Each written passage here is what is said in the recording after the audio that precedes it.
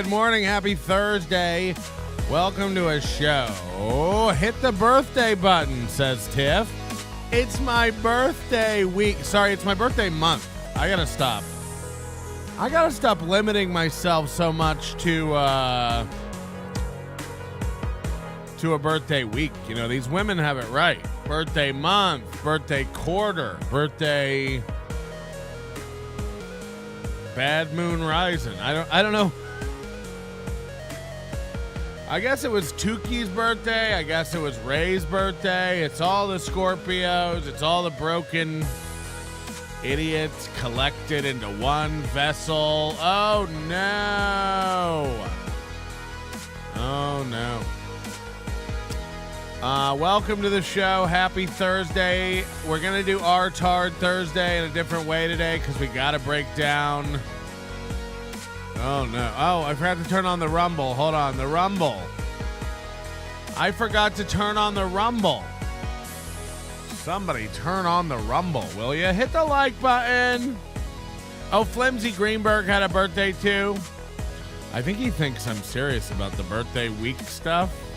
Like, yeah, every day we actually have a segment planned where I go over, like, something extraordinary I've contributed in my 44 years here on the planet, and you know, no, it's a very serious, yeah, it's very serious. Can Ian Hawke be in charge of likes today? I feel like if we keep him busy, then he'll leave us all alone. Ian Hawke, do the likes. Do the likes. You big bitch. You big baby bitch. Anyway, happy birthday to everybody who had a November birthday. It's not just about me. I like to think collectively we're all in this together. Let's have a birthday month. Let's have a birthday year. Disgracie, who you might notice here, $500 yesterday. Out of nowhere. I guess she finally came down off her peyote paste high. $500 in my Venmo I wake up to yesterday from Disgracie. I didn't even know her real name. But the $500 came with like a message, like, I'm so sorry I overreacted and flipped out. I love this show. I'm going to start making fun of everybody's retarded child if they will send in $500 every time I make fun of your kids. Could you please send in pictures of your kids and your pets? Yeah, I'm not kidding. Damn, show me the money. I put it on the Discord, but I'm not going to give out her real name. But I put a screenshot on the Discord. I couldn't believe it. I was like, what the fuck? And she's like, I love the show. I'm a fan. I was like, come back. Get in the chat, Disgracie. Let everybody make fun of you like they did Ian Hawke for a week. What if Ian Hawke would have run away, you know? Then we wouldn't get to see his quarterly outburst. I am Hawke. Are we supposed to be cool with this person now? Again, I'm comparing her to you, and I'm saying, like, you know, we embrace people who make fools of themselves here on this show. You know, I'm using you as an example, and then you comment with this animosity. Yeah, people are saying I seen it. Yeah, I mean, I posted it. I wouldn't lie about a $500. You know, I don't lie about money, especially during a birthday week. 359 more Venmos until the 180,000 is paid off. Yeah, that's the funny part, is that she listed, like, I guess she's getting a settlement from a divorce, 180,000, and she was like, I was going to donate a lot of money to the show. And it's like, you just did.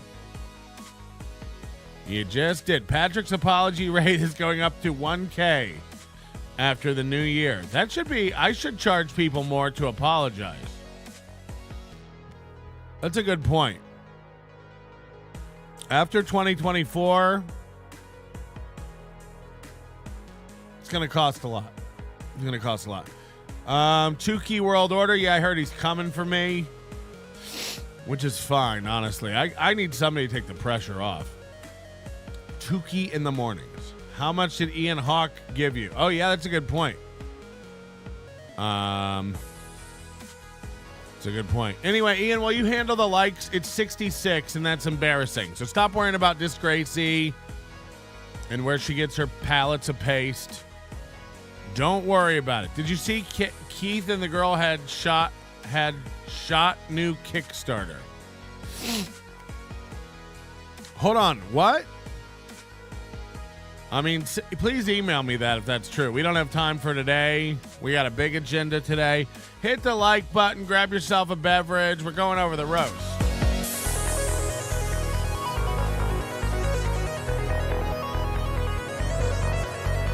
I know what you're thinking, Patrick. Didn't we go over the roast during the roast? You know me. You know me. I got a lot of pausing to do. And not only that, you know, I've spent days digging into this. I've got a spreadsheet. I've written down every single joke. I've scored every single joke on several different factors, including the writing. Now, the writing includes both the brevity and the word structure and the sentence structure, the complexity of the joke, meaning how many callbacks are there? How many layers of the joke are there? Or is it simply a Chad joke? Ray looks like this. You know, because half of Chad's jokes are tier 1 jokes structurally for me. Ray looks like, Ray acts like, And by the way, Ray has some of those too. But I'm just letting you know, like, what I mean by complexity of the joke. And then humor. How funny is that joke?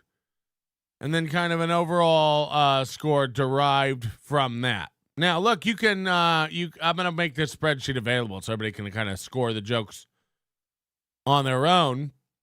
But then I did some forensic analysis to get some more datas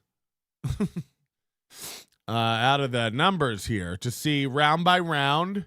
So I scored the jokes individually. And then I went back and split it up round by round. And then the only way to do it, because they both did different amounts of jokes, different numbers of jokes in each round. Not by much, actually. You have to do average score per joke.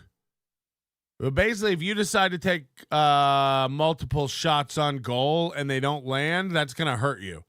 If you keep lobbing up stinkers, that should hurt your score. So that's the only way I can think to do it, is really by average. And then there comes in, of course, the question, the big investigatory question of who wrote the jokes. Because a lot of accusations and stuff are being bandied about in that arena as well. And of course by Chad, who said when Ray loses, he'll complain that I didn't write all my jokes. Of course, we all know how that played out. The minute Chad saw the writing on the wall that he was going to be losing, he started accusing Ray of not writing all his jokes. So what's the real story? Who wrote Ray's jokes? Who wrote Chad's jokes? Can we get to the bottom of it? There's oranges, there's corn, there's potatoes, there's Carlos's. There's a lot of people over in Ray's corner. What's the truth? So I've done quite a bit of legwork. Have you spoke to Earl since the roast, Patty? Yes. I've done an investigation. I've reached out to people. I've tried to get the truth for you today. And then a bombshell out of left field from an anonymous tip that is a Kaiser Soze like moment. I promise you today. Just wait a minute. Whoa. I promise you that today about the roast. A realization that's going to melt your minds and warm your hearts. Welcome to the Nobody Likes Onions program. Hit the like button for Ian Hawk. We kick Ian Hawk out of the Discord if we don't hit 200 likes by 6 a.m. Now, that's probably not going to, people are going to start peeling off their likes now.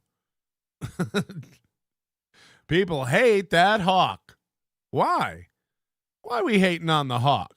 Anyway, welcome to the show. We got a new Mersh AI voice over there in case you're looking for a fish lunch. We got a fish lunch. And, oh, God, we have to start out with Steel Toe today. I'm sorry. I know everybody just wants me to spend 4 hours on Chad. We're going to get to that later. We're going to get to Ray later. And we'll get to all the roast stuff later. But I have 900 clips of Steel Toe to watch. And judging by the way they started this morning, there's just going to be more. There's just going to be more. Holy shit. Oh, no. Fuck me with this. It really isn't working again, my little mini-me. My little mon ami mini-me. Wow. Another day where I don't get to be in the corner as a tiny. Okay. This is this morning. Hey, Johnny, just having a seat. Welcome to the program. Great to have you. Last YouTube show of the week. Tomorrow is Rumble Friday, Rumble Link Friday. It all takes care of itself. And boy, could I use that this week. Excited for Rumble Friday. I gotta say this. He does this all the time now. Now, this has only been going for like a few weeks, but he talks about it like it's like a known. Oh, fuck. That's why it's not working. Let me see if I can get this working today. Sorry about this. He talks about it like it's a known thing. He's like, ladies and gentlemen, you guys know what tomorrow is. Rumble Friday. It's like you don't have enough fans to have like a day of the week that you promote. Like we're going to catch on to it. Oh, Rumble Friday. We all know and love Rumble Friday. No. And then remember on Rumble Fridays, he doesn't plan content. People pay $5 and then they get to send in a link and then he has to watch that video. And of course it's Steel Toe. So the game is his listeners and his users send in the most racist things they could send in and then he has to play them and like act awkward about it. But he loves that because he calls it taking care of itself. Rumble Fridays, we always hit the goal. It takes care of ourselves. And then he says something like, I could really use that this week. It's like, why? Why could you really use a day where the goal gets hit easily unless you have trouble hitting the goal? The problem I have with Steel Toe is that he never stops pounding his chest about beating everyone and winning. But that comes in between like insane cope moments where he's talking about we one more year, we're going to give up. April might have to get a job. We're not making the goal. We'd love to find sponsors so we don't have to do this. E-begging's not the way. Only Spurgy shows and losers get donations. We're trying to do a real show. That's why people don't donate. I mean, you hear these cope sessions over and over and over again. It never really stops over there. Coupled with the fact that they're winning and they're growing and they're the biggest show ever and Rumble takes care of itself. And so you sound like Mersh. Rumble doesn't take care of itself. You guys were scared to death about getting a deal. And then they make $4,000 a month and they start screaming like it's a big salary. We got a fish lunch. They start screaming like it's a big salary. Mersh makes $4,000 a month from Rumble, and he literally looked in the camera and he goes, "That's more money than you've ever seen in your life." He said that. About $4,000. I mean, Disgracie might send me that later today. We got a fish lunch. Disgracie could send me $4,000 by the end of the day. We don't know. We got a fish lunch. Hey, boy. So they start the show every day talking about the goal and money. They end the show talking about the goal and money. This show is about the goal and the money. It's like Chad's show. Chad literally watches other people and goes like, this is the content they have? It's like, Chad, when was the last time you planned anything for your show? When was the last time Chad had content? And you can't count getting a new hat, Chad. That's not content. No, you didn't. You didn't see the new? No, it's a beret. It's like, oh, okay. So you're Monica Lewinsky now. Chad gets a beret and he's like, this will buy me another month. It's like, what the fuck? Chad just think hats will be such topics of conversation. They carry him through quarters of entertainment. Thank you also to Chris and Michael for starting us off this morning. 15 from Chris, 20 from Michael. Thank you. Let's take care of the ugly part and have ourselves a fun show today. 270 is the number. I want to thank this audience. I think Starting the show and ending the show like this every day. I mean, I'd blow my brains out worrying about money like that. I can't imagine the state of his life that he has to worry about money like this all day, every day. I want to thank it for not just the fact that we, I think, brought this thing out once this week, but also the way we didn't bring it out yesterday. So now, hold on. Now he wants credit. Now that they're not bringing out the offering plate and begging, even though they totally still are. I don't know who he thinks he's talking. Like, we've hit the goal every day this week, and we go back and watch 3 videos where they haven't. We didn't bring out the thing and beg at all this week. We go back. I can pull up. I will pull up videos of this week of them pulling that out. I mean, it absolutely did happen. But now he goes, I'd like a little credit for the way we didn't pull it out. So I want credit for hitting the goal, even though they didn't hit the goal. Even last night, they didn't hit the goal. They get within $30 and then they call it hitting the goal now. Remember, 50 is the new 0, and not subtracting 30% is the new subtracting 30. I mean, he has ways with math that we'll never understand. He has moves we've never seen before.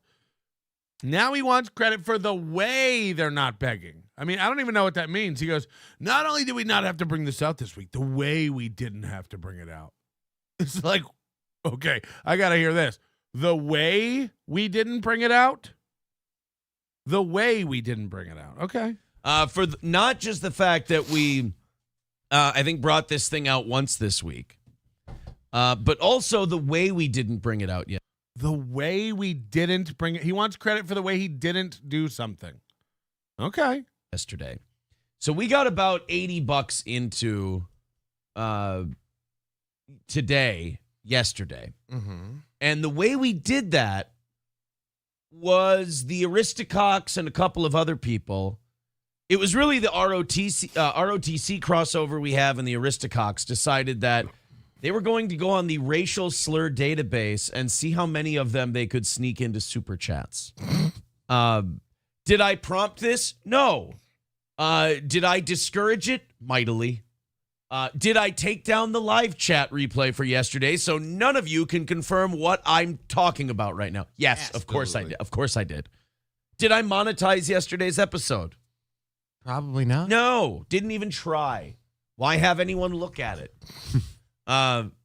So they went in and... Hold on. Is there something in yesterday's episode he can get in trouble for?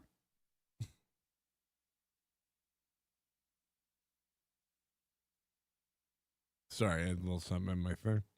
And they went absolutely ham on the whole thing. And the beneficiary of that is the... Aaron, 200 people watch your show. No one's going ham. 120 people watch your night show. 240 people watch your morning show. And I was just saying that, and it's surprisingly accurate. 240. I nailed it. Holy shit, I was kidding, and I nailed it. Everybody, Aaron's always like, people are losing their mind. It's like, those 200 people? You get 120 at night, you get 240 in the morning. People aren't going ham. People might be eating ham in Minnesota while they listen to this garbage in the morning. This is a show you eat ham to. It's not a show you go ham to. Bring your own ham. Supporters of today's show. So thank you guys very much. 270 is our number. We love gifted memberships as we're about 30 or 40 away from that magic 600 number. Why is 600 magic? Remember when he flipped me off and he said, you can do whatever you want, Milton. We got 800 members, so nice try. We'll see you later. NLO's about to hit 1,600 members on this channel. That's without even, that's just with the Wizard Nugs and the Flimsy Green are in the Flimsy doesn't really membership so much. He hates members. Wizard Nug and Chandler and DK and Provo and Bonin and Bueller. Who are all the guys that do the memberships all the time? You know who you are. You know, I don't want to leave somebody out, but now I'm, definitely going to.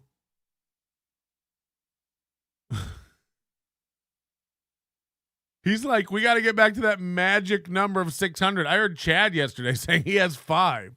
He has 500. You're trying to get back to just beating Chad? That means you're equal with Chad now. Why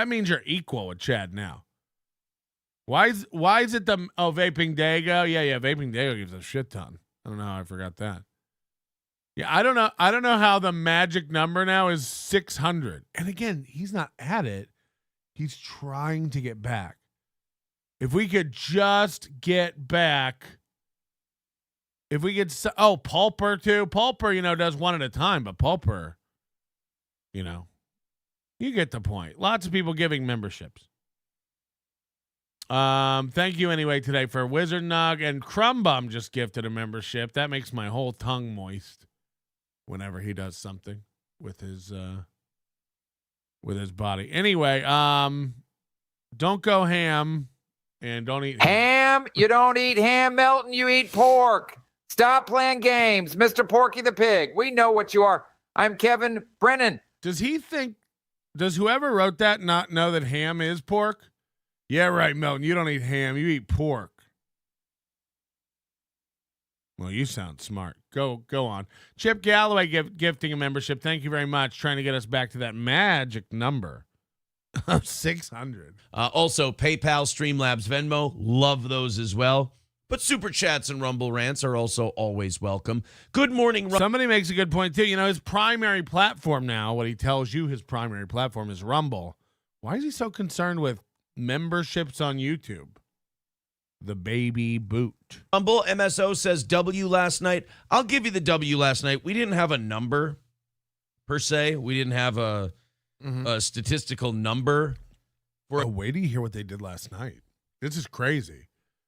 Last night, November 8th, 8 days into the month. Now, they did a prize night on Monday, October 30th. That was just over a week ago because they took Tuesday, October 31st off for the kids. They had to go trick-or-treating, so they couldn't do an evening show on Halloween. So they did their prize night show on Monday night, October 30th. The prize night, for people who don't know, just Google around. We got some shows on it. Steel Toe Morning Show prize night. It's the biggest grift they do. They pretend like tonight we reward the listeners. We're not raising money. We're giving away money. Meanwhile, they rake in $2,000 grifting their idiots for stickers. This is what they do. Like $20 get you a sticker and an entry into the drawing. Cash drawing. It's a super illegal scam they're running over there, despite the fact that they hang out with a lawyer who won't tell them that. So last night, November 8th, 9 days after their last prize night, Aaron runs another surprise prize night. They didn't make it a third into the month, and last night he had to sell stickers and chances to win to hit the goal on November 8th. So now they're having mid-month prize nights. Just to let you know where they're at. I proved this to you forever ago. Prize night is their biggest money-making night. It's not a night they give back. They rake it in. I've shown you the numbers. I've shown you the math. We did this 9 months ago. Now they're running multiple prize nights a month. They're doing so poorly that they're giving back more to the fans. It literally lets you know the grift. It literally lets you know what's going on. They make money off prize nights. They make money off drawings, and now they're having mid-month drawings, mid-month prize nights. Whew. It's bananas, and they cannot stop. Again, the more you go into this hole, how do you ever get out of it? How do you ever stop doing this begging? They start every show with the numbers. They end every show with the numbers. They harp on the numbers the whole show. Meanwhile, this is all under the guise of we don't beg anymore. Their whole show is about their money, and it's all under the envelope of we don't bring out the offering plate and beg for money anymore. We've done it. We've solved the case. Okay. A goal yesterday. I was wiped. I was beat. It was the last evening show of the week. I dragged my ass across the finish line. Not dragging my ass across the. Now they didn't do a Tuesday night evening show, so they only did 2 evening shows this week, Monday and Wednesday. And then Aaron says, "Oh, the last evening show of the week. You did 2. You've done 2. Steel Toe's never done less, and never claimed to be doing more. They're cutting shows from their lineup. He's not even like planning shows on Friday anymore. It's Rumble, send in your video for $5 Friday. I mean, this is all provable metrics that anyone can go look up. Finish line as much this morning. I feel a little better, but I just went, you know what? Let's get. What do you think Johnny really thinks of him? Are they buddies? Do they do anything outside of this show, do you think? Anything not Steel Toe related, do you think they ever hang out? Remember, Johnny Crutchers had a GoFundMe for his MS, and Aaron Imholt didn't give him $1. You think they hang out? Get these 2 hours in. Let's give away a VIP. Here was my thought process yesterday. I'm exhausted. I've been working all week. I'm, putting my 8-9 hours a day in. What a worker, this guy. And I'm tired. And if people are going to give us money for my exhausted effort tonight, let's at least give them something back. So we gave away one of these. We gave away a VIP. So this is the cope. You know what? I'm so tired of working. I'm so tired of working, and people can't stop giving me money. So I finally thought to myself, if people are just going to give me money. Bitch, you have trouble getting money out of people. We watch it every day. And now all of a sudden you're swimming in it and you're like, if people are going to give me money, I'll give them something back. It's like, we know the grift. We know the minute you start giving out stickers and do a drawing, you're broke. We know the minute you start doing drawing entries, you need a cash infusion. It's the only reason on a November 8th, on a fucking Wednesday, out of nowhere, you're going to take entries for a drawing. This is real. And I'm like, if we hit a certain number of these people, we'll go extra. We'll go extra. But between Rumble crashing, and I also have to ask, I know the radio audience loves it when Matt comes back. I'm worried the rest of the audience doesn't like Matt Day. I like doing shows with Matt. I like Matt as a guy. Well, the radio audience is where you really grow. So I wouldn't worry about the internet audience. You have limited growth opportunities on the internet. Remember, Aaron? I'd focus on what your local, your hyper-local, small-town, shitwater market wants. Don't worry about the internet. Nobody's on the internet. That's my friend. But if the audience doesn't like somebody, I got to listen to the audience. They're literally the paying customers. Like if there's a server of mine at a restaurant I own, and he's a friend of mine and I like him, but the customers go, not really so much with that guy. I got to be like, maybe you just hang out with us. It's we're pals off the clock. But yeah, I have noticed those nights the numbers tank, and you know what an anxious fucking wreck I am. Well, when it it is comes hunting to season. When it comes to statistics, you can't hunt during the evening shows. There's no hunting. All right, that's during the evening shows. And so yeah, I guess unless you're April, she skips evening shows to go on. I could use the audience's What is he talking about? Does anybody ever know? Opinion on that? Maybe they just miss April at night, and if April's not on there, they just go, piss on that. I don't want to watch it. We'll see. Your opinion's welcome. So what this lets me know is they're trying to figure out what the fuck is going on with their channel. When he says stuff like that, it lets me know that he's got an analytical eye towards it, and he's trying to figure it out. He's like, I think what happens is people tune into the evening shows, and April's not there, so they tune out. It's like, yeah. That's it. We all want to hear April. Hello. I can't do it, Joey C. Joey C, call into a BS show. They love these bits, and they'll pay you for them. They'll pay you for them. They'll put you in their thumbnail every day. You're confusing the shows. That you're looking for the Shuley Network, the BS show. He wants you to call in and do it your garbledy-goop and your characters, and you call in and pretend like your mic doesn't work, and he does the voice over you. That's the Shuley Network. It's the BS show. They start in about an hour and a half. You're a little early, buddy, but call into them. They love your voices. Yeah, Joey, it's crazy. Save some for them, man. Save some jokes for them. It's horrible. Everybody knows I'm killing it over here on Rumble, $4,000 a month, which is 52,000 big bucks a year. Yep. Which means I almost make double the Florida minimum wage for a full-time job. Such that pours. Now, can someone help a fancy man like me find 20-year-old car parts and suggestions, please, for how to remove cat piss from rent a center furniture so I don't lose my deposit? You gotta go watch that. I know we didn't watch it the other night. The Terror Spurg documentary by Porcelain, Porsalin. Go search that documentary. I know we weren't in the mood to watch the other night. There's 2 parts, I think, and it's like 4 hours total.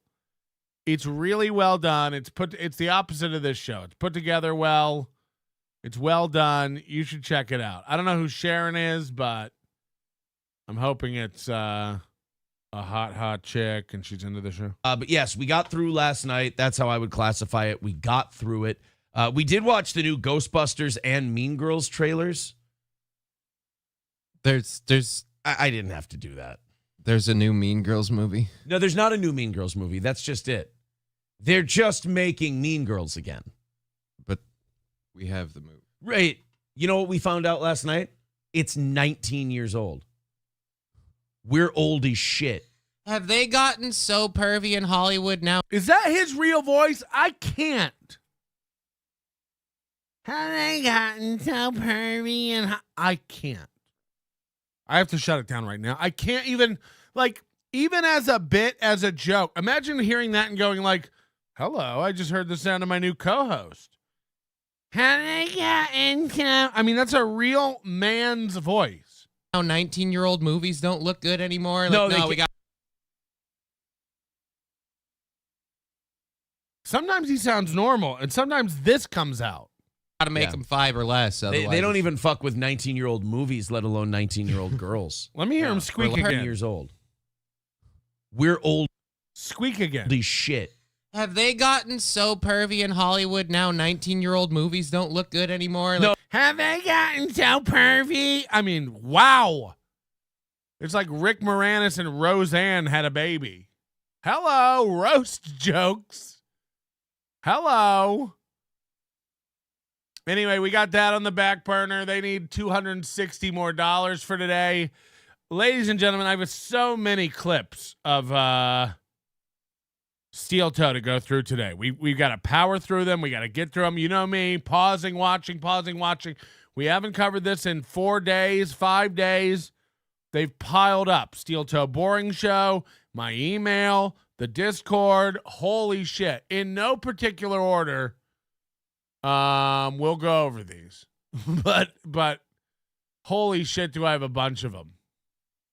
Well, that's my wiping stick video. Very embarrassing. Please don't let that get out. Okay. All right. First video. These are they're all time stamped. I don't even remember which one's what. We're just gonna hit play. We got a lot. We got a lot of them. Here we go. Super famous over there. And also think about this. I've thought about this with like different friends of mine and stuff. It's amazing how little money you actually need to like buy nice shit if you have no children. Okay. A lot of financial conversations being spun up over in the Steel Toe world. Listen to this. Like if you have no kids and you have no car payment, you don't need a lot of money to be well off. Well, yeah, I was by myself for a while before I had an instant family with you and your 3 children. Like I don't even know what to say to that. I was by myself for a while and had money before I had an instant family with you and your 3 children. You and your 3 children. Holy shit. Ah. Oh, yeah? And I was like, oh, wow, look at all this money I had for a while to, do things alone. Oh, fuck. You and your 3 children. And then I get over here and all my money goes to the kids now. Oh, Whoa. well off. Oh, God. If you're Ashley LaRue, what are you thinking right now, huh? Off. Well, yeah, I was by myself for a while before I had an instant family with you and your 3 children. Oh, yeah. I don't even know. That's one of my favorite lines. Before I had an instant family with you and your 3 children. And look at his face. Look at this nerd's face. I couldn't stop shooting Goofy Goo into my girl. I couldn't stop shooting my Goofy Goo into my girl. Goo.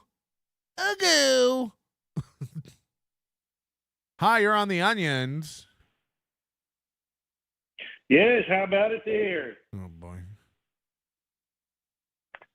How you doing there, Mr. Melton? You tell me, man. I love it. Listen, I apologize for this early phone call, but I tell you what, you playing that clip just now, it's just it's right there at the tip of my tongue. What would you say? You know what it is? You got him. got him. You got him. Confirmed. You're tricking with the buzzard. Thank you. Fucking hell.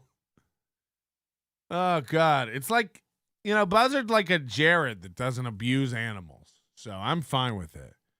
Before I had an instant family with you and your 3 kids, those sticky little shrimp bastards. Holy shit. I can't wait for these kids to be old enough to take my money for an interview. That's what I can't wait for. I can't wait for these children to be rebellious teens, and I get Aaron M. Holt's daughter, Aaron M. Holt's 15-year-old daughter wants a new pair of earrings from Claire's Boutique or the latest blacklight poster from Spencer's Gifts. And she's rebelling against her father and his 4th wife. She locks herself in a room and calls in hello to give us the scoop on her gross dad. I can't wait for that. We'll pay. Just a heads up for all of Aaron's kids. As soon as you're old enough to need money, reach out. I'd love to be your new dad. People are going to clip this and go like, that's so gross. I knew he wanted to fuck April and be her new dad. Yep, this is all very serious. I'm into Aaron M. Holt's children. Send them my way. Nudes. Wow. Too fucking far, Melton. Oh, yeah? Did I fuck children? What happened? Nothing happened? I don't even know their names? No children are in danger and it's a joke? Lock me up.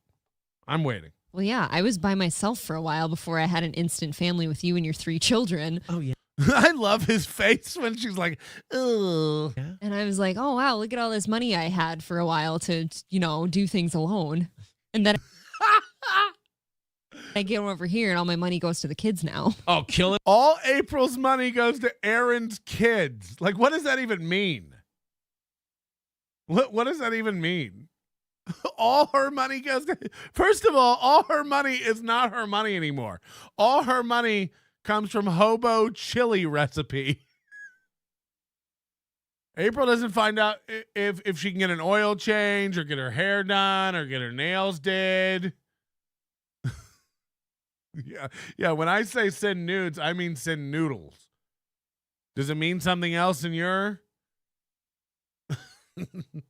Send nudes. No, nude. Ramen. I'm into ramen. I'd love to eat ramen with your daughter. I'd love to eat ramen with your daughter. Colt C says she finally got out the calculator. Yeah, it's like Chad going like, I did the math. I was making less than 50 a show. I did the math. It's like, about time, baby boo. About time you whipped out a calc and did the math. All of April's money goes to Aaron's children. Holy shit. On it, were you? Not killing it, but doing fine. Easy Money's wife with $4.99 says, thanks for having a morning show. This way I don't have to listen to an annoying employee. Well, thank you. We're at $2.50 this morning. If you guys... How did that turn into money? Somebody in the chat just goes, hey, man, enjoying the show. Thanks for doing a show. He goes, yeah, you're welcome. We're at $2.50 if you want to give. If you really think the show's good, why aren't we rich? Every compliment, he just has to turn into a grift. Hey, so-and-so says, thanks for doing a show this morning. It's awesome. I can be distracted at work. Oh, you're welcome. We're at $2.50 in case you want to get that. Get a little rally going here. We're looking pretty good. When have you ever had a rally going? What is this, April 2023? Not the wife. Streamlabs, PayPal, Super Chats, memberships, Venmo, and Rumble Rants. Thank you. It's the second time he's mentioned. I mean, he can't stop saying it. Like, people don't know how to give money. People know how to give money, man. They know. They know. Guys, let's all jump in a little. Let's all jump in with his fucking finger digging in his cheek, with April with a sourpuss on her face. Everyone knows no one's jumping in. Everyone in this shot knows that there's no rally that's about to kick off. What are you talking about? Even April's like, let's not go crazy. A rally? A little at a time and knock this thing out. So the broadcast usually aired on the Facebook page 94.7 Gold Mega FM. Gold. It's a Visayan language station with about 2,900 followers who discussed a wide range. All right, so I think that's it for that clip. There you go. That was a good one. Let's watch another one. I got a lot today. Steel Toe's been on a roll letting stuff slip. 3:05 away from today. Thank you guys very much. Streamlabs, PayPal, Super Chats. Every time. Oh, Streamlabs now, huh? Didn't know. I didn't know there was a new way to pay. Venmo, etc. You guys are great. Thanks for the awesome start. Get us up to 600 gifted or 600 membership. By the way, look at these two idiots. Johnny makes faces now while he begs. Have you noticed this? Johnny's on his way out. I mean, there's no way this guy doesn't know what's up.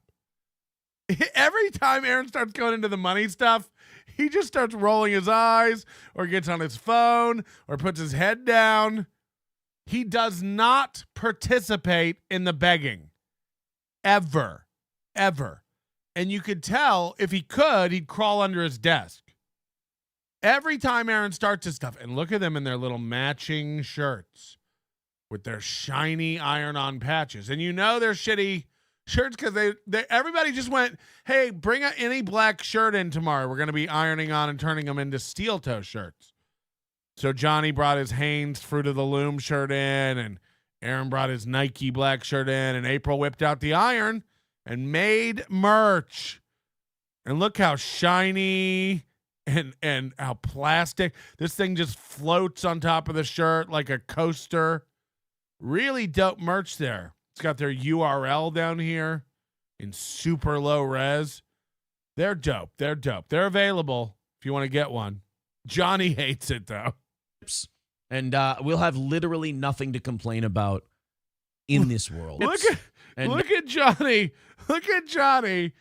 And watch him do this 600 membership again. And by the way, this is 2 months, 3 months. What was it, August? He said he wanted to get to 800 memberships. He was bragging about it. We're about to get to 800 memberships. So good luck, Melton. He's like, I'm about to hit double that. Thanks for the gifted memberships today. We're about to hit 1,600. 1,600. Meanwhile, he doesn't even have the 8 anymore. He's like, we got to get to 6. We got to get to 6. Awesome start. Get us up to 600 gifted or 600 memberships. And look at Johnny. I can't stop with that little monkey face he makes every time Aaron starts begging.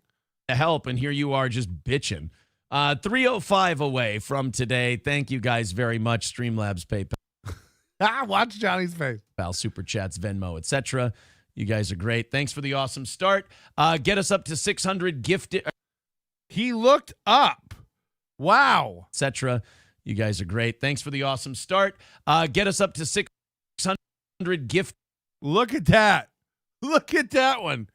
He ain't got no monitor on his ceiling. This is rolling his eyes. This is him rolling his eyes. And watch him look away now. Get us up to 600 memberships. Again, he wants this arbitrary goal. 600 memberships, and we'll have literally nothing to complain about in this world. So now, we all know he had 800 memberships a couple months ago. Now he's like, get us back to 600. We'll never complain again. We won't have any problems in the world if you just get us back to 600 memberships. Please. Please. And that's a slim chance. Over here, we're going to do it because of people like DK. 10 gifted memberships. Like it's nothing. Like it's nothing. This guy just keeps giving me memberships. Thank you, DK. What a warm birthday. Love. Roger Rodriguez, how do you think the employees of the Republican small business owners that send money to Aaron would feel that they found out that Aaron gets hundreds of dollars from them a month, but they can't get 50-cent raise? 50-cent raise. That's a good point. Write your congressman. Thank you, DK. Very, very, very, very nice. And DK says anytime. That means I can reach out to him at any time for 10 gifted memberships. If I just need it, if I'm having a bad day, if things aren't going right, I'm having a personal crisis, I can now reach out to my buddy DK 100% and go, I could really use the 10. I could really use the 10 right now. So thank you. Thank you for saying anytime. Now I know it's available. Now I know that tap is, that line of credit has been extended and I will be using it. How about now? Just do it throughout the show. Now! Anytime. Now! Oh, good. Back to Aaron. Thanks again. Very, very much. Oh, You can always tell when he's not really getting any money and doesn't really mean the thank you because it's always slow and fades out. He's like, very cool. These guys giving us money. That means very, very much. He's like, holy fucking shit. That's what he really wants to say. in this world. Thanks again. Very, very much. Oh, Look at Johnny's giddy little monkey face. Monchichi, monchichi, monchichi, monchichi. We got a fish lunch. okay, let's get started this morning. Look, Okay, let's get started this morning. It's 40 minutes into the show. It's 40 minutes into the show. Get started? What have you been doing for 40 minutes? Giving out the PayPal URL? What's been going on? I'm really Okay, I was kidding. Well, now you're using up my line of credit. I might have needed that later. 5 gifted memberships from Carissa. Sorry, Carissa. Thank you very much, Carissa. Well, how do we get all these women interested in the show? I got to start being more of a sexual creep, I think. That's definitely AI. That's not her real photo. It looks like if it is her real photo, it's kind of a boss bitch, and I don't want to fuck with her. And another from DK. Another 10 from DK. We're moving his up the wall. You know what we're doing this month? We're moving people up the wall the more they give. Watch it. I'll be creeping people up the wall the more they give. Now, look, I got Mari movie star fingernails up high because we had a tumultuous relationship. Yeah, DK is going to be up there by Disgracey before we know it. I'm going to subtly start creeping them up the wall. Soon you won't be able to read them at all. They'll just be off the wall. They'll be off the wall. Thank you very, very much. setting myself up for a big fall. I've been watching an embarrassing amount of Vikings content. Oh, and Sweaty Tryhard. Thank you very much. Look, the people who give one, it's just as appreciated. You know, we can't just rely on the whales, the fat listeners, DK, and stuff like that. on YouTube. I mean, so much so that if it were needing help wiping my ass because I'm morbidly obese videos, I'd be humiliated publicly if people found out. Oh, is it? Hold on. I didn't even know this was a dig at me, this clip. Oh, for people who don't know, you know what blows my mind is that every day on MLC, there's like 6 people and none of them are clued into anything. They're all like the most uninformed, unaware, out of it idiots on the world that they all can't stop commenting on. For people who don't know, I guess during the roast, I actually flipped over to a tab that we covered on Tuesday or Monday even maybe of that fat woman explaining how she wraps toilet paper around a back scratcher to scoop shit out of her asshole. Check Monday's show if you missed it, because it's a good one. And then look, I'm in here. This is my show computer. This is my show browser. I keep tabs open all the time for things we talked about, things we're going to talk about, things we need to talk about. So I left that open, and I guess I clicked over to it on the channel. You know, I didn't think anything of it because it was just something we talked about on the show. And then I clicked over to the correct tab. And then I guess Alex Stein was watching, and Alex Stein hey, Alex Stein, every time you think you've got a big scoop, pause, because I doubt Alex Stein's breaking the scoops.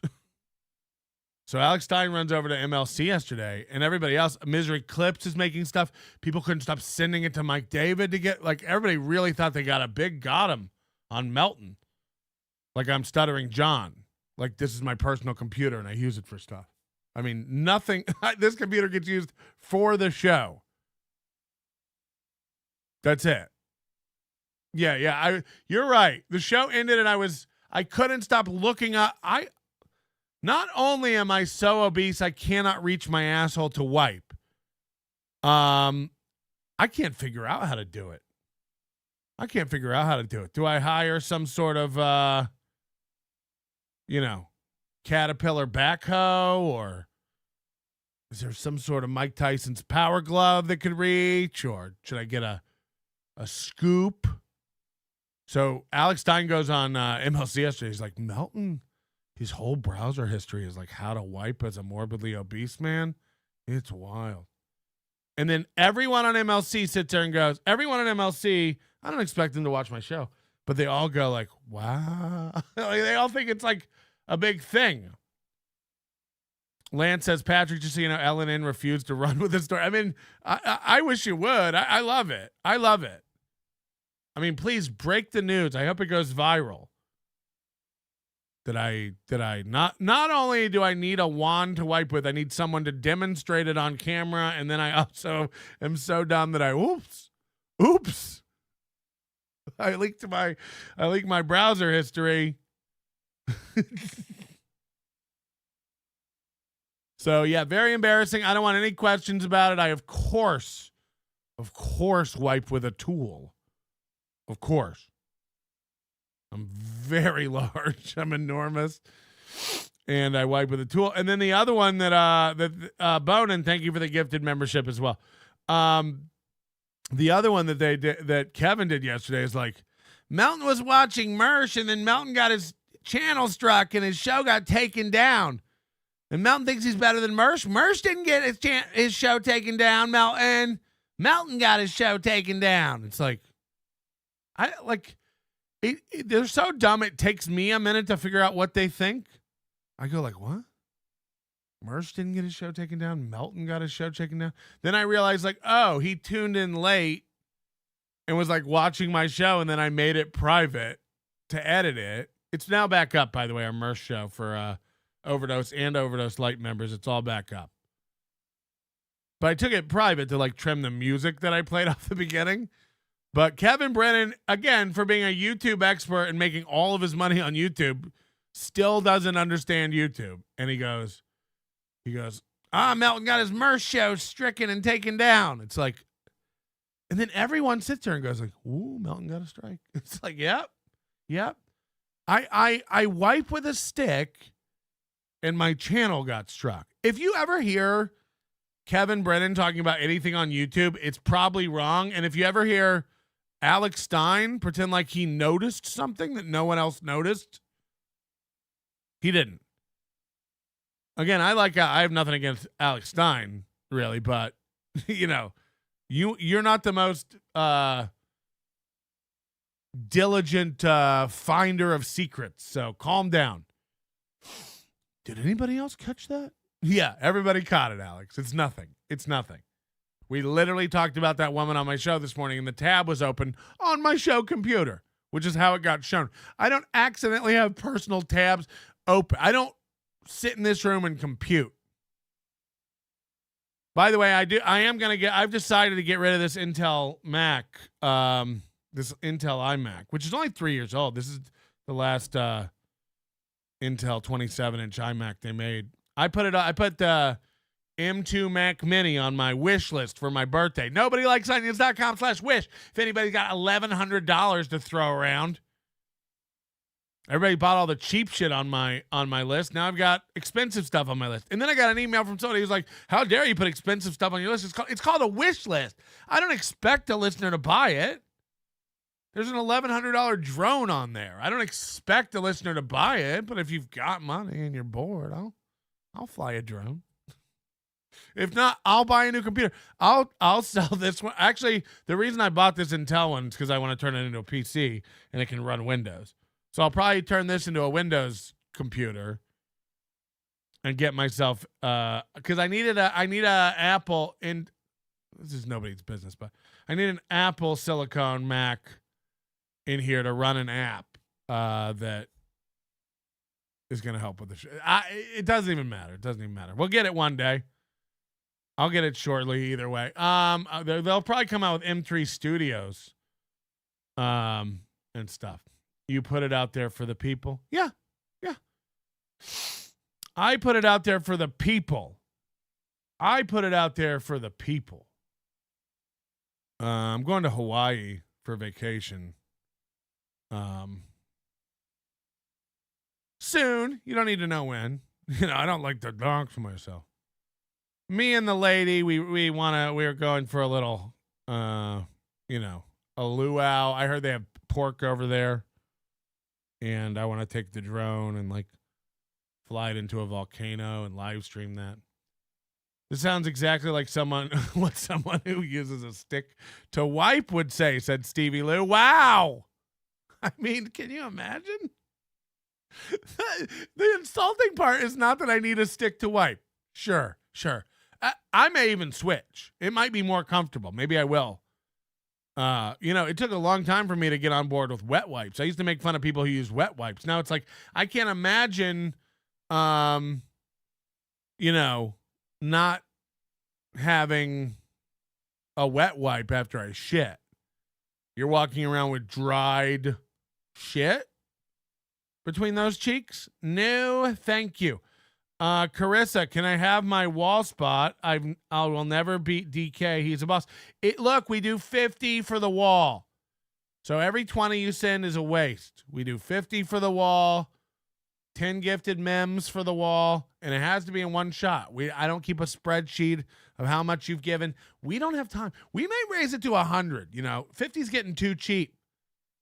You think it's cheap to print all these papers? No, Carissa. Look, I can't begin to give cheaper wall spots to people because then other people are going to be like, what about me? I bought you a soda that one time at a play. I couldn't think of anything funny. Anyway, we got a lot to do. Can you guys get off my dick?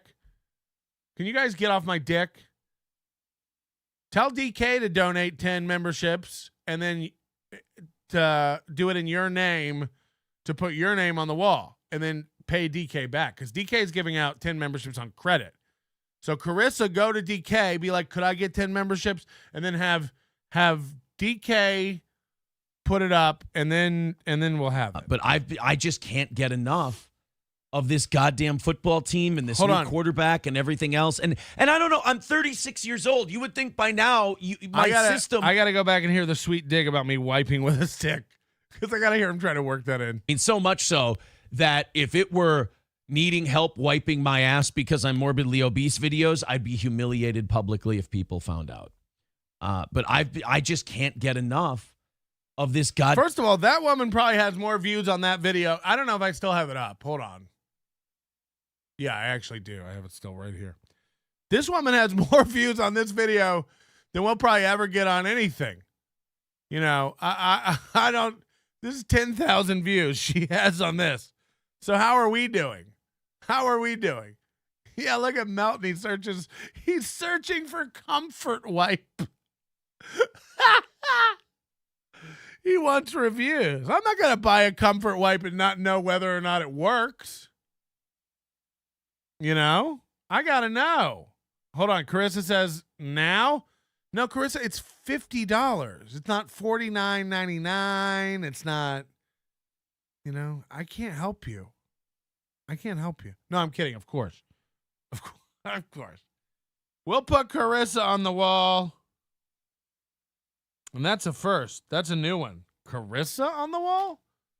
I don't think women should be more. You know, I'm trying to close the pay gap. Does that make sense?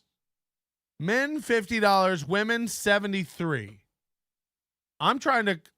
For once, women should pay more. Am I doing it right? Damn football team and this new quarterback and everything else. And I don't know, I'm 36 How embarrassing that was on my screen. Fuck, I don't watch that. Never mind. years old. You would think by now my system would go, hey, asshole, you know how this ends. What are you? Wow, DK. Holy shit. Okay, why? Why? Did you win a bet? Did you come into some money? This is disgracey level giving. DK's going to be up the wall. I mean, he's going to be up the wall, this DK. He's almost up to Disgracey. Just look, Disgracey Venmo'd 500. And she hates the show, so it felt like 680. You know what I mean? It was 5, but I felt when it hit, it felt like 680. So, like, to me, that was insane. But DK has given 30 gifted memberships today. This is like, who even needs Chandler? We got David Candler, DK. I think those are his initials. We got a DK phone call coming up in one of these clips, too. Not only is DK prolific here with the memberships, he's calling Steel Toe now and harassing him, which I didn't even think was possible. What are you doing? Like, I'm losing weight. I'm feeling good. I'm actually doing ab work at the fucking gym. I'm feeling good about these Vikings, and I know this leads to falling apart when you least expect it. Like, this team doesn't even fall apart at the fall apart point. They find creative ways to pull your heart out through your ass. Oh, yeah. Alex Ansel said DK lives alone and not with Aaron's instant family. Yeah, that's a good point. Also, I think Alex Ansel has a new reel out that has like 1 million views. So go watch Alex Ansel's 1 million views. Alex Ansel's a big fat guy. You ever wipe with a stick, Alex? Be honest. You ever take a 2x4 with a nail on the end and just wrap toilet paper around it? The nail really collects the feces. I've been doing it my entire life and then some, and I still get really hopeful. I'm sitting there like This is Aaron talking about how upset the Vikings make him. I'm such a baby because the Vikings make me cry, and there's nothing I can do. I only want to hit the goal. Skull. 3 hours typing in Vikings on YouTube and hitting sort by upload date, and I never fucking learn. Like, we've got an easy part of our schedule coming up. Our next 4 games should be our next 4 games. I didn't know movie made the team. You know what I mean? Hello.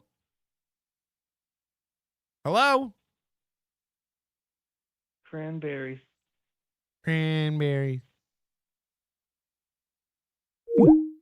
Okay, cranberry. You heard the man. Cranberry. easy wins. And we're probably going to lose 2 of them. And then when we lose 2 of them, I'll go like, fucking team, piece of shit, blah, blah. Let's go. Did somebody say my name? I don't know why that really made me laugh. And then we'll like beat the Bengals and the Lions. And we'll be like, do shit that wasn't supposed to happen and go, oh my God, we're back. Do we need Johnny for this? By the way, that freeze frame is fucking stellar. Wow. Whoa. Somebody cap that. Holy shit. I love that there's just a picture of Corey on the banner with a green screen. Imagine going and get this green screen made for your show. I'd like to put my family photos on the bottom. And Corey. Sorry, freeze this. Somebody, this is madness.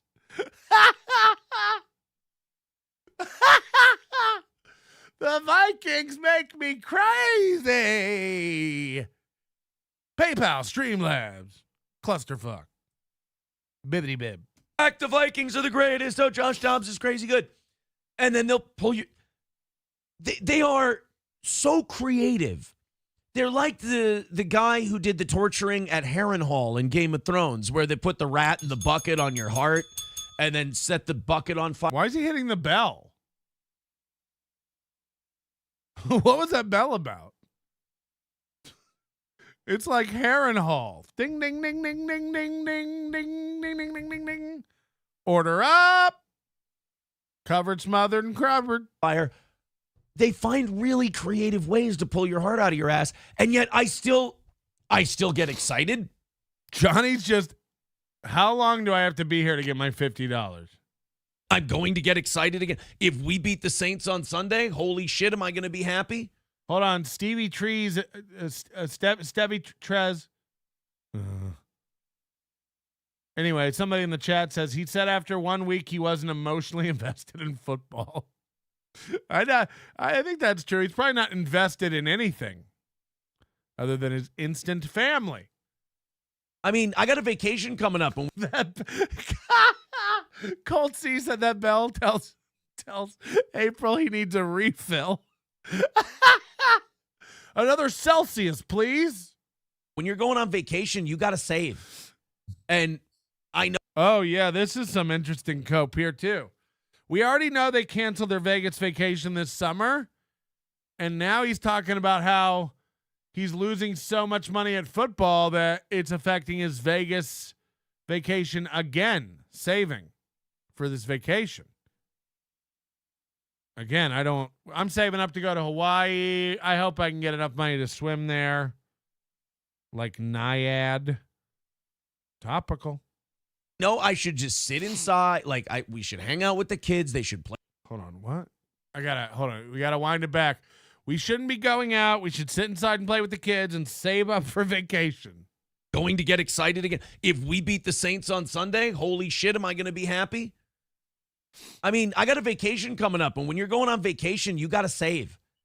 And when you're going on vacation, you got to save. You can't be buying Lexuses and shirts. You can't be doing hats. I know I should just sit inside. We should hang out with the kids. They should play with their friends. Who wants to do that when I could go drink at the football game? We should hang out at the house this weekend and save a shitload of money and take it with us on vacation. Gambling. But I really want to go to that game. So now, not only, I want you to think about this, zoom out. April just said on air, so you know this is like dumbed down a little bit and like softer than it really is. April said, I used to have money. I used to be pretty well off until I moved in with you and have an instant family, and now all my money goes to the kids. She also doesn't make as much money, guaranteed. I don't know what you think a GM of a nothing network pays, but it's shit. And now he's saying we need to stay home and just hang out with the kids and save money for vacation. So not only does she have no money, all the money that they could go out and have fun with on the weekends, they can't because they have to save money and just hang out with the kids, more with the kids. And then he's saying, yeah, but even so, I really want to go to the game. So now he wants to spend hundreds of dollars that they've been saving for vacation to go to a game and to gamble on the game. So now all her money goes to his kids and his football game tickets. He's telling you right now that he can't save money for vacation. He's telling you right now that it's so tough. Go to a football game, make my wife happy. Go to a football game. She'll watch the kids while I do that. We don't need a vacation. Woo. Fierce. Look, I'm not going to. All right. It would be remarkably irresponsible. But I just. A few moments later. Well, guys, we've pushed back. That was funny, Johnny. That was pretty good. A few minutes later. We've pushed back our anniversary. We've pushed back our anniversary Las Vegas trip. We pushed it back. Confirmed. They had a trip in August to Vegas. They had to cancel because of money. They let it slip before on the show. And now they can't push it back anymore. We gotta go. Just can't swing it right now after the Vikings game this week. So one of my biggest pet peeves of Aaron Imholt is his little underbite cope when one of his jokes doesn't land or when he's throwing something out there that he knows won't be well received. It's almost like a fake Groucho Marx cigar, like, see? You know what I'm talking about? He does that. He does the same thing when he does drops or anything like that. He'll play a drop. First of all, he'll hunt for it for 7 minutes, and then he'll play it, and then he'll go, huh? Or he'll throw out some cornball joke to April, and he'll look over and go, huh? Yeah. It's that little moment of, huh? He does the same thing after he tells you about how he beat somebody's ass, you know? Like Melton challenged me to a boxing match. I said yes, and he ran away. He said he didn't want any of Steel Toe. Huh? It's like he always does that little, huh? with his fucking underbite out. It's so fucking good. It's so good. Yeah, we had to cancel the vacation. Just couldn't swing it. Huh? that little, there's a noise and a face with it, and it's so good. He's like selling you the joke. You got to watch for it. It's so good. We just can't swing it right now after the Vikings game this week. So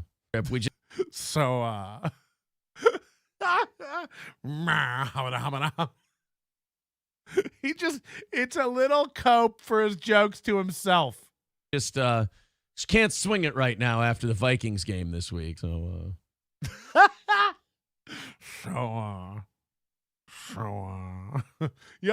you literally expect him to go,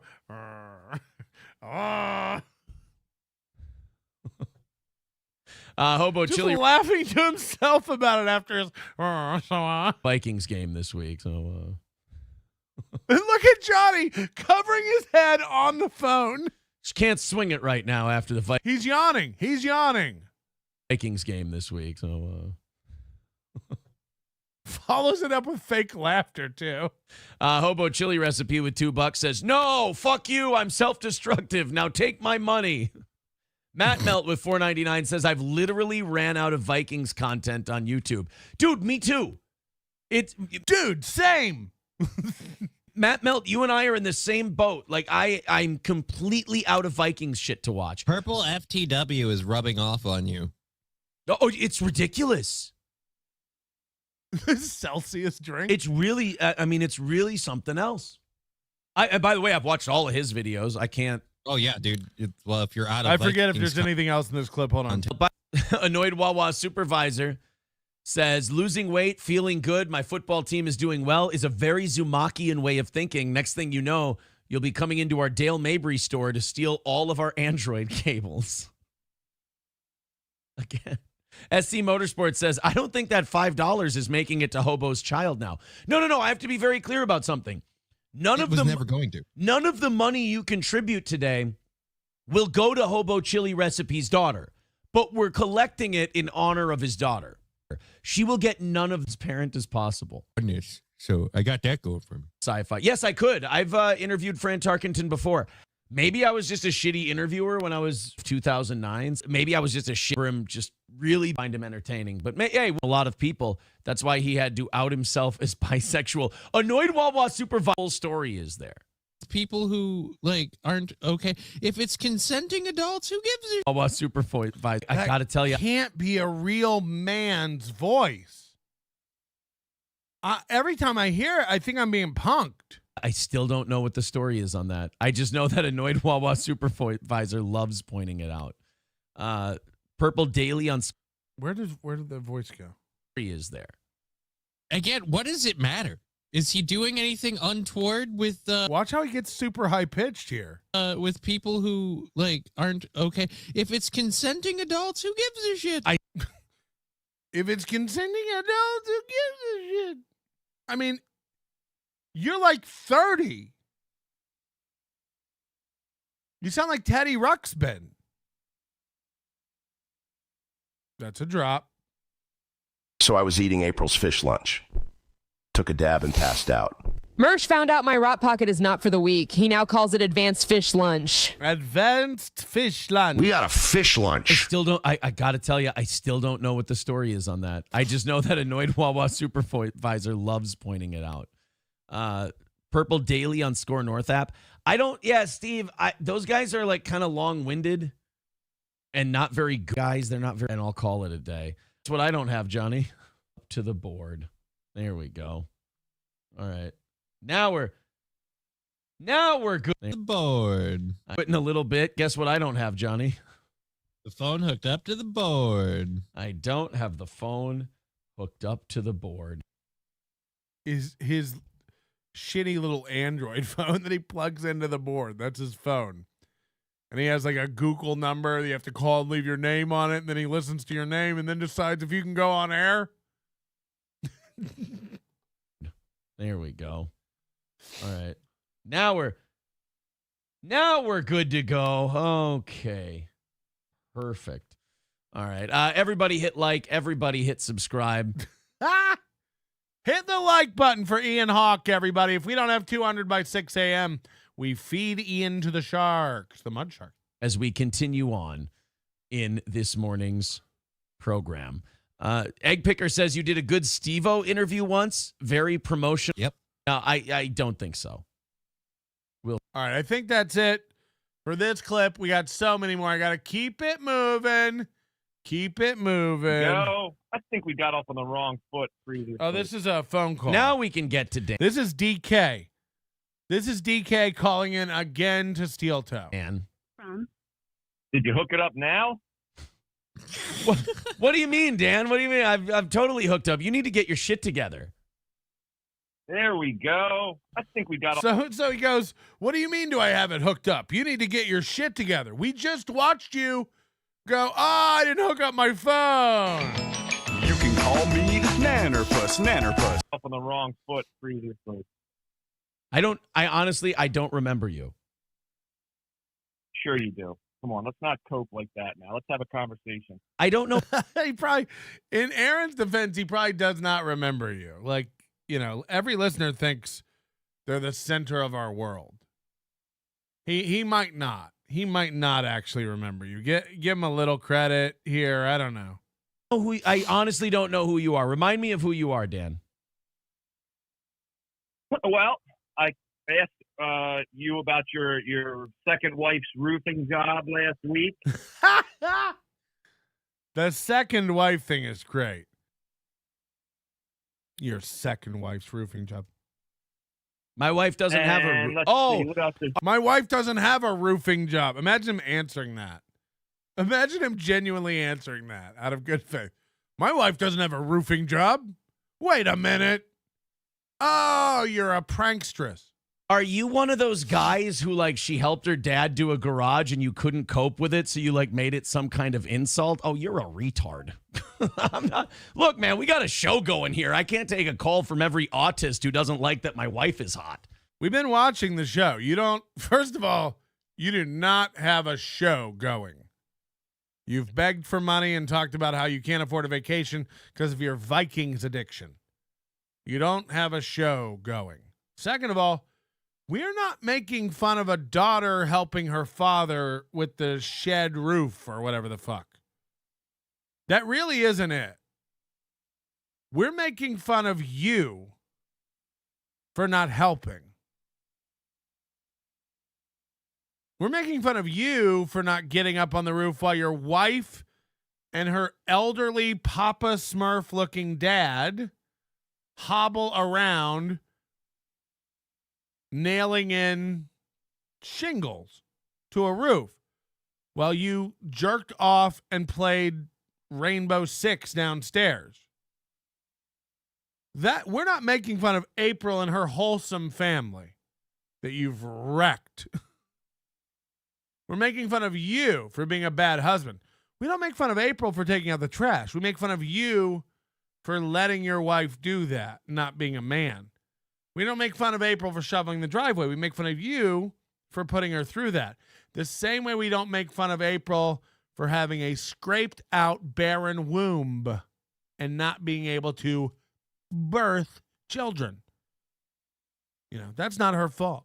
Her being forced upon your children and having to hand over every red cent she earns, which again is only allowed through you. Quite the little cult you've built here. April's not allowed to leave your house for work. And rumor has it you made her quit her factory job because you were jealous that she was hanging out with her ex, Devin, at work, who you stole her away from. She allegedly cheated on him with you. And then, you know, the texts that I've seen, again, I don't know if they're real or not, but this dude, Devin, who April was dating at the factory, like texted Mooby and said, "Hey, what's going on with you and my girl?" And like Mooby texted him back, "Nothing. We're just friends. Just so you know, it's all on the up and up. I would never move in on her." Meanwhile, she moved in with him. And every bit of money goes straight to those kids. Come on, Dan. Jesus. Your wife helped her dad. Your wife helped her dad with a roof 6 months ago, bro. You gotta find something. What? I mean, again, it's not an insult to your wife. It's you. What's the saying that the audience says? I have to learn touch grass. Yeah. Can you believe being so retarded that you went, dude? I got something so good for this show. His wife helped her dad with a roof. No. It's Mooby. It's you didn't help your wife with a roof. That's the insult. See, stop zooming out. Stop fighting a straw man. No one's going, "Wow, a daughter helped her father." We're saying, "Wow, a husband refused to help his wife." That's what we're saying. Sweet on, buddy. Sweet on. You see what I mean about people just being too far gone for you to help? I think that's... Look, I mean, look, I don't know anything about DK. I didn't even know his name was Dan until just now, you know? Dox! I know one thing. He's given, 40 memberships today or something? He's doing better than Steel Toe. He's almost given Steel Toe's entire goal in memberships today. And by the way, does it frequently, like gives a lot of memberships and money and supports the show frequently. And not only this show, other shows. So I don't know what DK does. He might be a drug runner. He might own a business. He might, fillet goats on the internet and have his own channel that's wildly popular. We don't know. But it's safe to assume he's probably doing better than me or Mooby if he can throw around money. Like the same with Chandler. Like I have no idea what this guy does, but he must, somebody's doing well, right? Or who knows? Maybe the stock market's just up. I know my Tesla stock's up. I know Bitcoin's 37,000. Hello. Did you set up your Bitcoin buying yet? If you would have set it up last week when I told you to, you'd already be making money. It's already up $1,000. So what did you do with your week? Get it together. How do you get there? So a lot of lonely nights, frustrated, yelling at women on the internet. So this is the siren song of losers. I don't know. Every one of these guys thinks like if you don't like Aaron, This is how they think. Like, if you don't like Aaron, then you need to get laid. If you don't like Aaron, you probably need to get fucked. You hate women. It's like, no, that's just Kafer. The rest of us like women. The rest of us enjoy women. You know, if I wasn't a married man, several of these ladies in the chat would be licked cross-eyed by now on a daily basis. You know me and this tongue. Have you seen me with my wiping stick? I think. Hold on. The real sit-down Zumock just got caught being gifted a membership again. It's like the 4th month in a row. I don't watch anything Melton does. It's stupid. And it's driving Chad crazy today because Chad's on a flight to Ohio. He can't take down the show. We're going to watch his later, even though if he did, I have it backed up, of course. Chad's on a plane to Ohio. Chad's on a flight to Ohio today to do a show tonight and tomorrow and Saturday. And the amount of money he's making for 3 nights of shows, 5 shows, carry the one, $0. And I got a little more intel last night from a source. I have, Chad, good luck. You might as well have an AirTag in your car. You're going to be tracked around Cleveland like the number of people messaging me like Chad's not going to be able to do anything this weekend without it being leaked. So apparently Chad's going to have paparazzi in Cleveland where we're going to get a lot of intel. So I don't know what that means, but I'm staying tuned. Stand by for Chad reports from the weekend of his free open mics. And then, so I got some intel last night. Chad never intended to go home for Thanksgiving to visit his aunt. We already caught him in the lie about the flights. The flights around Thanksgiving are insane. They're not. They're $200. We checked it out last night. There's plenty of flights. They're $200.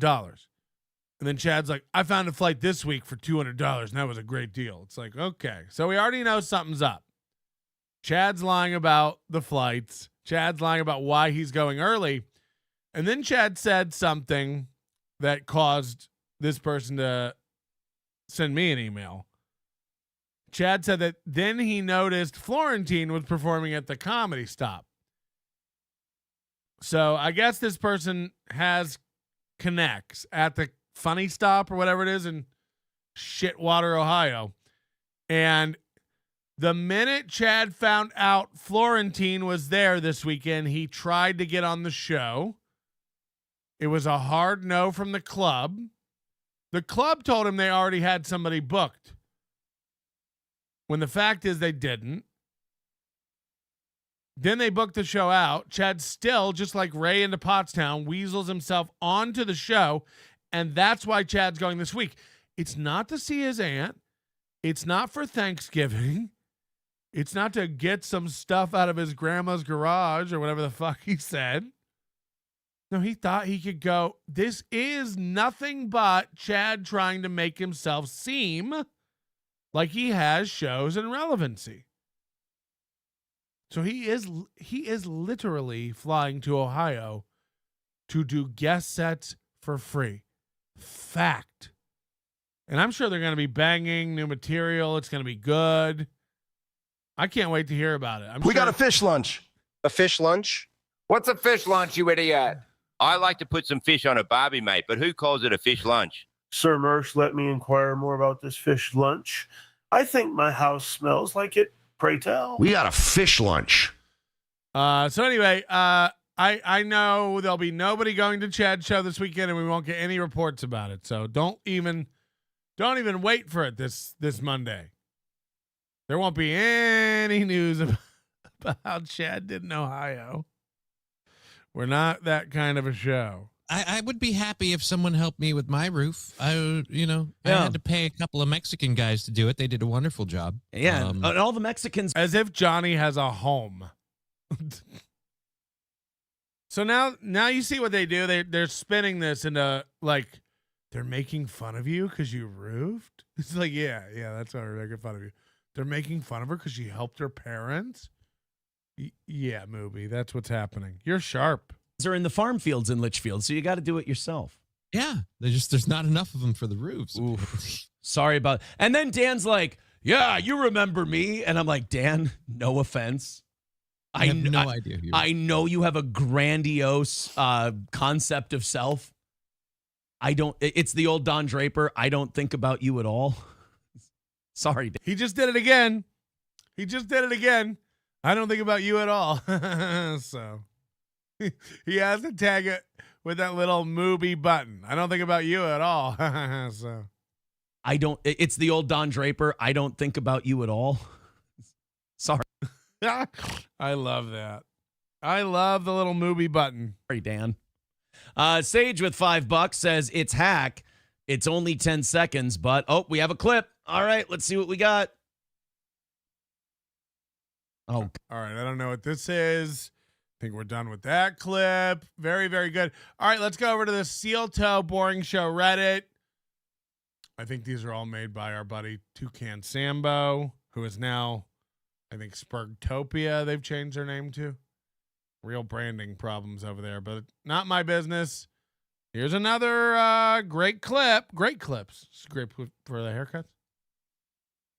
Hey, with that. That's good. You know what's interesting, though, is like I have had a lot of good conversations with women and girlfriends that I have and stuff. And like a lot of them, like, let's say I'm meeting like a stranger next to me that's sitting at the gymnastics thing. A lot of like the overweight people will have like a more normal conversation that doesn't seem so manic. Well, because they've had to learn how to be interesting. And I actually like that. Right. They've had to learn how to be interesting. So this is a new one. Now they're defending overweight people and talking about how overweight people have more to talk about and they're more interesting, which is funny because Mooby's real thin. So let's see how he spins this into a win. Well, actually, the thinner and more noodly your arms are, studies show that you're very, very, very much more interesting. Actually, you either have to be really fat or you can be me, and then you're super interesting. They're also usually going to be a little more insecure, but at least they've had to become like, that's why a lot of fat guys are funny. A lot of fat guys are funny because they didn't have a great body to attract women with. So they learned how to make women laugh. And then that kind of counteracted the whole not being good looking. Imagine doing this in 2023. Like, what?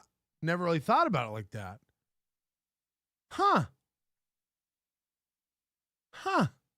Wow, what poignant insight from Aaron. No one's ever really explained it like this before. And I don't know if you've noticed, but like the funny does outdo the looks for a lot of women. Then how did this occur, April? The looks, the funny, I mean, were you like, well, he's got a little bit of both, so I guess that goes a long way? Yeah, they're especially easy. From like small towns. MGD says, yeah, another Patrice O'Neal talking point circa 2009. Yeah, I guess, but the other way with women, right? Like pretty women don't have to have a personality or try hard. They've never been told no. Everybody just wants to get in the sliz. Yeah, it's just the most dated take. But Mooby breaks it down for you like you've never heard it before. And stuff where you got like a bunch of farm boys to choose from. Yeah, they're all like big, funny ugly. will sell it for Yeah, you. they're all big, ugly farm guys. So you're like, oh, boy. And you don't want them to talk about like history or math because they're all borderline retarded. So you're like, just say something funny. You know? I think when it comes to girls, I think it's just nice to have like a few good girlfriends to like hang out with and like have semi-decent conversation. What is he laughing at? Oh, yeah, he's not listening to her. He reads the chat. The minute she starts talking, he tunes out. For real, for real. That's the whole clip. All right. And I think we got a couple more in the Steel Toe Boring Show Reddit. Let me just check. Toucan Sambo likes us to be thorough. Hey, with that. That's hold on. How do I get back to here?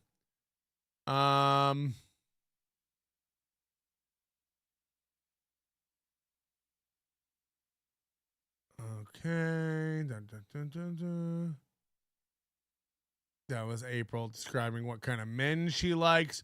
Okay, Aaron tells the Steel Toe Morning Show business plan. This is last year. I love these because you put them in juxtaposition with their attitude and their motivations today. It's so good to see the difference. Look at this fucking boob. And she's got her glasses on. The Imbecile and Bombshell Show. That's real, I think. By the way, this is their call-in number if you want to be like DK, 320-204-5713. They're the only show that hates when you give out their public call-in number. They hate it. 320-204-5713. That's 320-204-5713. Don't give that out, Citizen M. She has her cum glasses on. She earned it. All right, let's have a go. We got now is great, but it's a giant staff, everything else. We'd be fine if that's all it was. And then somebody pointed that out yesterday when all Corey and I were doing was telling you guys what the model is for this company, and it is listener supported. And we never lied about that. We said that from day one. This is based on the generosity of the listeners. And we brought that. They're always upset. Look at April. They're always. You shouldn't be able to find a clip every day complaining about money. Every day you have to go live and go, please let us keep doing this show. Please. Please give. Everybody get in there. Knock out that. Come on. Dollars, euros, Canadian dollars, yen, wampum. PayPal, Streamlabs, EasyBucks, ForkFox.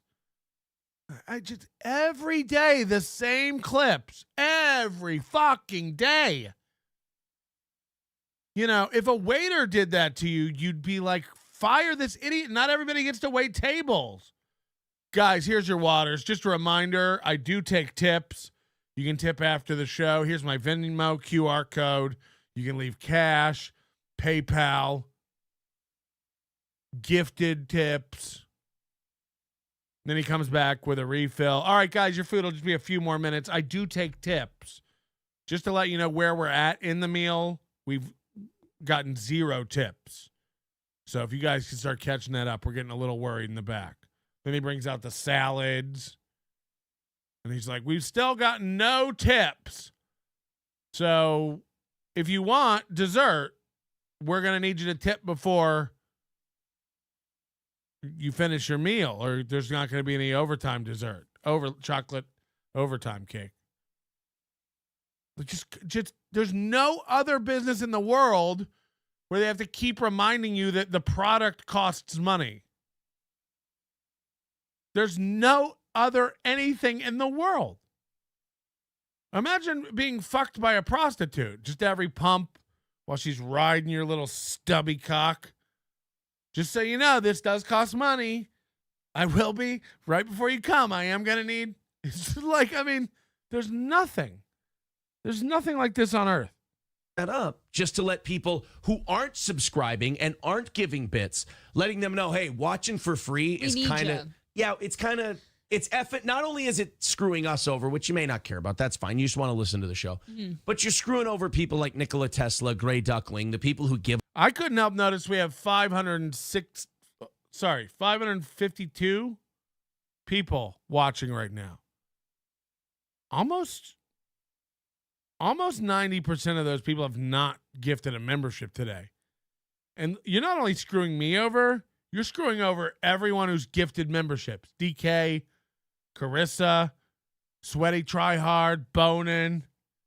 You're fucking everyone up today. You're taking advantage of these people. It's fucked up. It's fucked up. What? All he does is shit on his listeners and make them feel bad for stuff. It's all he does. And why? What do you get out of it? The whole vibe of the show gets, I don't know, just a sad umbrella of begging every day. For what? For what? And now you're going to make the people who don't give feel like shit. I don't care if you give or not. Thank God we do okay. Give a lot. They're giving a lot to. Whoa.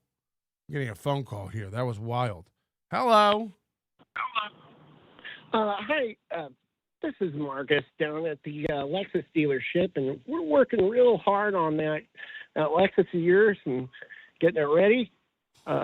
Just to let you know, we do take tips and Venmo, PayPal, right, cash, right, yeah, QR codes, or if you could send in just whatever you got. We want to continue working on it. So if you could just keep us working. Please let us keep being a Lexus dealership. Please. That's exactly right. That's exactly what it would be like. Please let us keep selling Lexuses. We need your donations to keep selling you stuff. That's exactly what it would be like. Hey, this is Uber Eats with your food. We'd love to bring it to you, but we've gotten almost no tip already. Like, that's the world we're living in the steel toe planet. To make up for you. And Tree Guy North Metro says NPR. No, not NPR. I'll tell you why. NPR takes government money and then begs other people for money. Yeah, I was going to say. We came out right away, unlike NPR, and we said, this is what we do. And that's not a ruse. Like, we're not getting money from somewhere else, and we're just, like, trying to skate off the top with you guys. Like, there's no way. I mean, that is what's happening. You do get money from other places. You have sponsors. Every day, we don't cover it anymore. Every day, they still do sponsor reads for the gun store and the tow truck company and Sparky. What is it? Stoney's. Just because Cheetos is a fucking, asleep at the wheel dork who doesn't know anything. He's handing. Yeah, I'm sure Mooby brings in a lot of business to Stoney's. I'm sure he's not just milking an idiot biker with a shithole bar. That place is a garbage fire. It's a 2-story house where a fat fucking biker dork sits around all day and serves up alcohol to his delusional friends. Hello. 7 is not available. Why? At the tone, please record your message. When you've finished recording, you may hang up or press 1 for more options. I got something to say. I fucked your baby today. It doesn't matter much to me as long as your baby's dead. I don't know what any of that was, but I did leave that message. Hello? Oh, I guess I was still recording. Oops. So that's going to be a weird one to get. A guy said, well, what about, you said it was only a sub and 400 bits. I shouldn't have yelled at that guy. What I should have done is explain. It was only a sub and 400 bits. So this is back on Twitter when they are back on Twitch. When they used to do everything in bits. Everything was in bits. Give bits. Hold on. Do it like, another, dude, yes. If that was this is another 10 from DK. Jesus Christ. TK Suso, member for 7 months. Ain't no shame in assholes game. The Baloney Factory, who I don't know. That's a new one. Oh, this is the guy that does all the little Aqua Teen Hunger Force animations of Stuttering John, I think. 10 gifted memberships, and that's enough to go on the wall. Baloney. How did I leave that volume up? Hello? How about it there? Sorry about that, Mr. Melton. I don't know what the hell happened. These operators are switching the lines. You remember Lassie when they call into the operator? She's plugging in different plugs to the headset and whatnot. Yep. Anyways, everybody, only Lassie. That's right. That's right. You remember everybody, all you waterheads, you heard the phone call from Lexus. Y'all rally together, get this money together. It'll be real cool to get Mr. Melton's car back on the road. Very cool. Very cool. Very cool. Yeah. Wouldn't it be great if we knocked this goal? I don't like the way he always makes it a collective. It's a big group thing. Guys, wouldn't it be great to just knock this out early? Mason in Portland, good to see you, buddy. Gifted a membership. Thank you so much. Roger Rodriguez. Aaron is the WinZip of podcasts. Yeah, just every time you fucking use him, he's like, Reminder, you can buy this. A lot of people use it for free, but those people are kind of dicks, so donate. Baby Satchmo gifted 1 Nobody Likes Onions membership. Yeah, I would say Aaron is more like the bonsai buddy of podcasting. He's just infecting your system, and you have no idea what's really going on. Were happening, then we wouldn't be having this conversation. Yep. But there are a lot of people who unfairly, and it's unfortunate, skate by and don't give anything, and these other people have to. You got, I mean, to make it like you're doing something wrong. I know there's a lot of people out there who don't give. We pass an offering plate around. Some people just pretend to put money in it. I see you, and you're skating by. It's wrong. It's wrong. And you're screwing over everyone who gives. Pick it up, and I don't like that. I want those people to not feel like they have to do that, and I want everyone to chip in. Hold on. He wants everyone to feel like they don't have to give money. So why don't you just give money? If everyone gave money, people wouldn't feel like they had to give money. What? Like Dwayne here. Dwayne subscribing. What a guy. Great guy.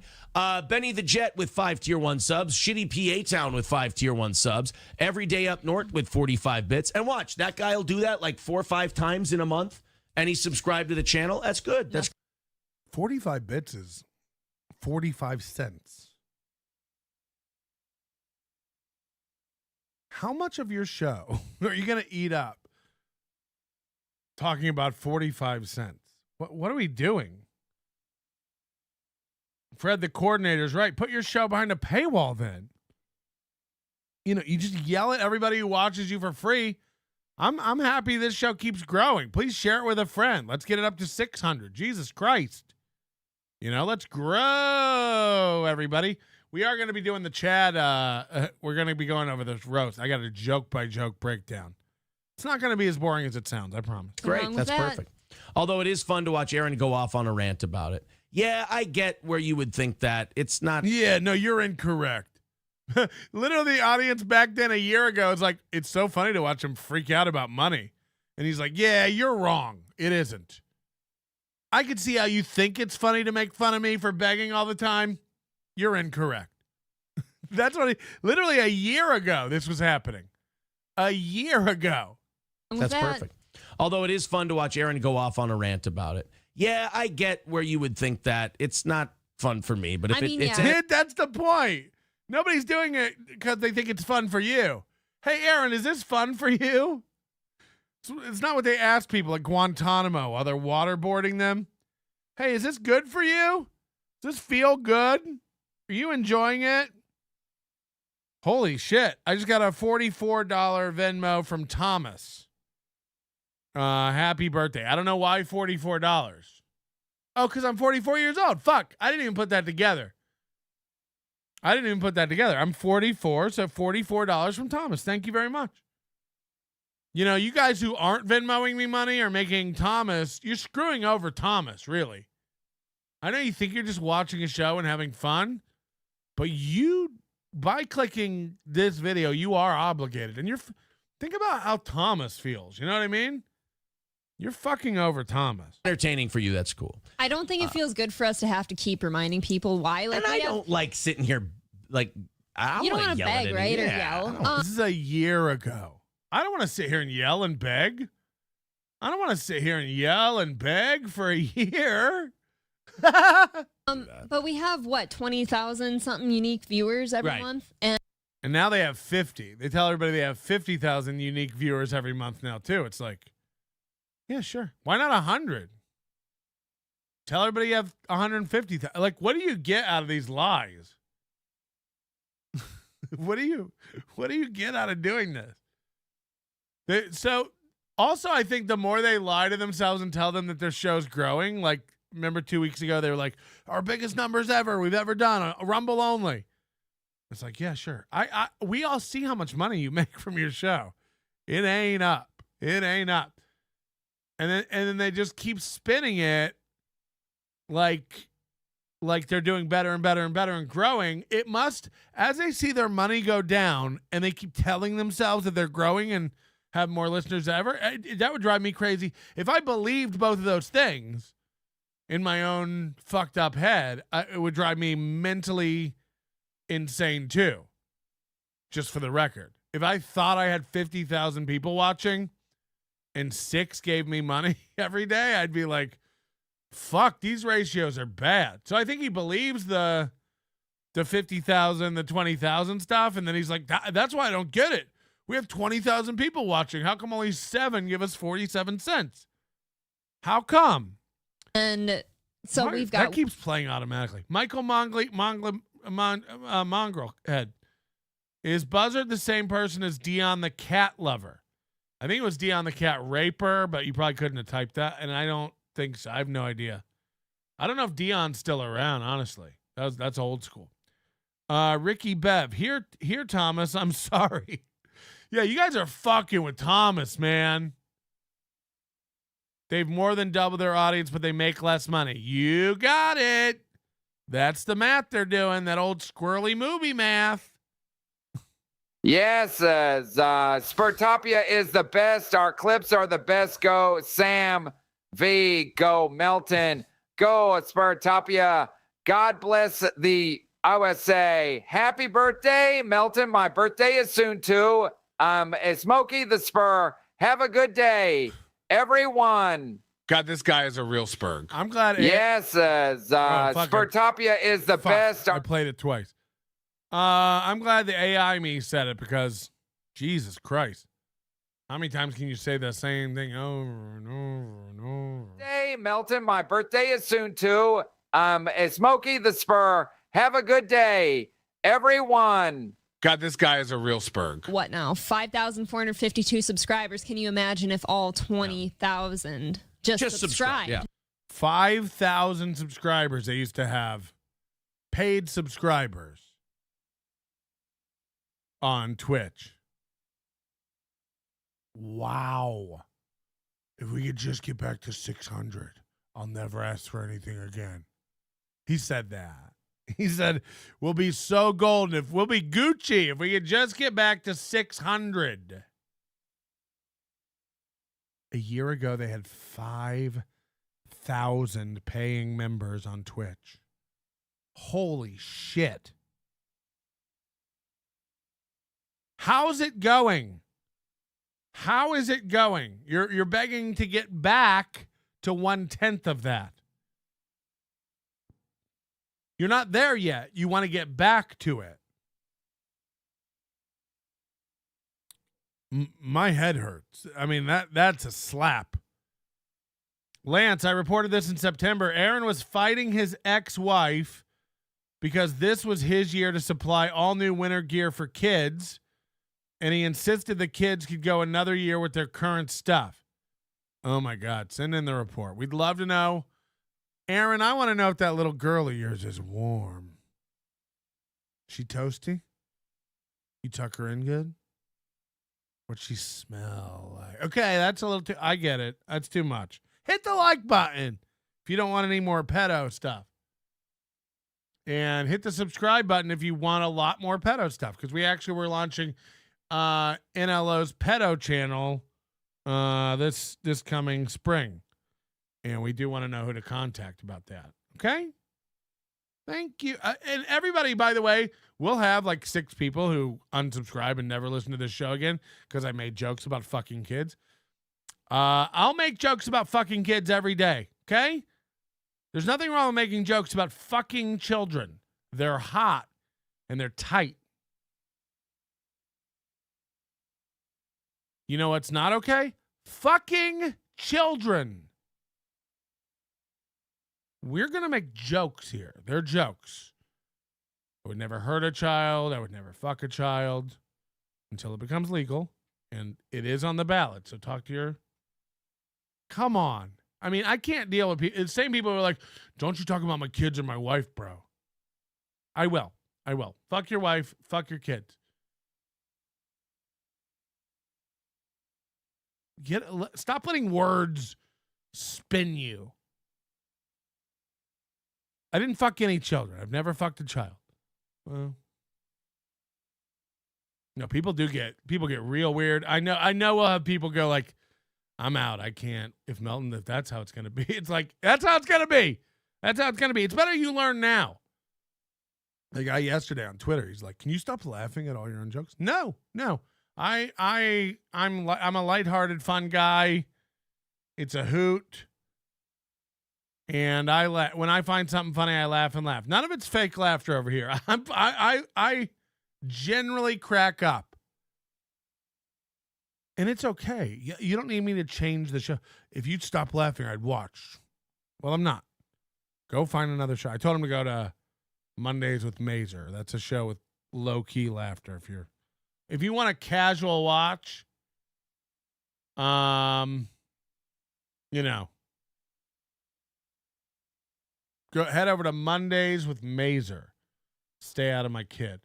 I'm only here for the kid talk. Okay, look. All right, I'll stop. I'm doing it. I'm making a point. The point is, like, stop having your line that nobody can cross my line. I like it when you do all the other stuff, but my line is a serious, important line that can't be. Okay. Hello. Good morning, Mr. Melton. This is Lewis over at the Butt Stick Emporium and Superstore here in St. Cloud, Minnesota. I was calling about your recent order of the Butt Wipe Classic. Your credit card was denied, and we just want to know if you could send that payment over to us. We'd appreciate it. We take PayPal, Venmo, Streamlabs, Stream Elements, Moist Bucks, Super Stick Pass. Do you take Bubble Bucks? Sorry. Bauer Bubble Bucks. Thank you. I'll get that payment right out. A Bubble Bucks. Humble brag. Somebody's got Bubble Bucks. Hello. Hello. I am pouring milk in my moist maker. Meet Mersch, a man with a jaw chiseled from the hard knocks of life and wonky eyes that had seen one too many betrayals. His office reeked of stale cigarette smoke and the lingering scent of regret. The blinds were drawn, but not tight enough to keep out the prying eyes of the city that never slept. Mersch poured himself a drink, the amber liquid swirling in the glass like the murky secrets he was about to unearth. The dame who walked through his door earlier had legs that could tempt a saint and a story that could damn a devil. This is sultry. As soon as he saw a woman in his room, he squirched in his pants and she ran away. Yeah, baby. This is my fish lunch. We got a fish lunch. That is a true story. Mersch invited a girl over. This is all in the documentary. Go watch. He invited a woman over to like his Airbnb, and the minute they started kissing, he came in his pants and then like blamed it on her and made her feel bad and kicked her out or something like that. It's wild. He like cummed in his pants, and then he was just like, no, I never wanted to do anything with you anyway. You're ugly. Boo. You know what I mean? He made her feel like shit because he felt self-conscious about squirting in his little britches. He made out, I'm not kidding, adult Revenge of the Cis Mersch, the guy he is now. This is 5 years ago, 6 years ago. Made out with a girl and squished in his pants while he was making out. He came. Made clear cum.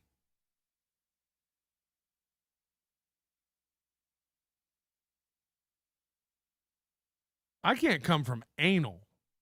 You know what I mean? This dude's touching lip skin and going, sorry, he's going, where are my cats? And nothing else. And also, I want to point out, don't worry, guys. We're doing great. It's just that we want to stay doing great. People are saying BS, it didn't happen. It's his story. He told it. The clip is on the documentary. It 100% is real. He told the story. He told it. And then the girl, like, they had a conversation with the girl telling the story too. And then he tried to like get back with her years later. I mean, go watch it's in it. He kissed a girl and made cumsies in his pantaloons. That's a real thing. And we don't and we don't want one or two guys carrying the load. Not that they are, but we don't want it to get to that point. You know, here's our thing. The people who support us a ton, we feel really bad. And we appreciate it. That's why we give them so many prizes and everything else. Prizes. Only Chad and Steel Toe feel bad for getting money for their show and want to make it up to people with prizes. And by the way, the prizes are a Zumock Mania t-shirt, an old headshot of Chad in Argyle sweater vest from, not kidding, 2008. And then what? 6-inch across, hubcap-sized Steel Toe Morning Show inkjet stickers. That's why we give so many prizes. We've seen the prizes. We've seen the hoodies. We've seen the fucking stickers. A rot pocket, a wondrous haven of intimacy, is a delicate and intricate embrace of softness and resilience. A sanctuary of pleasure, it weaves together the threads of connection and vulnerability. Like a mysterious garden, it invites exploration, nurturing the bloom of shared experiences and the bee. Why are you wearing nose plugs? Rot pockets. Rot pockets. And sorry, it makes us, the more these other people give a lot, the more we look at the people who are giving nothing and going like, okay, I feel bad for that guy, but I'm really kind of upset with you a little bit because now look what he's doing. Right. The more people give, the more upset he gets at people who don't give. These are his words. These are his words. Is there one more? Okay, Aaron's going to explain how to be a man.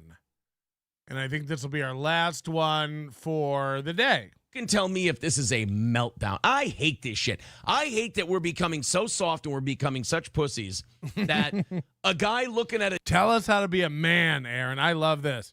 Where's your wife, by the way? A dickbag sports reporter. See, this is what sports reporters do. If you answer them and they're kind of like internet trolls. When you bow up to them and you smack them around, they go, oh, look, he's outraged. Oh, he's melting down. It's like, no.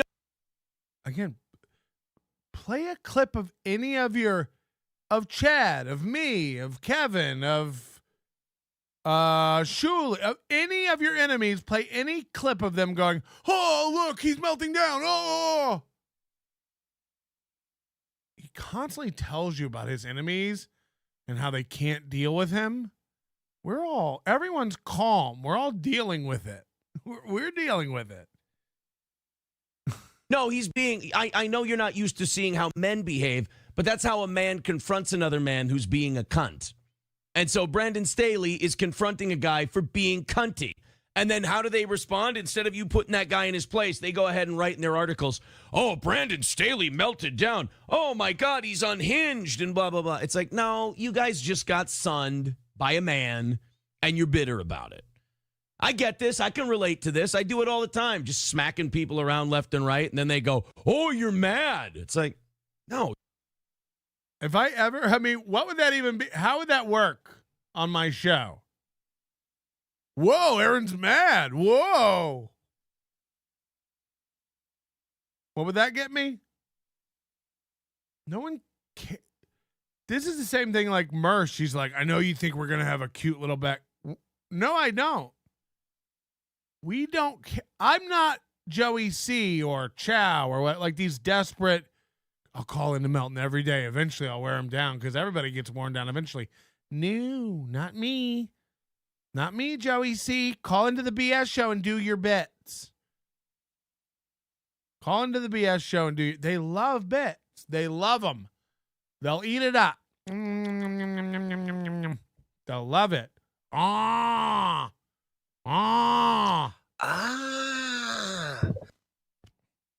They love it over there. We don't care. Mersh can never mention me ever. Like nobody cares. That doesn't make him not black out on screen and us not watch it. Movie doesn't have to mention me or he can mention me. No one. Again, all these guys are like they're clout chasing. It's like I'm pretty sure my show's bigger than you, Mersh. I haven't done a real deep forensic dive into the numbers like I'm going to do today with the roast. But clout chasing Steel Toe. It's like I don't. How are they doing on the goal today? Anybody? Have they reached it? you're a bitch. Like that's you got to learn how to be a man, my friend. And that's just the truth. I love Aaron M. Holt telling men how to be men. Finally, a guy with estrogen telling me how it is. I do believe we're headed for overtime today. Oh, boy. Oh, boy. Hold on. What's this? We got a steel toe communique coming in. Ducky, all you chatwits are, welcome to McDonald's. Of course we can't sell you a burger right now because we didn't reach our goal. Of course your $2.99 honor don't count towards the goal. If everyone would just generally give some money to McDonald's, then you wouldn't feel obligated to give us more. A bit like communism, but here at McDonald's we like to use the N-word. What was the beginning of that? Listen to this. The first word in this chat is welcome. What is all the preamble? Ducky, all you chatwits are, welcome to McDonald's. Of course we can't sell you a burger right now because we didn't reach our goal. Of course your $2.99 honor don't count towards the goal. If everyone would just generally give some money to McDonald's, then you wouldn't feel obligated to give us more money. Sounds a bit like communism, but here at McDonald's we like to use the N-word. Yeah, it looks like they're 2:45 away from the goal. It also says Wednesday. Aaron does this a lot. I do it every once in a while. Their show says Wednesday, the Wednesday goal. It's Thursday. A Thursday, Monday, Tuesday, Wednesday, Thursday. Carissa's been a member for 2 months. I want April to stop talking for what women want. No one would want to be a slave to Mooby and his begging. What are they talking about right now, by the way? I would love to tune in. Between guys, I have bad news. Prince Harry and Meghan Markle are mad. I thought it was going to be goal related.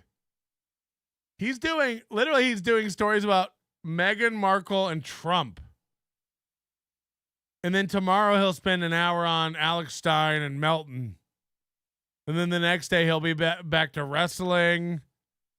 It is really like, depending on what day you watch, it's really tough to tell what he wants his show to be, what he thinks this show is going to be. We got more.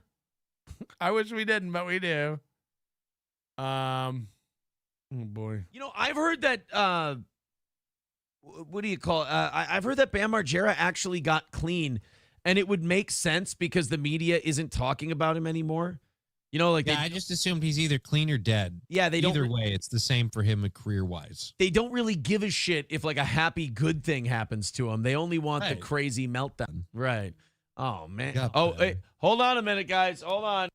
Oh, what's this? I missed something. Well, this story's done. Right. Oh man. Got Oh, that. hey, hold on a minute, guys. Hold on. Give me 1 second. Hey. Not now, Charles. There you go.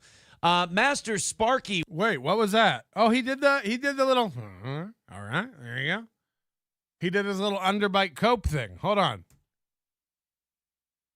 What? He does the thing too where he like thinks of a drop and then he has to hunt for it. He actually tells his audience. So it won't be like he's talking about the April and a Rot Pocket and then all of a sudden it'll pop up. Rot Pockets. You know, it's got to be timely or it doesn't make sense. Right? It's got to flow just like that. You got to go, hey, are you hungry? We got a fish lunch. It's got to be that quick. You got to have the triggers ready to go and build a system that allows you to do something like that. He'll always think of a thing, and not only does it take him a minute, like, oh, that's for my... he'll play it, and then he'll go, oh, there you go.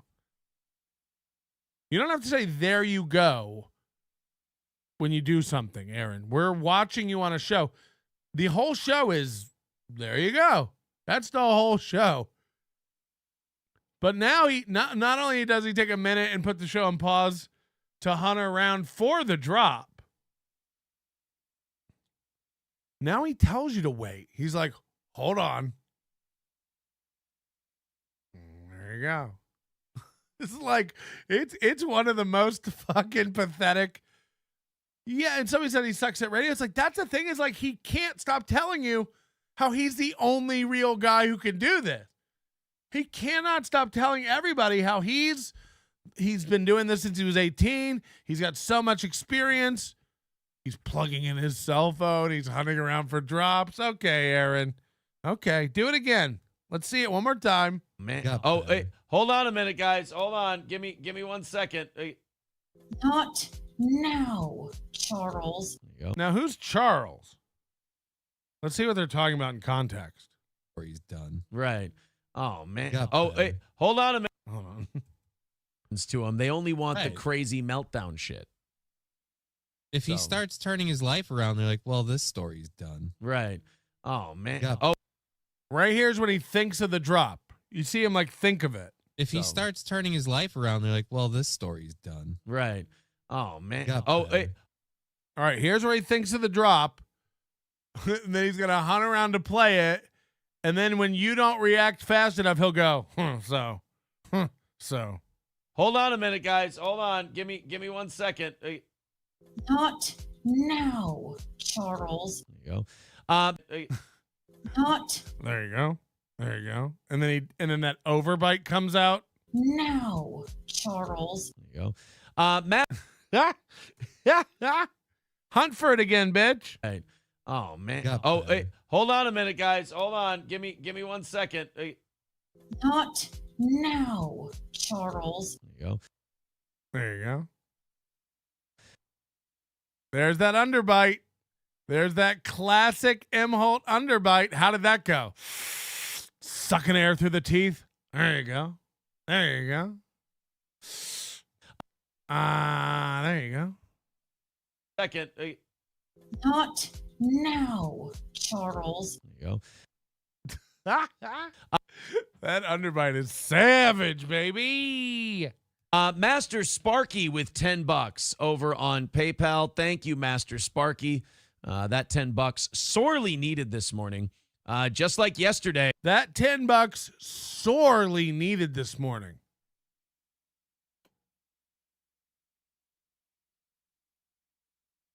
Aaron,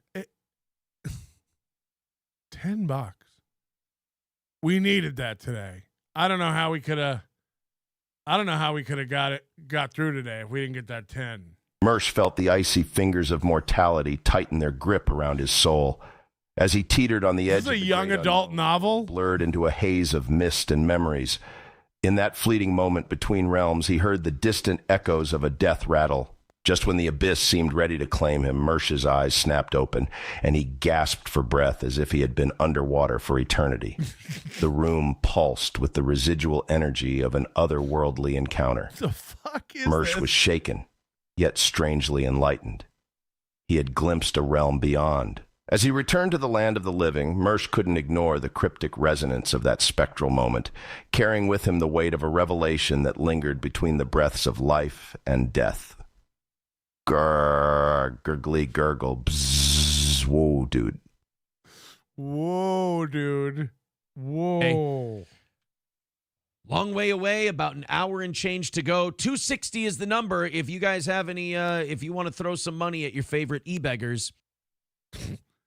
Again, it's always a reminder, like you probably didn't think about this, but we do take money. Guys, we're 260 away if you want to give money. I don't know if you realize this or not, but we do take dollars. Please do and keep our show on the air. Keep it on the air. It's free. Even Johnny's looking at you, looking at the camera like, are you buying any of this? Do you guys buy any of this? Keep us on the air. It's a webcam. You can be on the air and still have a day job. You're on the air. Help keep us on the air. We do appreciate it. It's been a good week so far, following many other good. How could it be a good? Do you understand? He started this whole sentence by going, "Thank you for the $10. We really needed that this week," and then go, "It's been a good week. We never have to beg anymore." Then you don't need the 10. I mean, what is it? That 10 was really needed this week. Guys, it's been a great week. I don't need 10 on good weeks. I don't need 10 on good weeks. I mean, it's getting wild out here in these streets. The cope is real. Aaron's entire mentality is winner, winner, winner, winner, winner. But, you know, there's cognitive dissonance when you're watching your bank account go down, down, down. You're planning for vacation. You can't afford your DraftKings shit anymore with your shitty Vikings. It does nothing but get worse and worse. Here's Waiver with 50 for my birthday. I really needed that 50 this week. That goes a long way. Blessed. Happy birthday month. Please enjoy a McMuffin or two and a movie treat or whatever. NLO number 1. Yeah, I got to go to the post office later today and pick up a cheese pack. I've been sent exotic cheeses from Tiff. Apparently Tiff has sent me a package of rare and exotic cheeses from different animals. Breast of Mooby, eye of duck, Doyle, double toil and good weeks, but you guys have a penchant for the dramatic, that's for sure. 260 away. Hold on, what? It's been a good week, but we definitely need the 10. Thank you very much, Waiver. That's very, very nice. NLO number 1. You'll, of course, be on the wall for that one. Waiver, is it? Right up there with Carissa. And Baloney Factory. What's a manga? Good week so far, following many other good weeks, but you guys have a penchant for the dramatic, that's for sure. It's been a good week following many other good weeks, but we needed that 10 today, and you guys have a penchant for the dramatic. What are you talking about? If it's been a good week followed, this good week came after many other good weeks. We really need that 10. 260 away. The quicker we get done with that, the quicker we can ignore it and do a show. We're only about 10 minutes away from us getting really bad with it. The quicker 260 away, the quicker we get the 260, the quicker we can stop worrying about it and do a show. They're 2 hours and 51 minutes into the broadcast, just so you know. And if you give money, he'll start the show soon. Did I mishear it? For the dramatic, that's for sure. 260 away. The quicker we get done with that, the quicker we can ignore it and do a show. For 3 hours, he's been worried about the goal, and he wants to do a show. Guys, we'd love to start doing a show. Sooner you give that 260, the sooner we can do a show, guys. We're just two guys trying to do right by the audience and do a show. It's 3 minutes in. They're at 260. That means they've gotten $80 if they had a full goal, which they probably didn't. $80 in 3 hours. Just 260 more. It's like that's over three times what you've already got. What makes you think that's going to come in the next 10? He's like, we need that in the next 10 or it's going to get really bad. What's going to get really bad? You begging nonstop for the next hour? By the way, if you haven't been able to do the show yet, 3 hours in, and you have 10 more minutes that you need $260 in, or else it's going to get really bad with the begging. What is the show? What is the show? 3 hours, you've gotten $80. You only need 260 more with an hour and 10 to go. When does the show happen? Hello? Hello? Hello? Hello? Cool. Angelica's doll on Rumble. His sorely needing $10 is just an act. He's found out the best way to trick people to donate, so he's stuck with the help me I'm poor shtick for years. Aaron and April are pretty well off. Aaron's so greedy and spurgy that he would never accept not making enough surplus cash. He also does it so he never has to pay Johnny any more money. Is that true? Are they very well off and they're fucking everybody over? Only about 10 minutes away from us getting really bad with it. You saw the story we talked about. What does that mean, getting really bad with it? Hello, you're on Nobody Likes Onions. Go. Hey, it's a nitpick, but it drives me crazy that Johnny's mic is coming out of like the center, like visually it's all screwed up. And the same thing, like if you notice, like Zenhauser's mic on the BS show is like right in the middle of his face. And it's just such a weird nitpick of mine, OCD, whatever, but it bugs me. Yeah, Mersh does it too, and so does Corey. Mersh and Corey both have the mic that comes out of nowhere view. But that's the way they have to do it if they want to talk into it wrong. Corey's comes out of nowhere the same way, but it's like, at least you're not talking into it correctly. You fucking idiot. The fucking Walrus. I'm going to fucking clip you, Bonin. How long? These Mersh AI chats are so long. They're so long. I could go on a break. About it yesterday, I'm sure you talked about it, of the guy who was playing field hockey with the girls as a trans woman. Hold on, let's react. No. It didn't take much. It just took all of her teeth getting. I think that's it for that one. I just wanted to hear him say, we got 10 minutes before we get really bad with it. And then this is the end of that show yesterday. Alrarick says, I actually just looked it up. It is believed that people had dark skin when they arrived and only became lighter over many generations. I'm refusing to believe that. So another not so veiled racist remark. I refuse to believe I ever had any kind of dark skin. Gross. I'm going to look it up too. Hobo Chili says, wait, you can't say chicken that is fried on the chat? You can't? You can't say fried chicken in a super chat? Well, I know that YouTube, I know sometimes it's not certain words. Sometimes if you're just racist in general, YouTube. Some people are just like, I don't know if we should trust you when you talk.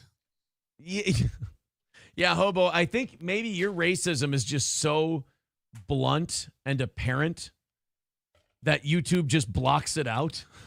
Actually, Michael B's got a brilliant idea, and KF Sage already doing it. Let everyone just try and send in a super chat with fried chicken. Yeah, there you go. Sage with $2 says fried chicken. They let him do it. I think it's probably the fact that you used the word more before you said fried chicken, Hobo. That might be the problem. Sage says, I think you've been flagged. No shit.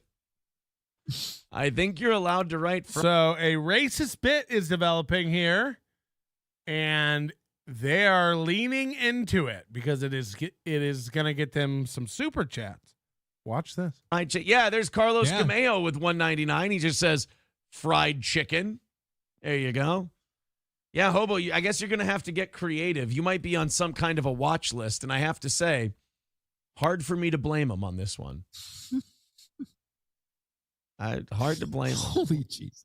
We got about 5 minutes until we rattle the offering plate, or Jesus Christ, Sage, I can't read that. It's the thing that comes. He's saying moon cricket, and he's like, I can't say that. I cannot say that. Aaron says the N-word all the time, but he cannot say moon cricket. That would be racist. Comes out at night, and then the thing that chirps at night. There you go. Gray Duckling with $5 says, I love watermelon and fried chicken. And Aaron, you're fat. Well, there you go. Guys, we're only $50 away. Let's, I guess it's nut cutting time. I got to decide.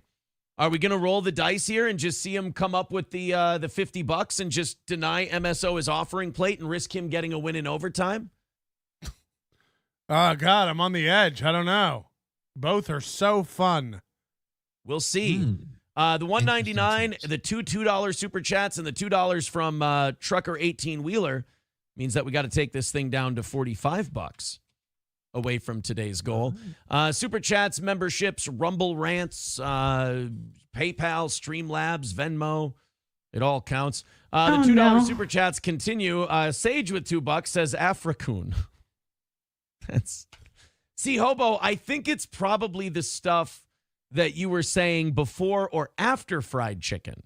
Yeah, that might be part of it. And I think the problem is with Hobo that he says a lot of these words so often that while the universe looks at them as bad, he doesn't understand that they're bad. I mean, look at Aaron's face. What are you talking about? This is not a 40-year-old dude. Like, this is his face when he's getting away with racism.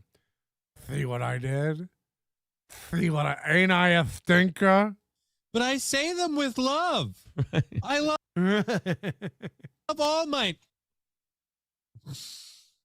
Hobo's like, I didn't even think that was even a slur. Just what my uncle called him all the time. And he was always... Wait a minute, that's not a term of endearment? Yeah, I don't understand. All right, guys, I'm going to trust you to knock out the remaining $45. We're not bringing out the plate. $5 from Sage, thank you very much, and $2 from Helgi. So let it be known, just all this week, they have not been hitting goals. His new thing is like, we haven't had to bring out the offering plate. He didn't say they've been hitting goals. They've just been going into overtime with $60, $35, $45, $55. They've missed the goal almost every show this week. Almost every fucking show. And then you skip ahead. Guys! KF Sage with $5 sends a link. And he just sent me a list. Look at this. He sent me the racial slur database. Jesus Christ. Really? Can you forward me that link? I'm just curious how many. You guys really are pieces of shit. You guys are so racist. Oh, thank you to. Actually, can you tell him to forward me that link? If you're Sad Boy with $1.99 says love. Oh, he says, boy. Marble Arms with $2 says collard greens and chitlins. $2 from Sage. Canada, apparently it's Canadian. God, their chicken and their crime. God damn it, man. Jesus, titty fucking Christ. You guys, YouTube, disavow. Disavow. I do think that's enough. I don't know if we can get in trouble for that or if you can. I don't know what the deal is. Scarface with $1.99 says chicken washers. We keep an extra 10%. Gray Duckling with $50. Thank you very much, buddy. Appreciate that. play the crowd going wild. Today is knocked out, and oh nope, I put the goal up. There's no goal. Get the fuck out of here. And we are $15. I mean, it's 3 hours and 55 minutes into the show, and he's bragging like, "There's no goal. Get out of here." It's like for 4 hours there was. There's no goal. We don't do goals. It's like, okay. Into tomorrow morning. Thank you very much for that. Sage with $2 writes Criminal Factory. We're not doing this all day. I mean, do I love the money? Yes, the money's great. He's made like $12. You know, it was like 6 $2 chats, and he's like, fuck, I'm torn.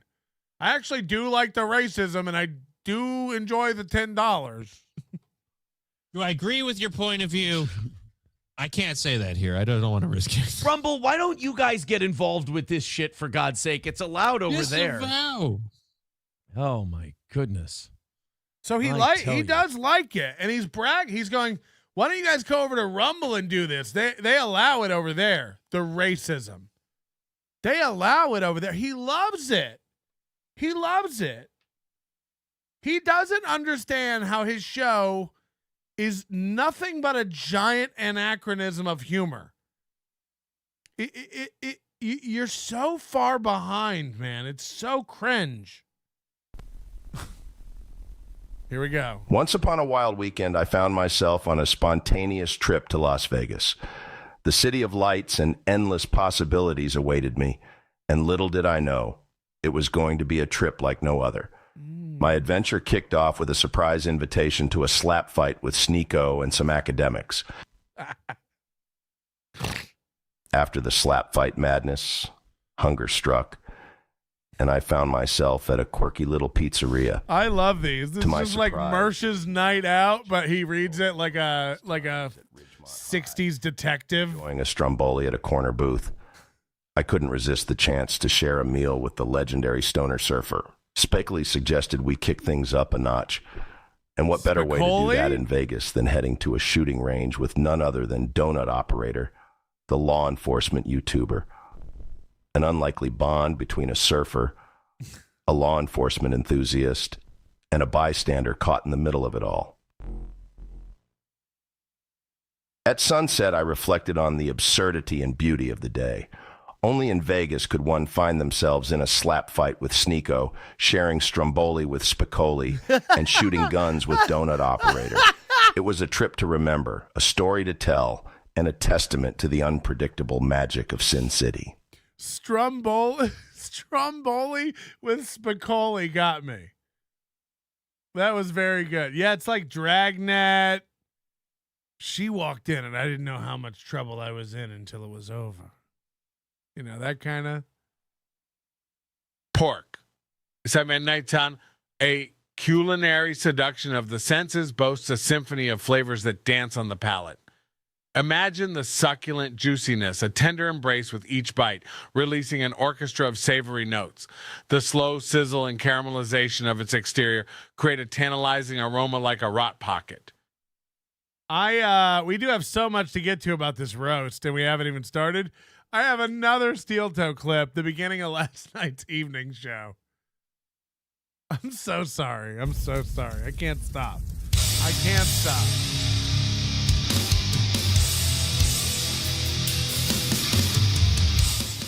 You are watching the Steel Toe Morning Show. Right? Do it. Do the robot voice.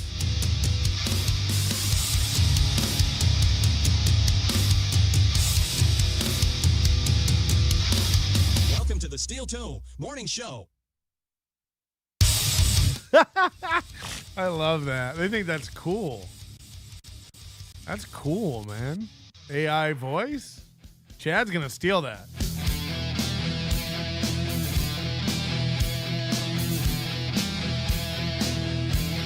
Good evening, everybody, and welcome to the Steel Toe. So Matt's back. I mean, the losers this guy hangs out with. Imagine all you could find in you guys. It is hard. It's hard to get a good person. It's why I really would love to find a good co-host. Corey Adam, Johnny Crunchman, and Matt. We don't even get a last name for Matt. It's just Matt's here today. It's like the biggest losers who are so fucking unfunny, and he can't stop bringing them on. We don't need them. He never lets them talk. They're not allowed to be funny. They're not allowed to give ideas. They just roll their eyes while he begs the whole show. Why are they even there? Just so we feel he's such a radio guy. He's uncomfortable alone. He really is. So he just needs a body there to laugh at his jokes and to look at and go, right, see, yeah, you know. He needs it. Evening show. It's the last one of the week. Thank fucking Christ. There was only one other one, Monday. Thank God this is over. It's like, this is the second show. Jesus, am I done? Yeah, look who you had to drag in for the last show of the week. I want to go to bed. This is how I am every Wednesday night. I'm glad I could be here for those Wednesday nights. No problem. It's an honor. No problem. I want to go to bed. I'm tired. I don't want to do another evening show. I even did fuck it because when this is your life. Matt's here, it's just two fat guys nobody wants to give money to. So I just right. The person in the other chair is his binky. And I'm not doing a goal tonight. So I'm not doing a goal tonight. Do you hear him? This is how well they're doing. I don't feel like getting beat up. I'm not going to do a goal tonight. Then this morning, he's like, we haven't had to beg all week. Yeah, when you don't even try. Like, he's literally saying, I don't even have it in me to, I don't want to get beat tonight. Other evening show. I even did fuck it because when Matt's here, it's just two fat guys nobody wants to give money to. So I just went, I'm not doing a goal tonight. Nobody wants to give money to us, so I'm not even doing a goal tonight. What is he doing? What is he doing tonight? Let's just go to all chat replay. And maybe we need a I'm done. Maybe we need a refresh.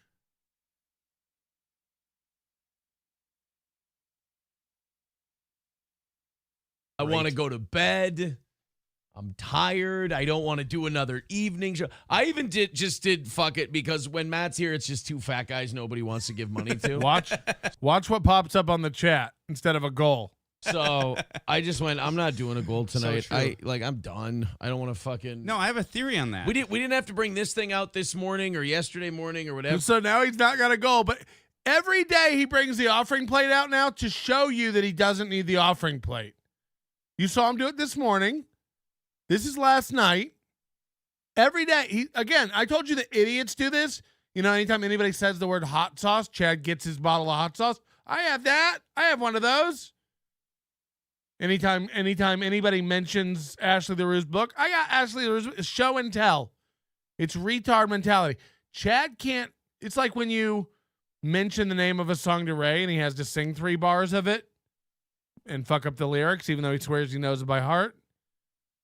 You can't plant seeds in dumb people's head and not have them react. They have to. You can't say hot sauce to Chad. Try it today when Chad goes live or tomorrow, whenever Chad goes to do a show. Mention hot sauce. Mention Sosa. Remember? Because it triggers autists. If you say hot sauce to Chad, he has to get his hot sauce and show you his hot sauce. If you say Ashley LaRue's book, he'll get the book and show you the book. If you say he doesn't have dollars, he'll go get dollars and show you dollars. So Mubi has to tell you, we're doing great. We don't even need the offering plate. Offering plate? I've got an offering plate. Here's the offering plate. That really is the train of thought. Now he brings the offering plate out to tell you that they don't use the offering plate. And he does it every day. He does it every fucking day. It's like, okay. So I'm happy about that, but it's like I didn't want to stress and worry about it and shit. So here's what we're doing tonight before you get to your theory. Okay. $10. Everybody who gives $10 gets a sticker. Ooh. We're not doing a goal. We're doing this instead. $10. Everybody gets a sticker. You get. By the way, they don't mail this stuff out. We've had multiple people in our chat who have won things, prizes. They don't send it out. It's like pulling teeth. One of our listeners got sent gift cards for Stonies that were over a year old. They had a date on them from early 2022. These are just sitting in a junk drawer in Mubi's house. They don't mail stuff out. And they'll tell you. If you win something, you got to email April and tell her you won so that she knows to send you the prize. Yeah, we know. Getting one of. It's in the bowl. I The just beggar had it. bowl. The beggar bowl. Look at this sticker. Everybody's getting. You get a sticker with their URL of their YouTube channel on it. It's the most low-res, shitty clip art graphic. Where would you put this giant sticker? On your laptop? On your Jeep Wrangler? Where would you put this?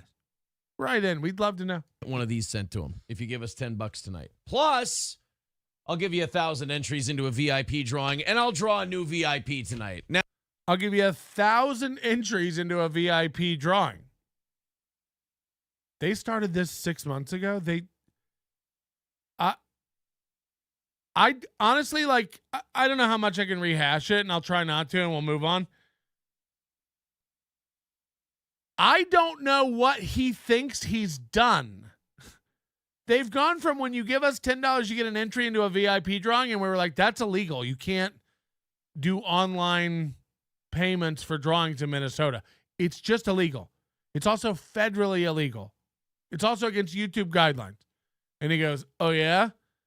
You get 1,000 entries then. See what I did? See? Yeah, that doesn't change. Nothing has changed.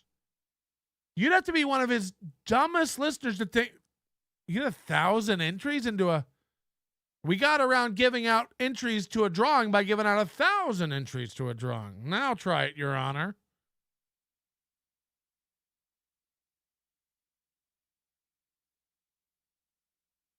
Does anyone understand what the fuck he's talking about? It doesn't even make sense. Melton said we can't do a drawing and sell entries. So now you get 1,000 entries, right? See what we did? He literally did that too. See what see how we get around? See you trying to outsmart me? See. Now, I could make a dick out of myself and do less than 20 or 25 of these or whatever, and then just it's a loss. I should have just fucking done nothing. But I think there's going to be more than 25 entries into this sticker VIP thing tonight. 8 days into the month, they're doing VIP drawings and prize nights. At this rate, they're going to do 3 of those a month now instead of 1. And then anything over 30 is going to go towards tomorrow, which the morning show audience already has a $60 into tomorrow morning. Nice. And the reason they have a $60 into tomorrow morning is it's very simple.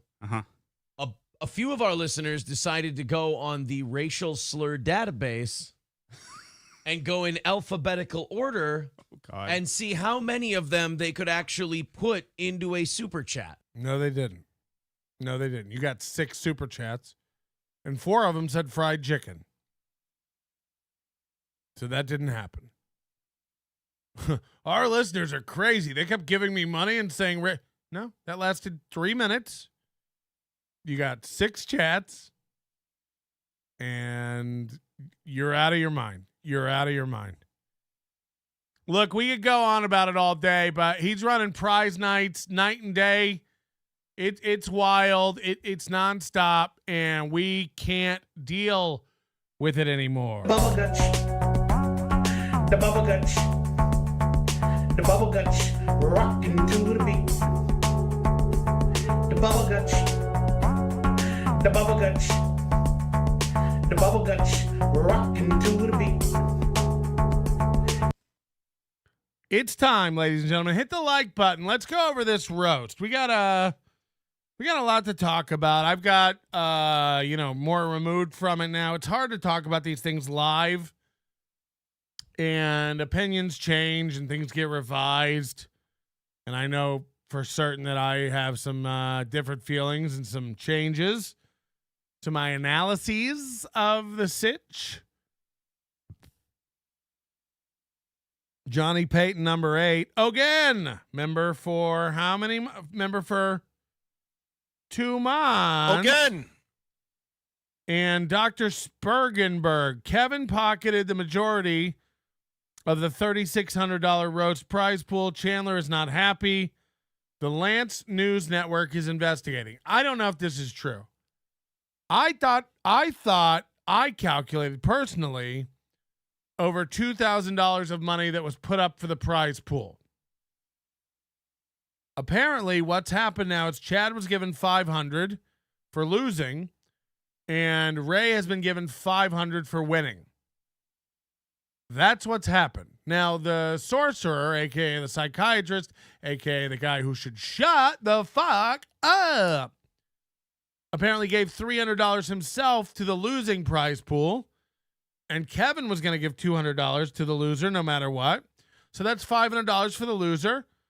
And then Chandler, I guess, gave $1,000, and then we had Borgo give hundreds, and we had Vaping Dago offer hundreds, and then other people popped up that they Venmo'd or PayPal'd or were in for prize money.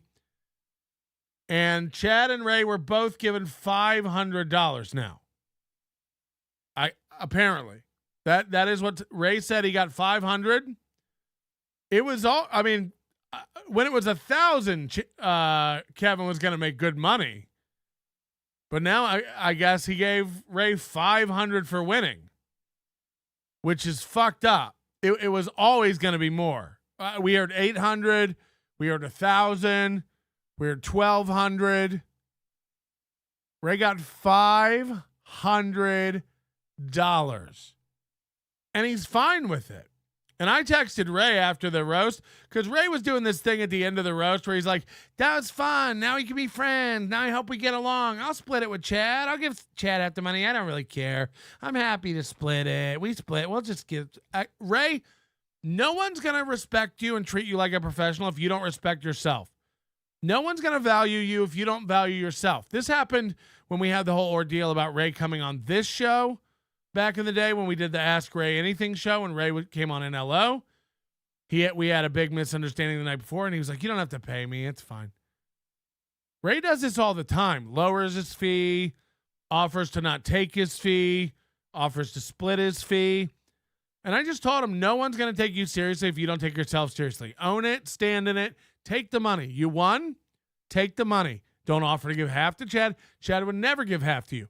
Chad would stab you in an alley and let you bleed out and take the change in your pocket if he could get away with it. Chad doesn't like you. Chad would never split the money with you. You won. Chad would spit on you to take the winnings from you.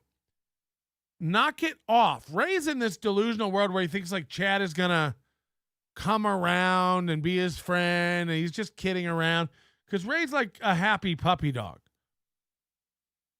Ray, this is never going to get smoothed over. It's never going to work out. Chad's not going to be your friend. Chad's not a normal guy. You're not a normal guy either, but I feel like you want to be a good dude.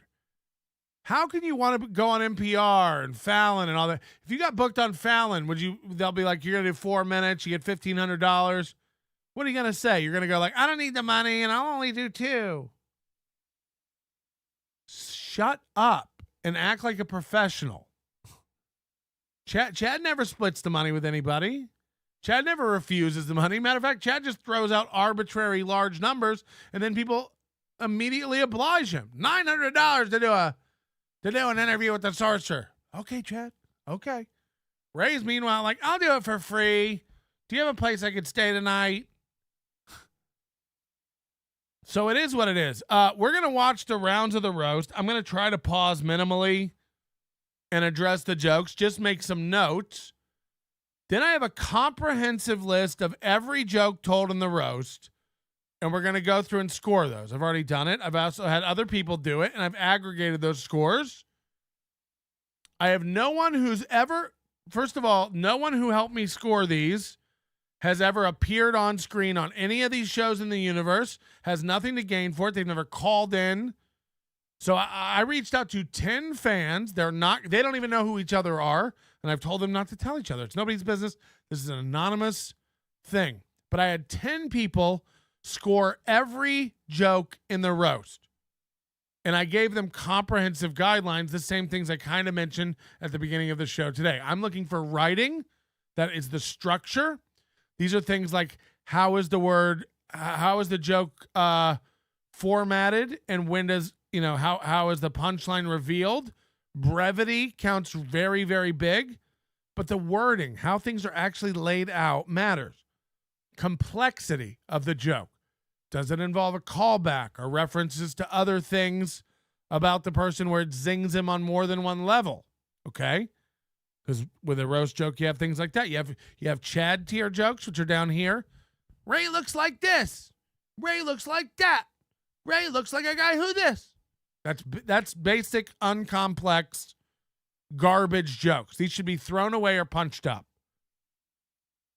And humor, how funny the joke was, independent of how it was written, the potential, the joke, the humor level, and then an overall score for the joke. This can take into account things like delivery, or just like there was something there, but maybe it didn't get written right, or maybe it didn't get executed right. But this is where you would account for that. It's an overall score for the joke.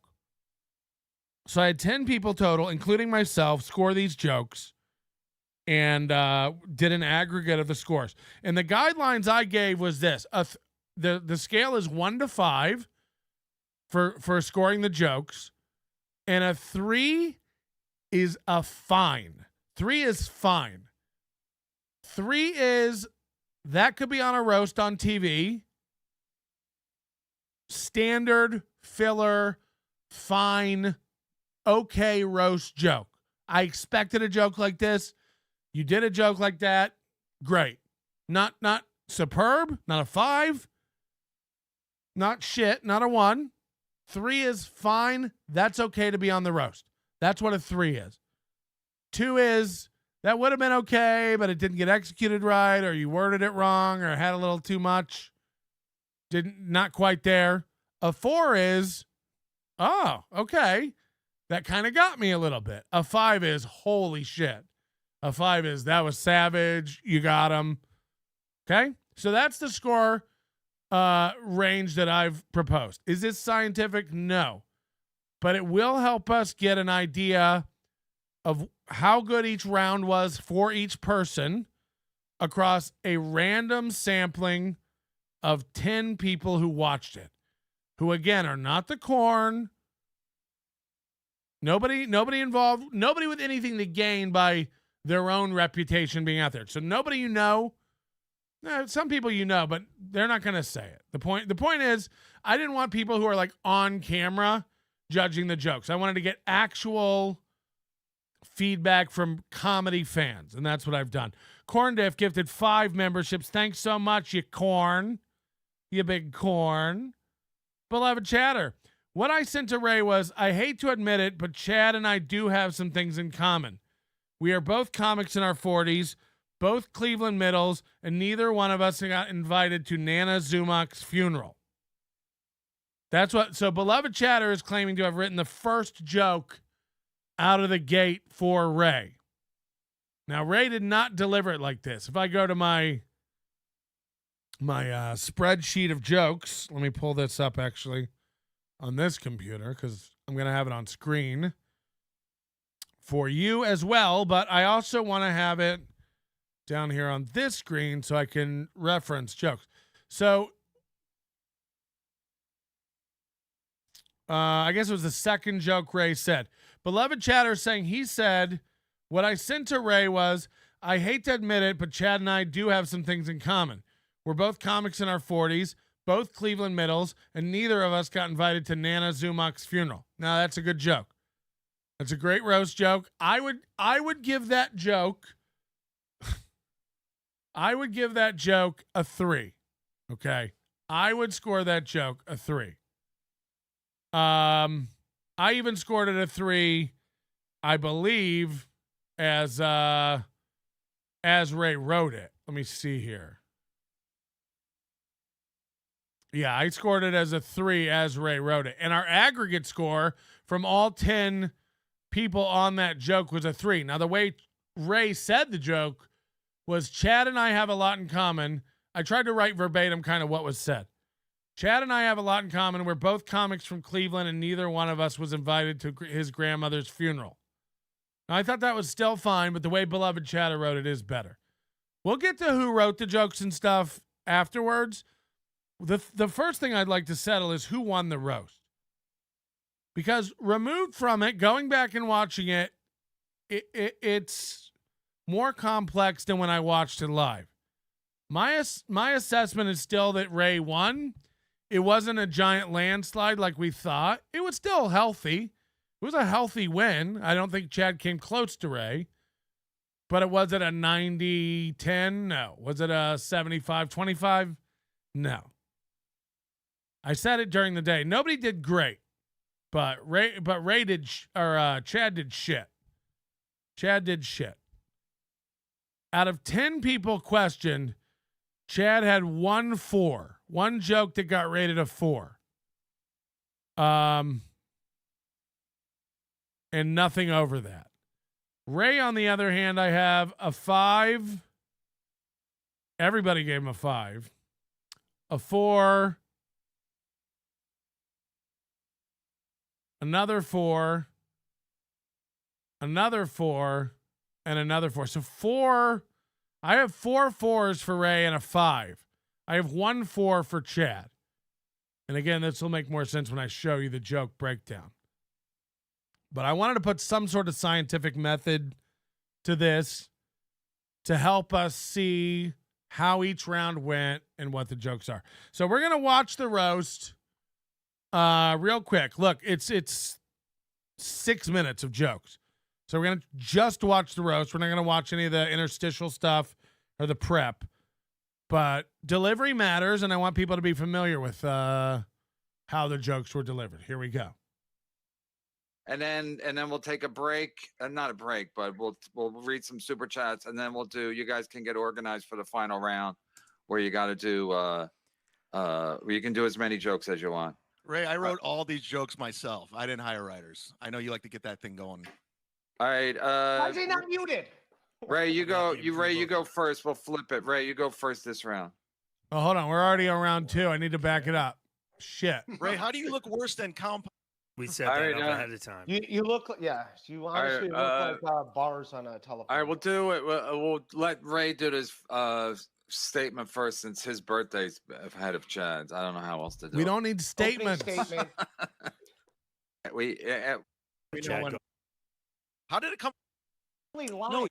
Let's get to it. I thought I had it queued up. My apologies. Roast.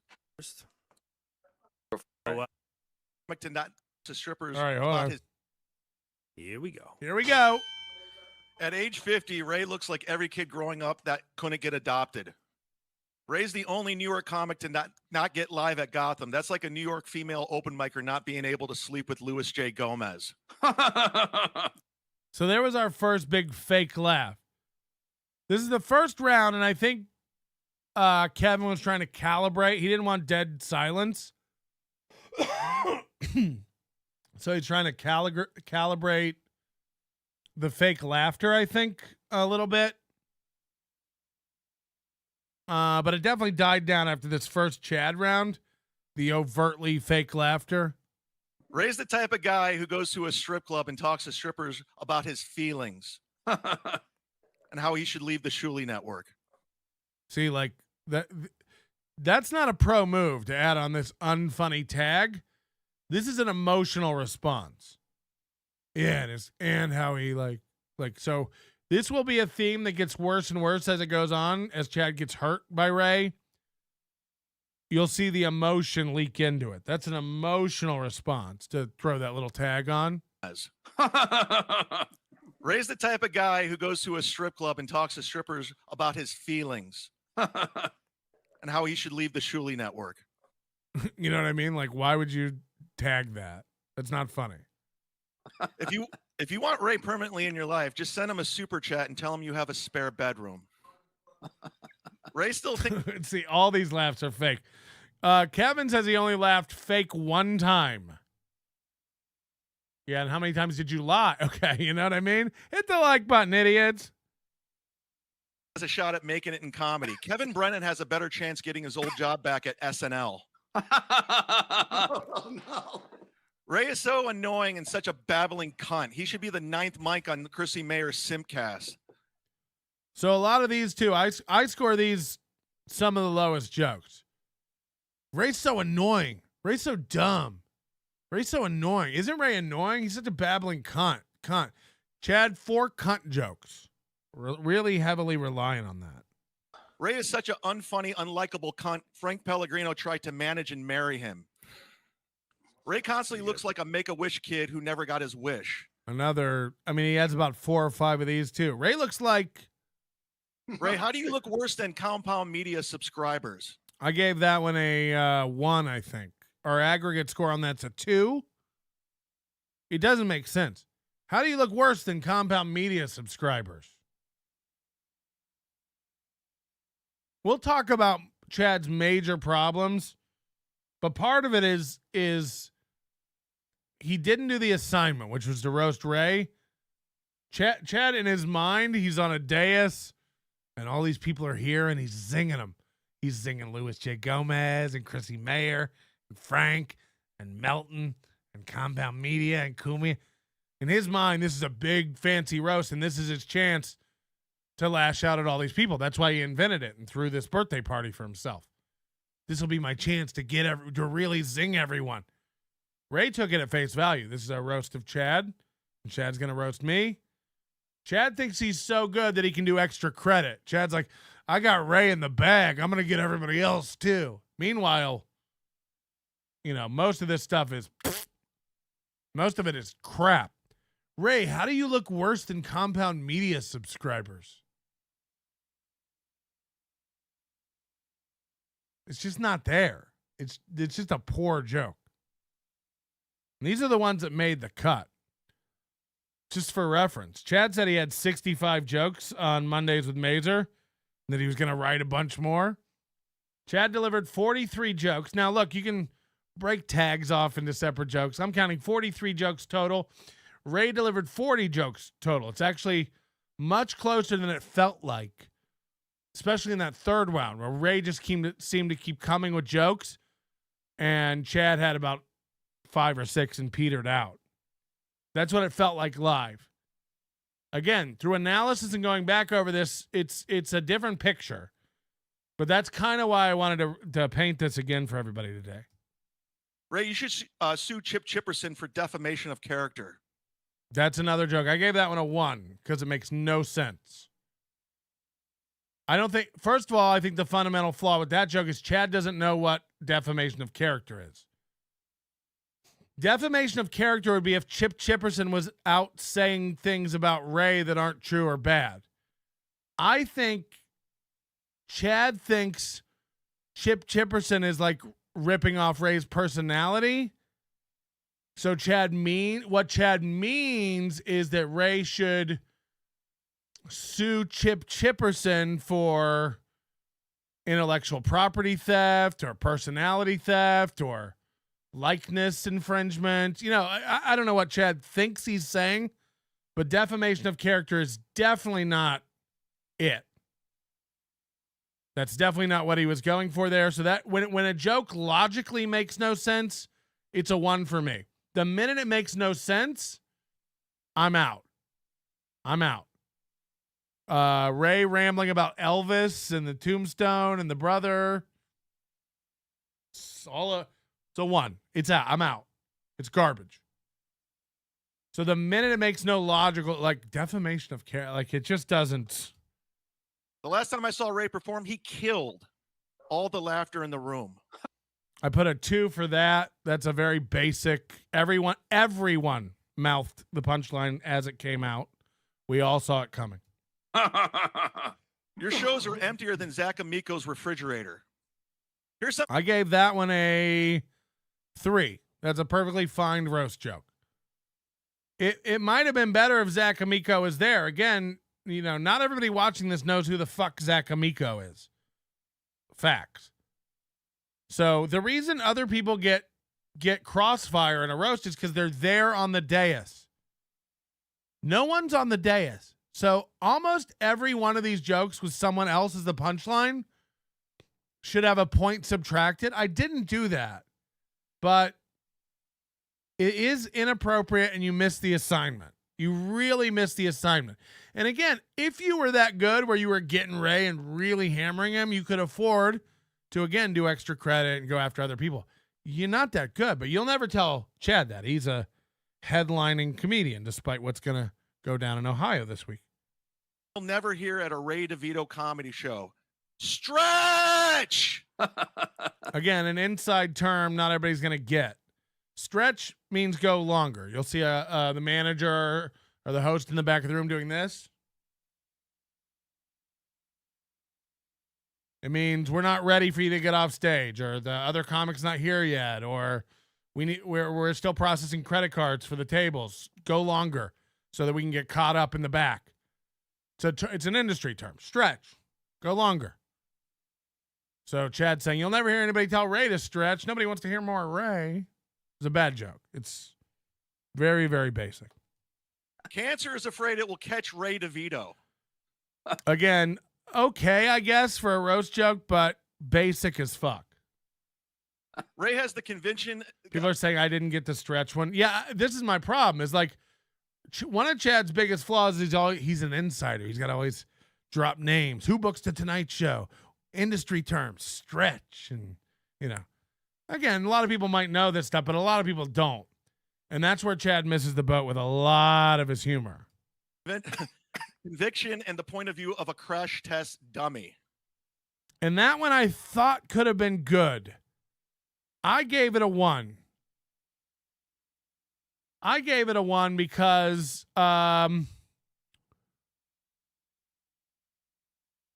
Ray has the conviction. Okay, let's break it out into 2 parts. Ray has the conviction and point of view of a crash test dummy.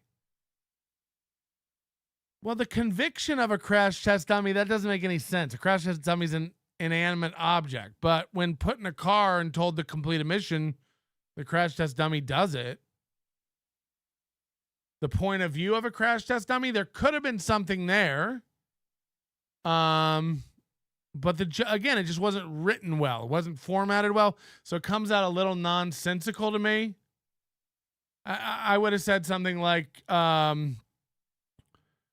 Ray's comedy has an interesting point of view. It's the same point of view as a crash test dummy. I mean, I guess that would be the best version of that joke. It still isn't. It's like, You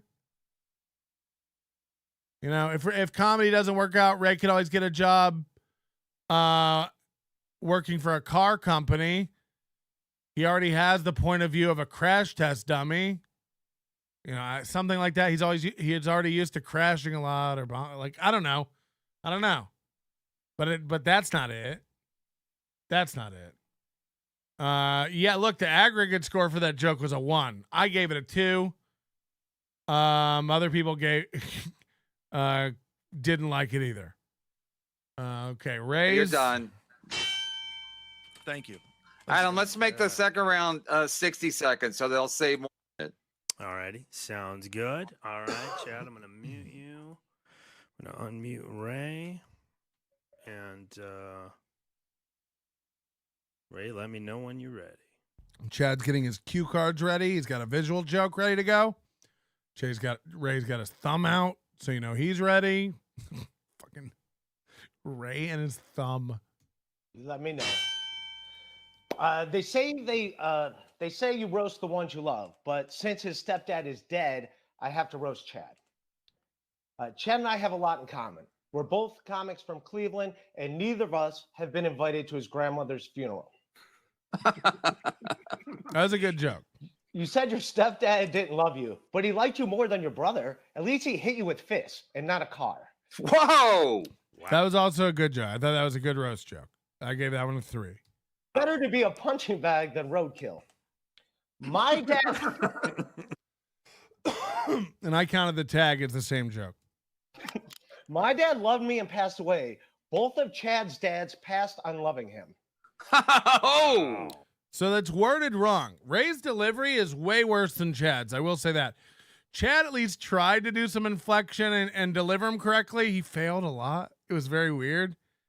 He did wrong inflections at some points. Like he's never heard a roast. But Ray acts like he's really never heard a roast. The joke is my dad loved me and passed away. Both of Chad's dads passed on loving him.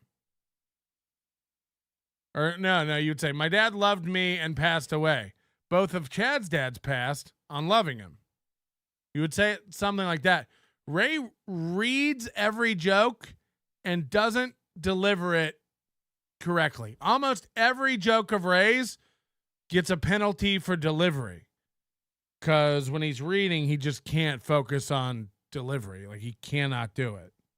You said your stepdad didn't love you, but he liked you more than your brother. At least he hit you with fists and not a car. That one was okay delivery. This one is wrong. Oh!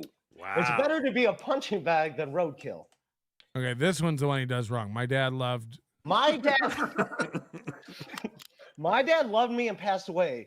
Both of Chad's dads passed on loving him. Oh! Chad's comedy act is the saddest thing to happen to Florida since the Orlando nightclub shooting. Basic. Typical roast joke, but a little basic. Chad's been doing comedy 20 years, but unlike the shooter, at least the shooter killed 49 times. Better. I would have found a way to merge those two jokes. I would have found a way to put those two together because the second part is a good punchline. Jesus. Rumor online is Chad hired a team of writers for this roast battle. 5 against 1. Now I know how your mom felt like when she had to serve 5 Johns at happy hour. Again, fine. Normal roast joke. Whoa! Oh. Delivery fucked it up. He threw a like in there that he didn't need. You know, so he loses points for delivery. That could have been a 4. But it's down here as a 3 just because of delivery.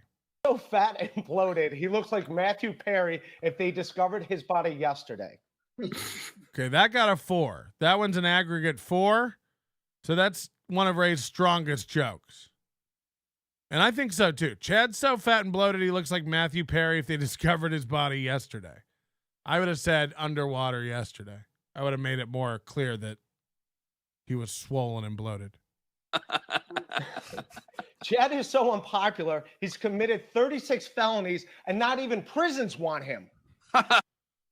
Okay, so those are all the jokes. All right, stop him there, Adam. So those are all the first round jokes. Let's break it down. Chad had 15 jokes in the first round, and Ray had 9. Okay? Chad had 15 jokes in the first round. Ray had 9. Chad's jokes. At age 50, Ray looks like every kid that couldn't get adopted. That got a 1. That's a very basic joke. Ray looks like.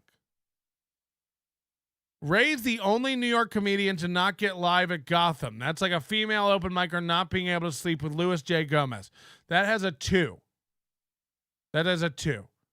Mostly for relevancy. I think he fucked up the delivery a little bit too. Number 3, Ray's the type of guy who goes to strip clubs and talks to strippers about his feelings and leaving the Shuley network. 1. Just a bomb. Just a complete bomb.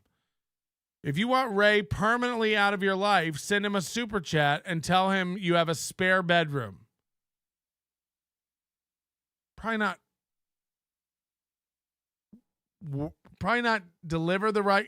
written the right way. There's a more savage joke in there. 2. Ray thinks he can make it in comedy. Kevin has a better shot of getting his job back at SNL. 3. That's a solid roast joke. That's fine. Ray's so annoying and such a babbling cunt. He should be the 9th mic on Chrissy Mayer's Simpcast. 2. I think that's generous. I probably gave it less. Ray is such an unfunny, likable cunt. This is the same setup as the one before. Ray's such an annoying, babbling cunt. Ray's such an unfunny, unlikable cunt. Frank Pellegrino tried to manage and marry him. 2. Again, you're just bringing in all this stuff that nobody asked for. Ray looks like a Make-A-Wish kid who never got his wish. 2. Ray, how do you look worse than Compound Media subscribers? 2. Ray, you should sue Chip Chipperson for defamation of character. 1. I thought it made no sense either. The last time I saw Ray performed, he killed all the laughter in the room. 2. Your shows are emptier than Zach Amico's refrigerator. 3. Fine joke. Here's something you'll never hear at a Ray DeVito comedy show. Stretch. 2. Cancer is afraid it will catch Ray DeVito. 2. Ray has the conviction and point of view of a crash test dummy. 1. I think people didn't get that really either. Overall, 28 points scored by Chad in the first round on 15 jokes. 28 points total. Ray, they say you roast the ones you love, but since his stepdad is dead, I have to roast Chad. 1. Bomb. Stink City. Makes no sense. They say you roast the ones you love, but since Chad's stepdad is dead, I'll have to roast Chad instead. Why do you love Chad's stepdad? That doesn't even make sense. Hello? Hey, buddy. Happy birthday. Oh, thanks. So the Zach Amico joke, he even said that he just reused that one from another roast that he wrote for Bobby Kelly or some shit. That shows how bad he is, because he could have said as empty as Patrick Melton's refrigerator, and it would have made much more sense, and it would have been relevant. You know what I'm saying? Well, he's trying to get. He tags Louis J. Gomez about me every week, and he's trying to get. He's trying to get on Legion of Skanks and all that stuff. Good point. Hey, listen, for your birthday, if you want to come on BYB Friday, we'll have you, as a present. Oh, you're the best, pal. I'll see it. Oof. Yeah, I'll think about it. So, yeah, the first joke out of the gate for Ray, I give him a giant 1. They say you roast the ones you love, but since his stepdad is dead, I have to roast Chad. Why would Ray love Chad's stepdad? Makes no sense. It's a 1. It's a 1 for me, dog.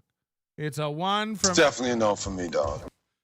Chad and I have a lot in common. We are both comics from Cleveland, and neither one of us was invited to his grandmother's funeral. That I think's funny. That I thought was good. That's down here as a 3. It's a solid roast joke. Even though it wasn't, if Beloved Chatter really wrote that, it's probably done a little better. But I think it's probably better to say his grandmother's funeral than Nana Zumock. People, again, write it for idiots who don't know anything about the person. People should be able to laugh at the joke without knowing inside who Zach Amico is or what Compound Media subscribers look like. These don't paint a picture, and they're garbage jokes. You said your stepfather didn't love you, but he liked you more than your brother. At least he hit you with fists, not a car. 3. Solid roast joke. Fine. My dad loved me and passed away. Both Chad's dads passed on loving him. It's a 4 down here. I'd probably give it a 3. Aggregate, it got a 4 from my 10 subjects. Chad's comedy act is the saddest thing to happen to Florida since the Orlando nightclub shooting. I gave it a 2. It had potential to be a 3. It's a solid roast joke. I gave it a 2. Aggregate has it as a 2 too, actually. Chad's been doing comedy for 20 years, but unlike Chad, the shooter killed 49 times. That was a better version of it. And again, I would have merged those two together somehow. That's down as a 3. Rumor is it Chad hired a team of writers for this roast battle, 5-on-1. Now we know how your mom felt when she had to serve 5 Johns at happy hour. This is a 3. It's a solid roast joke. It's savage. It's good. The delivery was a little fucked up and wordy, so I think it got a 3 when it should have been a 4, but it's down as a 3. I didn't want to go with just my scores on this, so. Chad is so fat and bloated, he looks like Matthew Perry if they discovered his body yesterday. And that's a 4. Chad is so popular. That's a 4 because it's timely, it's topical, and it's just a solid joke. It's a great way to call somebody. This is what a roast is about, and everything's a little derivative. All the jokes that go like, what's 3 things you've never said to Ray DeVito? This and that. Like there are a lot of like formulaic roast jokes from old roasts. People study roast. People rewrite roast jokes. People reformulate jokes. It's gonna happen in roasts. Chad is so unpopular, he's committed 36 felonies and not even prisons want him. That's a 3. It's a solid joke. It's a solid roast joke. It's fine. It's what you would expect on a roast. Roast filler is a 3. Yeah, that's good. That's a roast joke. Sure. That's a 3. That's good enough to be in your list. Sure. Chad's so unpopular, he's committed 36 felonies and not even prisons want him. I would have said unlikable. But either way, that's fine. So Chad, 15 jokes in round 1, 28 total points. Ray, 9 jokes in round 1, 26 total points. Average, 28 points, 15 jokes. Average for Chad in round 1, 1.87. 1.87 out of 5. Chad's average for round 1. Ray's average for round 1, 9 jokes, 26 total points, 2.88. 2.88. So 1 entire point higher than Chad. And neither one of them at the fine level. So I don't want people to get mixed up and think like Patrick thinks Chad or Ray killed it. No. A lot of these jokes, man, it's like, did you guys read them first? Have you guys watched roasts? You know, some of them are like insanely amateurish, where it's like, did you run this by anyone? Did you read this out loud? Because it doesn't make any sense. So round 1, 2.88 to 1.87. It's Ray. It's Ray. And look, Chad will just scream, I'm more consistent. I was more consistent. Everybody said I was more consistent. Chad is more consistent. Here are Chad's scores across the 3 rounds. 1.87, 1.88 for round 2, and 1.68 for round 3. So Chad was more consistent. It was just more consistently meh. And Ray had a lot of stinkeroos. We're going to get to them. Here we go. All right, so next round's going to be a good round. Good round. We'll make the next round shorter because I want you guys to minute. You can do as many jokes as you want. Ray, I wrote all these jokes myself. I didn't hire writers. I know you like to get that thing going. All right. Why is he not muted? Ray, you go. Ray, you go first. We'll flip it. Ray, you go first this round. And we'll do the scores for the jokes as they do them this time, so we don't have to go over every joke twice. All right, cool. Okay. Here we go. So Ray only did 1, 2, 3, 4, 5, 6, 7, 8. He did 9 jokes the first round. He's only going to do 8 in the second round. And Chad is going to do 9 in the second round. So 15 to 9 in the first round and 9 to 8 in the second round. Here we go. Chad wrote his own jokes. So far, it shows. I got that as a 3. That's a fine roast joke. Expected, but fine. Chad's proud that he wrote all his own jokes. So far, it shows. Fine joke. Chad likes to make fun of my posture, saying I'm hunched over. Fine. I suck at standing up. You straight up suck at stand up. So this is a 3 as well. This is a good joke. But again, Ray is, for stand-ups, these guys are so verbose and they don't understand brevity. Like, the punchiness and the rhythm of these jokes is what matters. The joke should have been delivered. So Ray says, Chad likes to make fun of my posture, saying I hunch over. Fine. I suck at standing up. You straight up suck at stand-up. It's a little wordy and not flowy. You got all this stuff like saying I hunch over. All this is needless shit that should have been clipped in a revision round. The joke should have been, if I was writing it, and this is just my first attempt at punching it up, Chad likes to make fun of my posture. Fine. I suck at standing up straight. He straight up sucks at stand up. That's the joke. You got to put straight in there twice. If you don't have straight in there twice, adding it in the second time doesn't really make sense. Let's do it again. Here we go. Over. Fine. I suck at standing up. You straight up suck at stand up. Should be I suck at standing up straight. You suck straight up at stand up. That's the da da da da da da. That's the call and answer. And when you don't do that right, you lose the rhythm of it. So that could have been a 4, I think, but it's down here as a 3 because he doesn't know how to get the rhythm right. And both of these guys suffer with it. And this is what rewriting rounds are for. You get the sentiment, you get what you want to say out, and then you've got to play with the wording to get it to hit right. It's so much of it. So much of a roast is hitting the wording and the cadence correctly. Chad likes to make fun of my posture. Fine. I suck at standing up straight. He straight up sucks at stand up. That's it. But he has to add all this extra stuff. Chad makes fun of my posture. He says that I hunch over. Fine. I suck at standing up. You straight up suck at stand up. We lost it somewhere in there. Still a good joke. We saw what you're trying to do. Not executed well.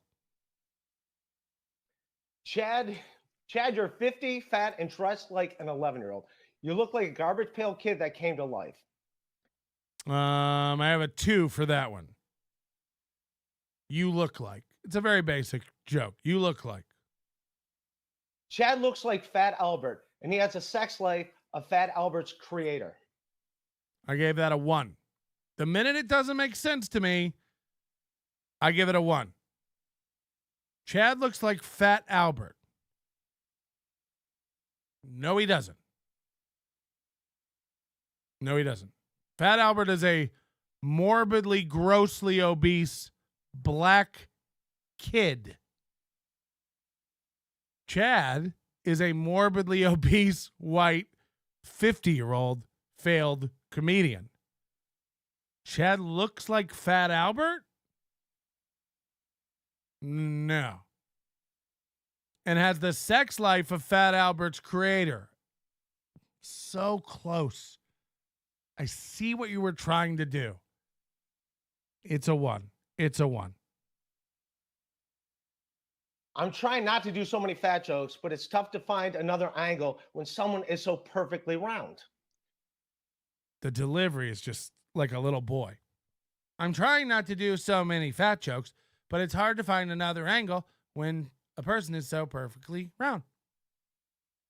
It's like he's just getting through them. He's not present at the roast. Also, if you're going to do a round is a shape joke or Chad's round, again, it's the tweaking and the reveal of how you put it out. The minute you said it's hard to find another angle, I knew you were going to say because he's a circle, because he's round. You see it coming. So you have to. I don't know if I would do this joke. It's too weak to make my list. But if I was going to punch it up, I would try to say. And again, I gave this a 2. It's just it wouldn't have made the. I wouldn't have. 3 is fine, and that means it can make the roast. It can be on the roast. 2, I would cut. I would cut it. I'm trying not to do so many fat jokes, but it's hard to find another angle when someone is so perfectly round. I would have switched those last 2 things. I would have gone, I'm trying not to do so many fat jokes, but when someone is so perfectly round, it's tough to find another angle. Or it's tough to find an angle. That's the way I would have done it. It's still predictable a little bit, but the round part is already out, so people aren't trying to guess it anymore, and everybody sees the round part coming. So if you say the round part, now we know it's going to be some math joke. We're going to hear about a tangent or something. Like, I don't know, but there's a better way to reveal the punchline of that joke, if that makes any sense. So that's a 2 for me. Chad's assuming that I bring his name up to other comedians is insulting. So the setup here was flawed out of the gate. Chad's assuming I bring up his name to other comedians is insulting. So it's possessive, Chad's, but it's confusing. Chad's bringing up the way this should have been. Chad thinks I bring up his name to other comedians. That should have been the end of that setup. Again, you got to figure out how to whittle these down to what you're trying to say, but make them as brief as possible. And what you're saying is confusing. Chad's assuming I bring up his name to other comedians is insulting. Wait, what is Chad assuming? No, the fact that Chad assumes that I bring up his name to other comedians is insulting. That's what he's trying to say. But again, I would just say, Chad thinks I bring up his name to other comedians. Let's get to a punchline. These people, they want to pro comedians. They want to drag it all out. Melton can't do comedy anymore. Right. Yeah. Lump me in with these idiots. Hello. Yeah. I raised the Cabbage Patch. Did Chad Zumock. Yeah. We don't have time today. We got stuff to get through. Think it out better.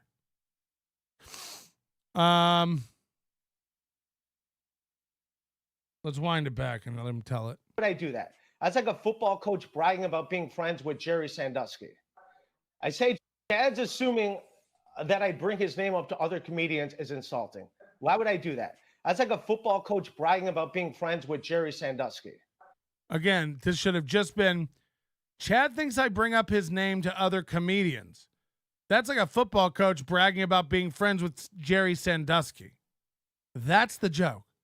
Not why would I do that? It's insulting that he thinks that I do that. Like, you just gotta set up, punch, set up, punch. And then we go into this one. I say Jerry Sandusky. And by the way, I gave that a 2. Because just like Chad, neither have been relevant since 2011. I gave that one a 2. This is all fluff for what ends up being a good joke. But, you know, again, people got to learn how to edit themselves. Hello. Hey, Melton, in the beginning when KB offered them an opening statement, did he want them to take shots at the dais like usual roasts do before they turn on the their opponent or the guest, the man being roasted? I'd love to. You know what I mean? That would have been better. That would have been funny. If they one just, of them did that. Nobody thinks that far ahead, so nobody had that intention, I'm sure. No. All right. Thank you. Bye. Dang you. And then we have the final cherry on top of the Sandusky trio joke. And like Jerry Sandusky, you both have been to jail for horrible things you've done in locker rooms. I mean, he sounds like the AI reading it, like Delothian Gross. And like Jerry Sandusky, you have both been to jail for horrendous things. Are you okay? You're a 50-year-old with a master's degree, and you can't read.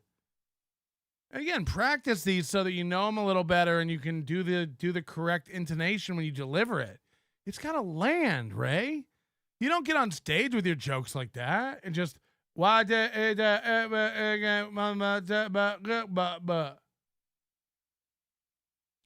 assuming I bring up his name to other comedians is insulting. Why would I do that? That's like a football coach bragging about being friends with Jerry Sandusky. 2.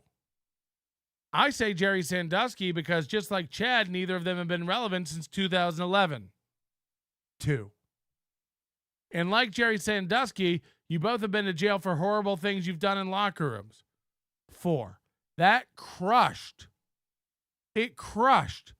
But all 3 of those jokes should have been merged into one fucking joke. The 2011, or combine them. And like Jerry Sandusky, neither have been relevant since 2011 since they got in trouble in locker. Neither of them have been relevant for many years since they got in trouble in locker rooms. Since they got arrested in locker. Shorten it up and cut frivolous words that aren't getting. Your goal is to get a laugh. If it's not aiding in your purpose to get that I have to do this to comics. Trim the fat. Melton, why can't you trim the fat? Shut up. Ray DeVito, 8 jokes in round 2. 19 total points for an average of 2.38. Now, 8 jokes, 2.38. The 2 4s saved him. He had a couple 1s in there. Stinkaroo City. But Chad is going to come along with 9 jokes, and his best joke of the roast coming up second in this round. Let's see.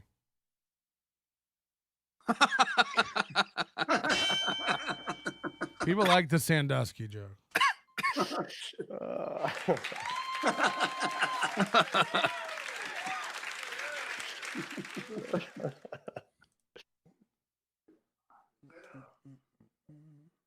Look at Chad's uneasy smile. Okay.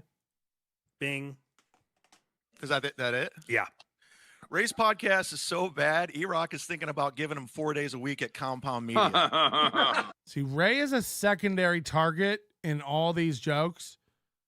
And Chad is almost like forgotten the assignment. He's having a good time making Kevin laugh. Ray's an aside in all these jokes. They're to drill Compound and Louis J. Gomez and Chrissy Mayer and Melton. It's like, that wasn't cool, but that was not what we were doing here today. Thanks for coming in. Welcome to Kroger. If Ray went to a psych ward where he belongs, they would give him extra shoelaces. The only thing I root That's a 4. People have that one as a 4. That is on my sheet. That is Chad's best joke. If Ray went to a psych ward where he belongs, again, I would drop the where he belongs because that was a personal, emotional appeal. Did you watch how these weren't part of the jokes. He's adding it in because he's emotional. Compound media.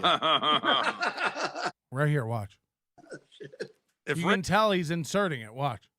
to a psych ward where he belongs, they would give him extra shoelaces. That is a good joke. That's a really good joke. I see everybody. That one sucked. Well, 10 people gave it a 4. Aggregate. I mean, that's a solid joke. If Ray went to a psych ward, they'd give him extra shoelaces. It's a smart joke, but it's a funny joke. That's a good joke. It was about Ray. It's about how annoying Ray is that they want him to kill himself.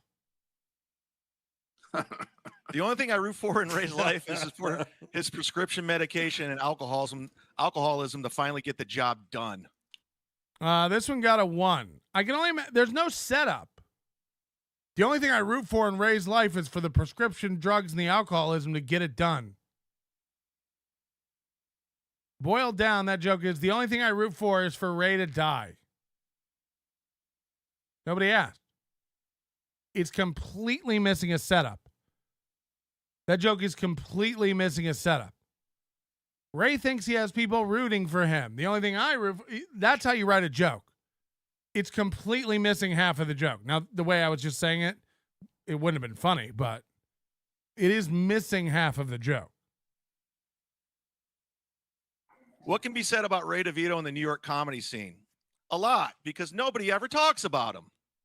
See, that's an example of Chad like delivering way better than Ray, because nobody ever he's actually delivering it correctly. The joke makes no sense. So 1. What can be said about Ray in the New York comedy scene? A lot, because nobody ever talks about him.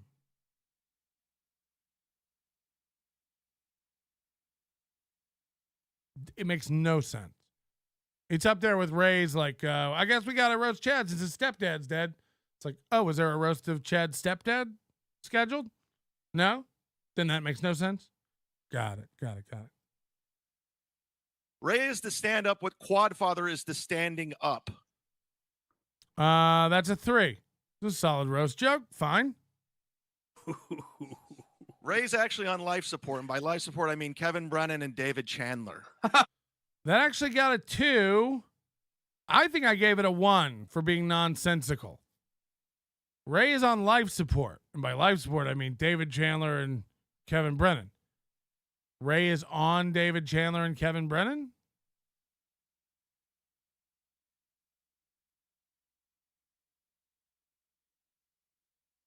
People, like, you'd say something like, I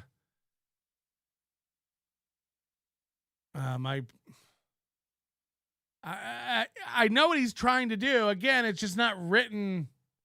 It's not written the best. MGD is saying Melton doesn't get comedy. I mean, you're fucking out of your mind. It's not written right. I know you all get it. I do get it. I understand what he's saying. Ray lives on David Chandler and Kevin Brennan. Now, we all know Chad's. MGD is going, financial life support, you dummy. You think I don't get it? You think I don't get what he was trying to say? I get what he was trying to say. I'm critiquing what he said. That's what we're doing. We get what he meant. We're judging what he said. We get what he meant. We're judging what he wrote. We're judging comedy writing here, MGD. So maybe you don't understand what we're doing. Maybe you take a walk. Ray is on life support. And by life support, I mean David Chandler and Kevin Brennan super chats. That would have been better. That would have made sense. That would have been a better version of that joke. It gets a 2 because it wasn't executed correctly. It grammatically makes no sense and it's missing something. Sorry. You don't understand comedy. We got it. We got it. There's a better way to word it. It's not worded correctly. It's not worded correctly. What number do you want to give it? It's got a 2. Do you think that's how it would be said in a roast by a pro? Ray's on life support. By life support, I mean Kevin Brennan. Ray's on Kevin Brennan? Right. Right. Ray's actually being kept alive by life support. Right. Ray is so unlikable, he makes his cunt sister look like Mother Teresa. That's a 1. I mean, that's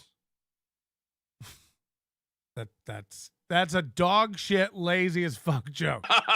Ray's so ugly, he's like the ugliest guy you know. Ray's so unlikable, he's like the opposite of Mother Teresa. It's like, what? These are lazy. I mean, they're just lazy. He makes his cunt sister look. We're giving points for sentiment. If like there was a joke there, it's not quite right, but we get a joke. That's that Chandler joke. I get what he was trying to do.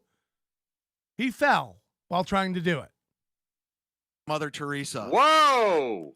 See, I mean, these are Ray's so unlikable. He makes his cunt sister look like Mother Teresa. That's a horrible. I mean, that's not a joke. Oh. Here's one thing you'll never hear anywhere. Yeah, and we also know nothing about Ray's sister. I didn't really listen to the therapy session as well as I should have. Hey, did you hear that new Ray DeVito joke? That joke was, here's something you'll never hear anywhere. Did you hear that that new Ray DeVito joke? Again, just weak. I get what you're trying to say. It's weak. It's down here as a 2. Here's something you'll never hear anywhere. Did you hear that new Ray DeVito joke? It's the same joke as Stretch, kind of. Okay. 2. Ray's funeral will be much like his stand-up shows. Free admission and poorly attended. Wow. That one is a 1. I don't know why. I feel like I would have given that more. I would have probably given that a 2. But it does have, again, those components of it that make it confusing. Ray's funeral will be a lot like his stand-up shows. Free admission and poorly attended. Most funerals are free admission. Right? So that's not weird.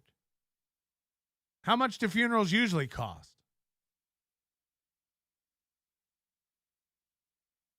So again, we all, I'm not pretending I don't get I know what he's saying. Ray's a loser. He doesn't have any friends or fans.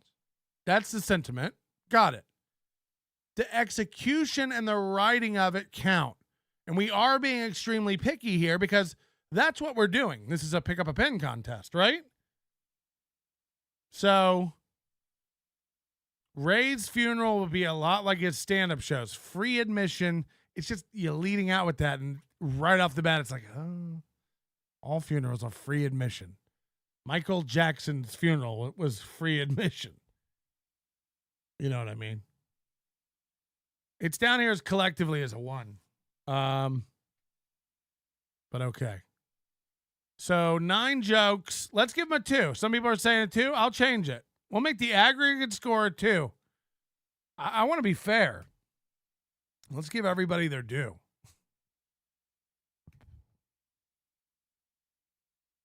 It would have, you can agree with me, it would have been funnier to go, Ray's funeral will be just like his shows. Poorly attended. That's punchier, shorter, and makes more sense. No one's left. Wait, free admission to the funeral? Shorter's always better. Punchier's always better. More direct is always better. If you're not adding things that help the laugh, get them out. Free admission. His funeral's going to be free? Fucking zing, dog. No, doesn't help at all. Ray's funeral will be like Ray's shows. Poorly attended. That's the joke. That makes it an okay joke. Editing is just as important as writing, especially on a roast. You got to go back through. You got to hear the cadence. You got to say it out loud. And you got to cut the shit that doesn't make the joke work. It really is an art. It really is like a forgotten art.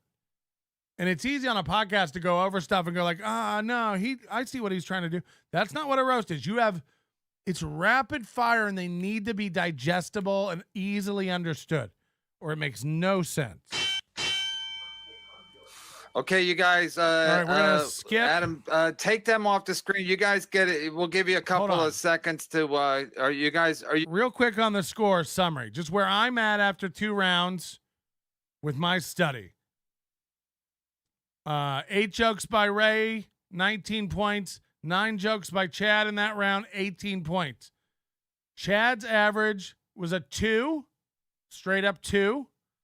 And we raised that because we changed one of his jokes and gave him more points. He was a 1.8 before. Chad averages a 2. Ray averages a 2.375 because, and only because, hold on. Why is it doing that?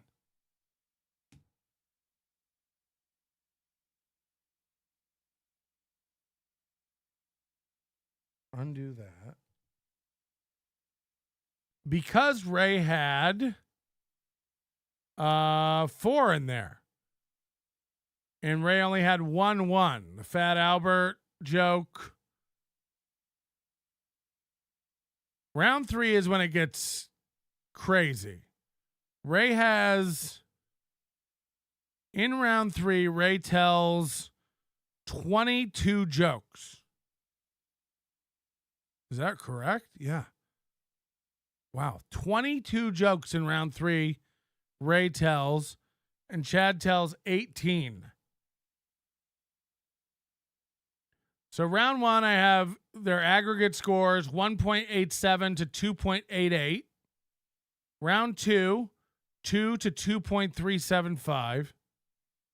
And round 3 right now, as I have it, 1.68 to 2.47. That's pretty handy to Ray. Let's watch round 3. Need to get organized for the last round, or are you guys all? It's like coded pages. These guys. Thanks, right? Phone call. That whole thing. Wait, let's just do the birthday week. 7. One or short as you want. Got it. Okay. Here we go. This was part 2 of my Sandusky joke that I didn't get to do. Again, Ray, that's not how roast work. Just tell the joke. This one I wrote when I was out on a boat one evening on a fall eve. About Chad stealing credit cards. Which reminds me, if you see a war veteran, thank him for his service. Then thank his credit card company for Chad having 12,000 Twitter followers. I gave that a 2 because so much explanation and telling us when he wrote it and how it all worked. No, this one went back with when I was saying earlier with the other thing that one's what this one's a part of. So okay.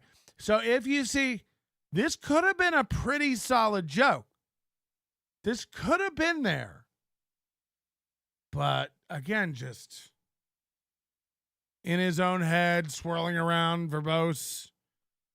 If you see a war veteran, be sure to thank him for their service. Then thank his credit card company for Chad's 12,000 followers. Boom. Boom. Fine joke. Not great, not awful, fine. Boom. Couldn't do it. This one I wrote when I was thinking about my mother on a... Shut up. So it got a 2. It could have been a 3. Chad has taken a lot of mug shots, especially from his stepdad before he had his coffee. 5. That's the only 5 of the whole thing. We'll talk about who wrote the jokes later. We do have some bombshells. That's a 5. Chad has taken a lot of mug shots, especially from his stepdad before he had his coffee. Boom. Just a well-written, well-delivered, perfect joke. Fine. It brings up Chad's trauma. It brings up stories he's told. It's a pun. It hurts. It's savage. That's a great joke. That's a great joke.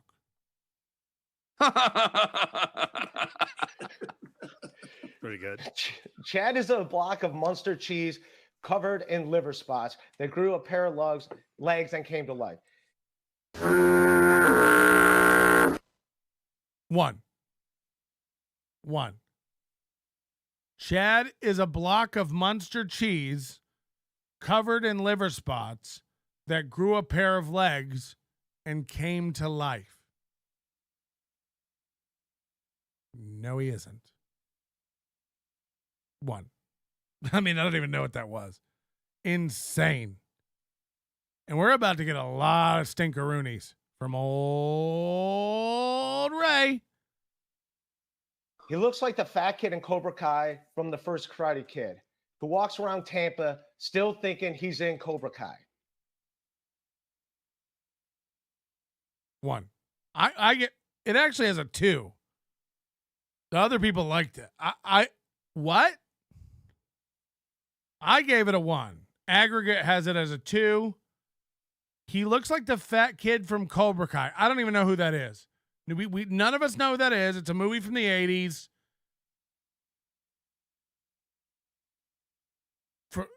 He looks like the fat kid from Cobra Kai, which is a show, from the first Karate Kid, which is a movie, who walks around Tampa pretending like he's still in Cobra Kai. Pretty sure it took place in Reseda, California. No one knows what the fuck this is. I give it a 1. I don't know how it got a 2. Matter of fact, I'm changing the aggregate. I got to lower rates. I got to be honest here. I got to override this. I gave Chad more on 1. I'll give Ray less on 1. You know, this is... What? Why?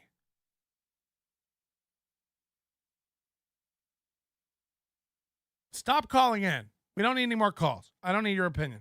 Hello? No, the Cobra Kai reference is the new show. It's the kid from Eastbound and Down.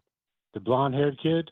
He's in the new Cobra Kai. Yeah, it's not, though. And he's It's a bully. not. Yeah, it's not what he said. That's not what he said. So it's just the guy that get punched in the gut. I mean, that makes no sense. I really appreciate the call, but just listen from now on. What he said, he looks like the fat kid from Cobra Kai from the first Karate Kid. Well, he mixed it up then. I know! That's what I said! That's what I said! When I said one's a movie and one's a TV show, and it's confusing. That's what I said. All right. My...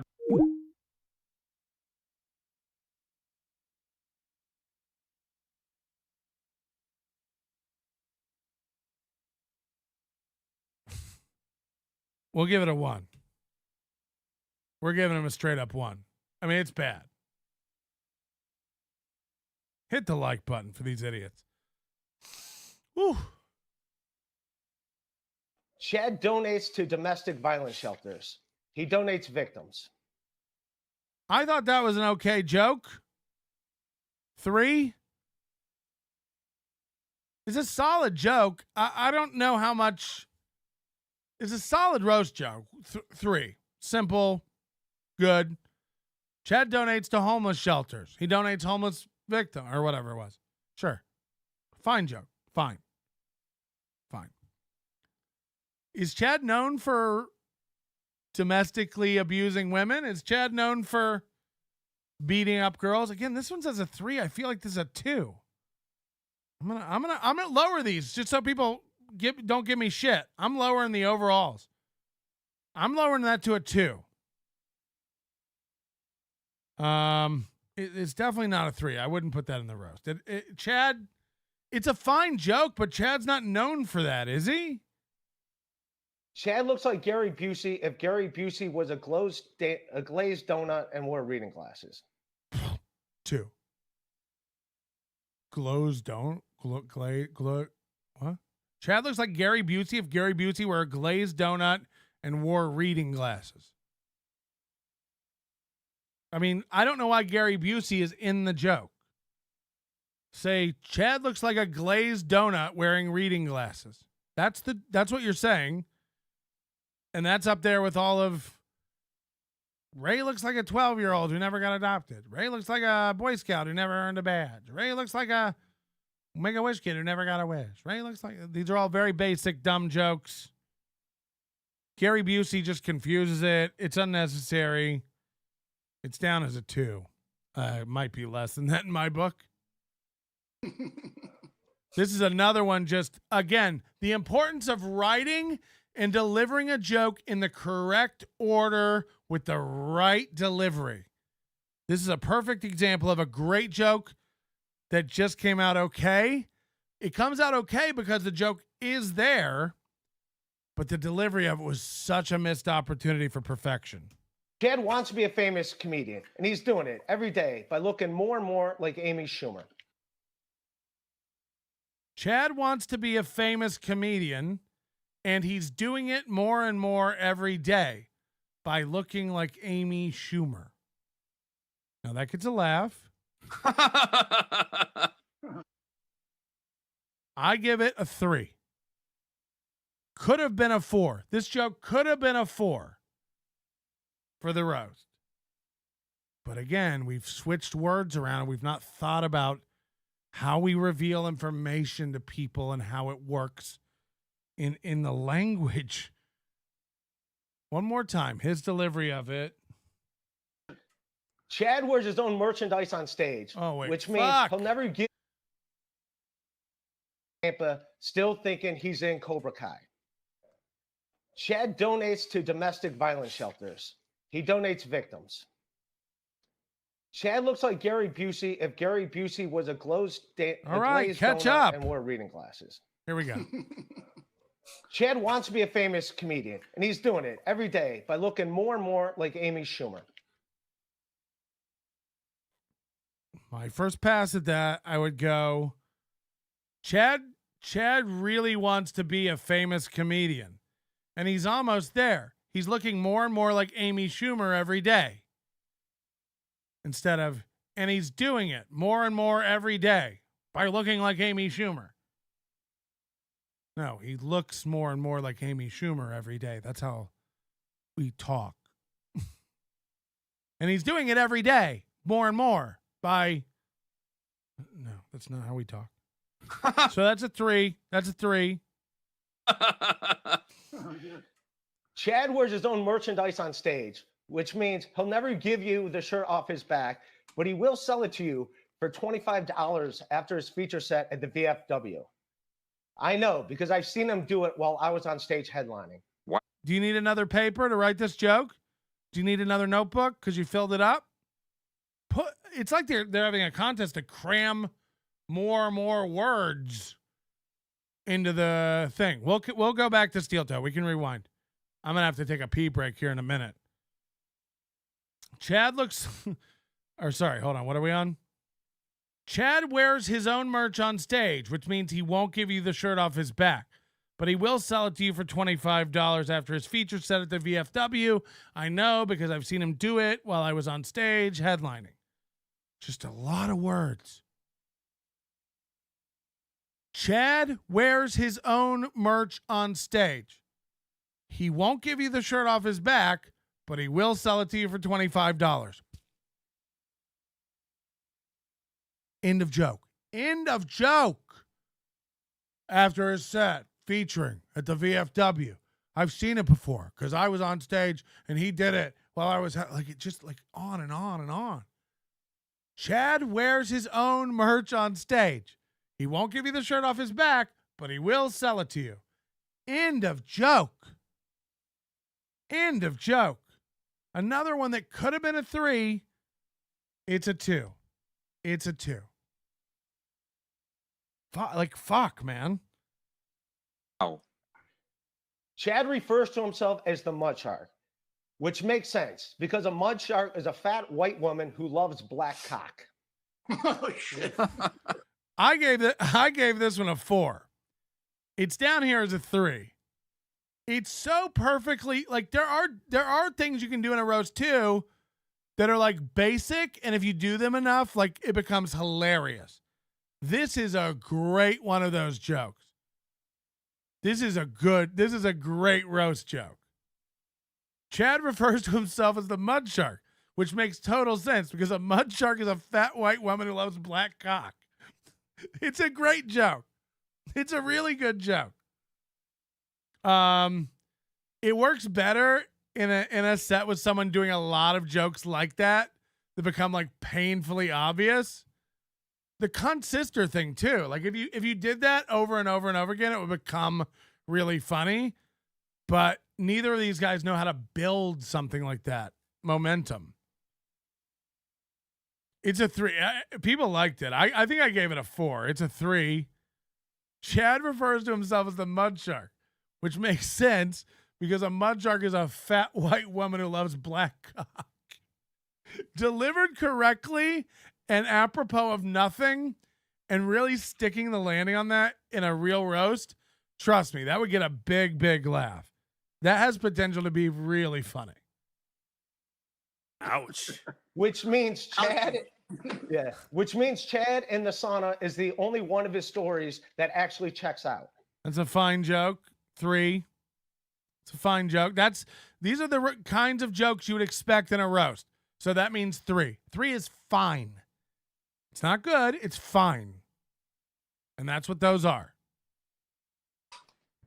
Chad is a 50-year-old whose bedroom walls are covered with posters of himself.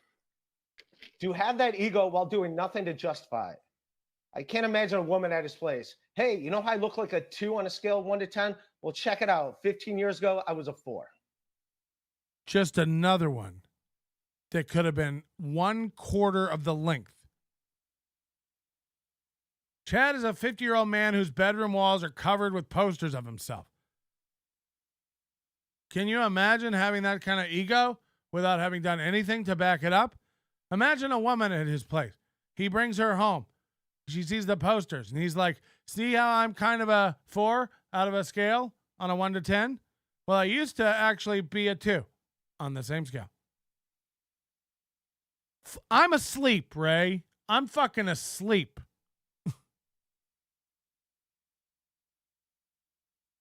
Chad is a 50-year-old man with posters of himself on his wall is a gold mine for jokes. And this is where you went with it, this meandering. You know how I look like a 2 when you put on a scale of on 1 to 10? It's like, you don't have to say, when someone says I look like a 2, you don't have to, hold on, you look like a 2? What do you mean? Like the number? Like you're shaped like a wiggly line? Ah, you're a 2. I don't know what you mean. Oh, on a scale of 1 to 10. Fuck, thank God you broke it down. It's a 2. That joke's a 2 aggregate. It's garbage. For me, it's a 1. But our team gave it a 2 total. Ooh. Chad was born to be a punch bag. First for his stepdad's fist, and now for the entire internet. Little too basic for me. Normal roast joke, but a little too basic for me. We have it as a 2. This one is the Elvis joke. My fingers wouldn't even let me type this. I have it down on my spreadsheet as weird Elvis joke. I couldn't even like hear it and type it. My brain wouldn't even let me. What the fuck is about? What is this? To this day, I can't even begin to unravel the sentiment or meaning behind this. So this one, I'm lost. Chad's mom was a huge Elvis Presley fan. She named Chad after a loser character he played in Blue Hawaii. I'm not saying she loved Chad's brother more because she said it on Elvis Zumock's tombstone in Graceland, Tennessee.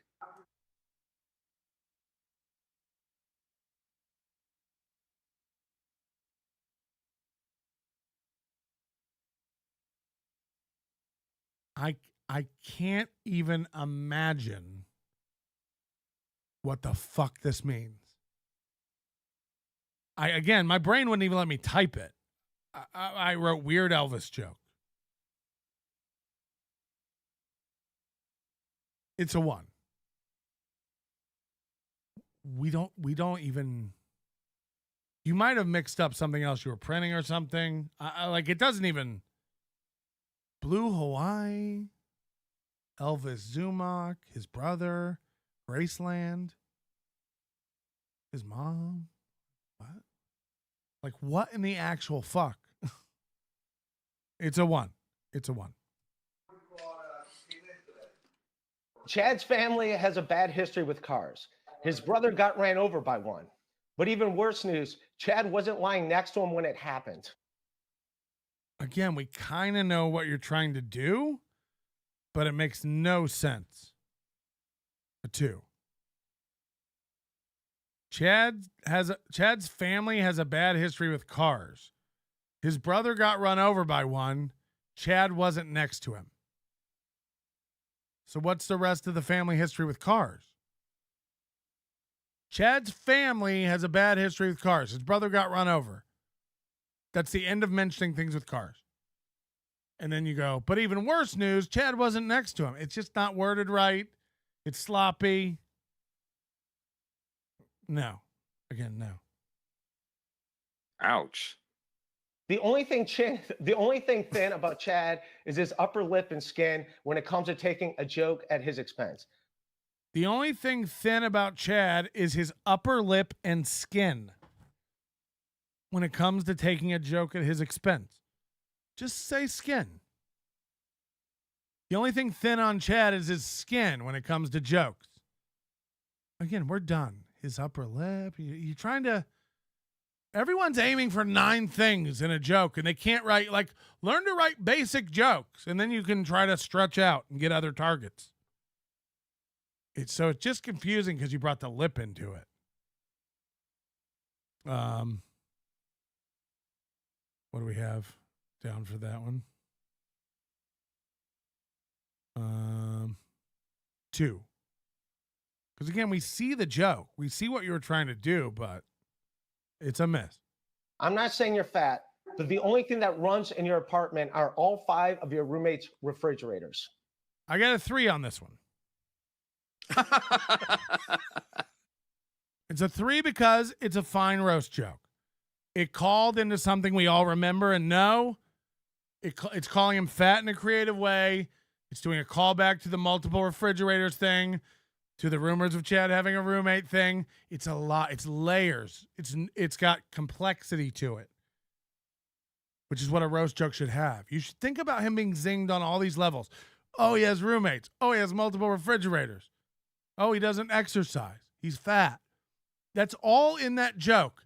And it's succinct and it punches. The only thing... Where is it? Hold on. Chad claims to be an athlete. Or no, hold on. That's a different one. I'm not saying you're fat, but the only thing that runs in your apartment are all 5 of your roommates' fridges. This is a solid joke. 3. It's a solid joke. Chad won a hot sauce competition. A fat guy winning a food contest makes a lot of sense. I get it. I have one enormous chin, but that's no match for Chad and his 7 normal-sized chins. Again, this should have been a 4. This should have punched. But it's all mixed up with other shit. Chad won a hot sauce competition. A fat guy won a food contest. Makes a lot of sense when you think about it. I get it. I have an enormous chin, but Chad has 7 normal ones. It's like, that was the joke. That was the joke right at the end. Hot sauce, food, fat guy, food contest. I get it. Trim all that. Chad gives me a lot of shit for my one horrendous chin. I guess it's less embarrassing than his 7 normal. That's the joke. Just say the joke. Just do the joke. I get made fun of because I have an enormous chin. Chad never gets made fun of for his 7 regular sized ones. That's the joke. Just focus on the joke. Chad won a hot sauce competition. We both sell hot sauces for Silk City. You can buy them online. Anyway, it's no surprise he won that contest, right? Fat guy, food competition. I get it. Speaking of much, it's like, what the fuck are we doing? We're just dancing around unfunny to get to this thing about chins that has nothing to do with hot sauce or competitions or you getting it or it makes a lot of sense when you think about it. Shut up and delete all that out of your spreadsheet. It's no wonder you guys all had 9 sheets of paper. It should have been 1. You know, we don't need all this fluff. Hot sauce didn't even need to be in this. This is a chin joke. Food competition didn't need to be in this. It's a chin joke. Fuck. So I give him 3 on that because it could have been better. The joke is a really good chin joke, but fuck. Chad's got a weird look. Somehow he manages to look like a rapist and a virgin. 3. It's a normal roast joke. Fine. Again, I'm not threes sound like they're like giving a lot of points here. They're just these 3s are like, yeah, fluffer filler for a roast. Fine. There's a million of those. He looks like the only guy who touches kids and's been touched by a kid. You know, like, yeah, sure. Standard roast joke. Got a big laugh. Chad's the only one that somehow manages to look like a rapist and a virgin. That's a 3. Whenever someone believes one of Chad's lies, he blames them by saying they took it and ran with it. They took it and ran with it. And that's what Chad does in his infamous surveillance videos. Like when he met a bottle of Tito's at Simone's Beverage, or when he met a Ninja Blender at Target. No. 3 is not above average. 3 is average. 3 is fine. 3 is, it can be in the roast. We'll allow it in the roast. Everything under a 3 should have not been in. Should have just not been in. That chin joke can be made into a good joke. I think it could have been made into a great joke, but it really, you've got to learn to cut. This is another one where it's like, everyone, Chad says people took his lies and ran with it. They ran with it. That's what he says about it all the time. Anyways, that's what Chad's doing in all his infamous surveillance videos, running with it. Like when he met a bottle of Tito's at Simone's Beverage, or when he met a Ninja Blender at Target on Brook Park Road. And listen to how he fades out with this Brook Park Road thing he does. Brook Park Road. Brook Park Road. Does and it's so verbose. Size chins. Chad's got a weird look. Somehow he manages to look like a rapist and a virgin. Whenever someone believes one of Chad's lies, he blames them by saying they took it and ran with it. They took it and ran with it. And that's what Chad does in his infamous surveillance videos.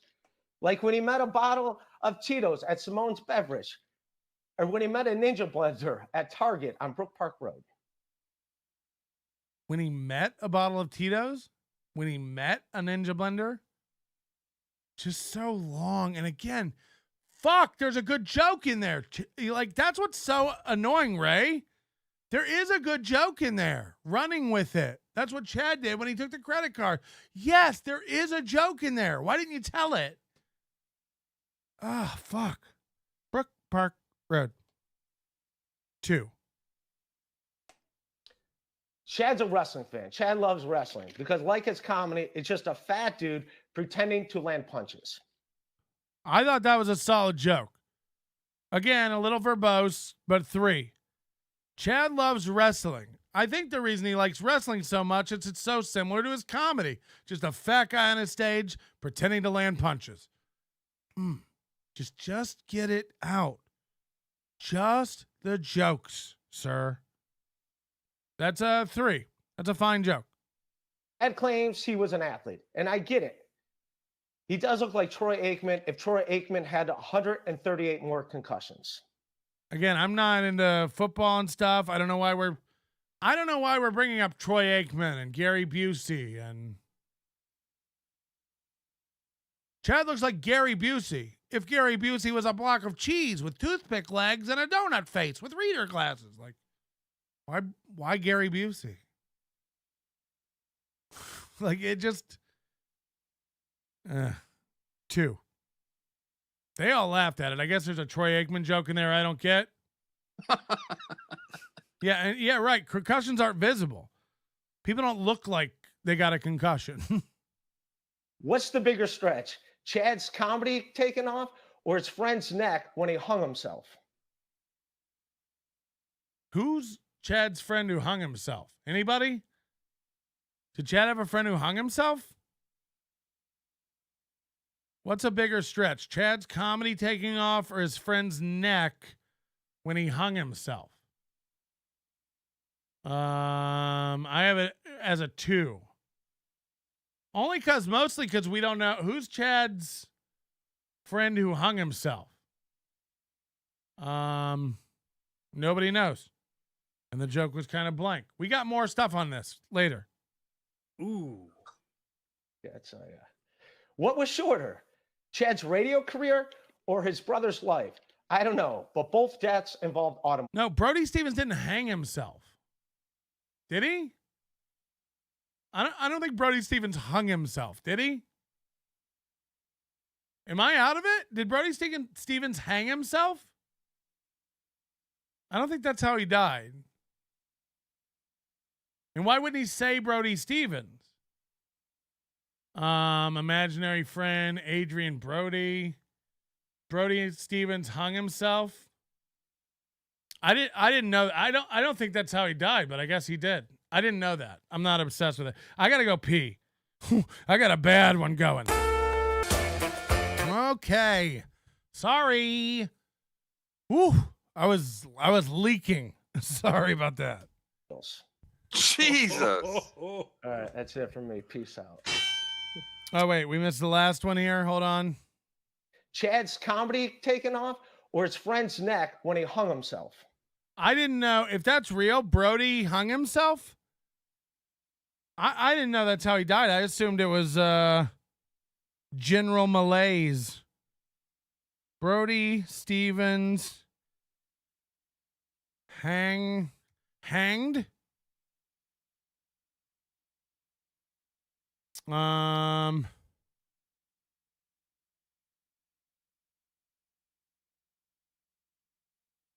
himself.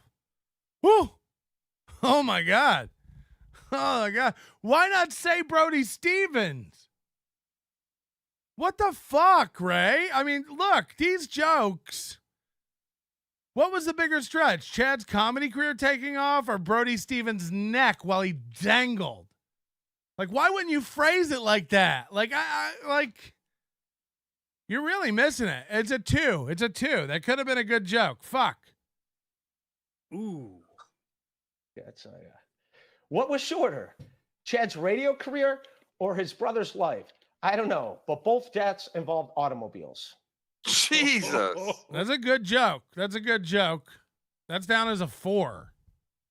I think I gave it a 3, but people have it as a 4. I don't feel bad. We lowered some other ones, so whatever. Okay, so look.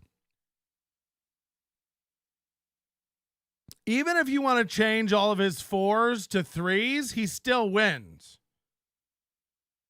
The aggregates, Chad, 28 points in the first round, 18 in the second round, 32 in the third round. Ray's 26, 19, 55. And here's the comparisons on averages. 1.86 to 2.88, round 1. Ray. Chad, 2 to Ray, 2.375, round 2.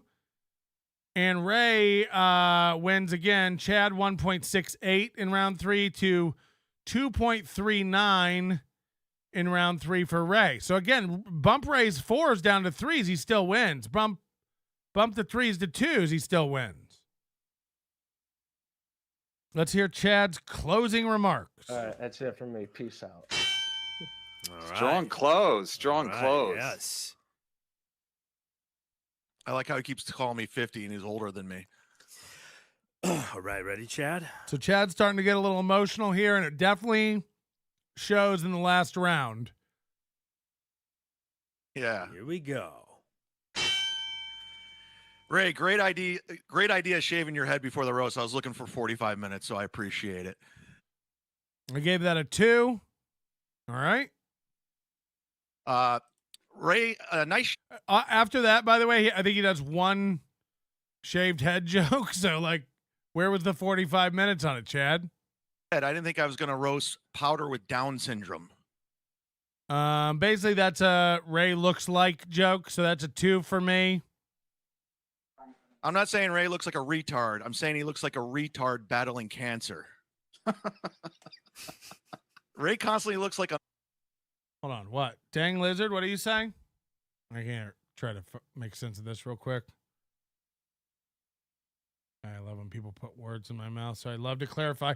So Melton on an absolute scale, Ray did worst, so it was closer. Wait.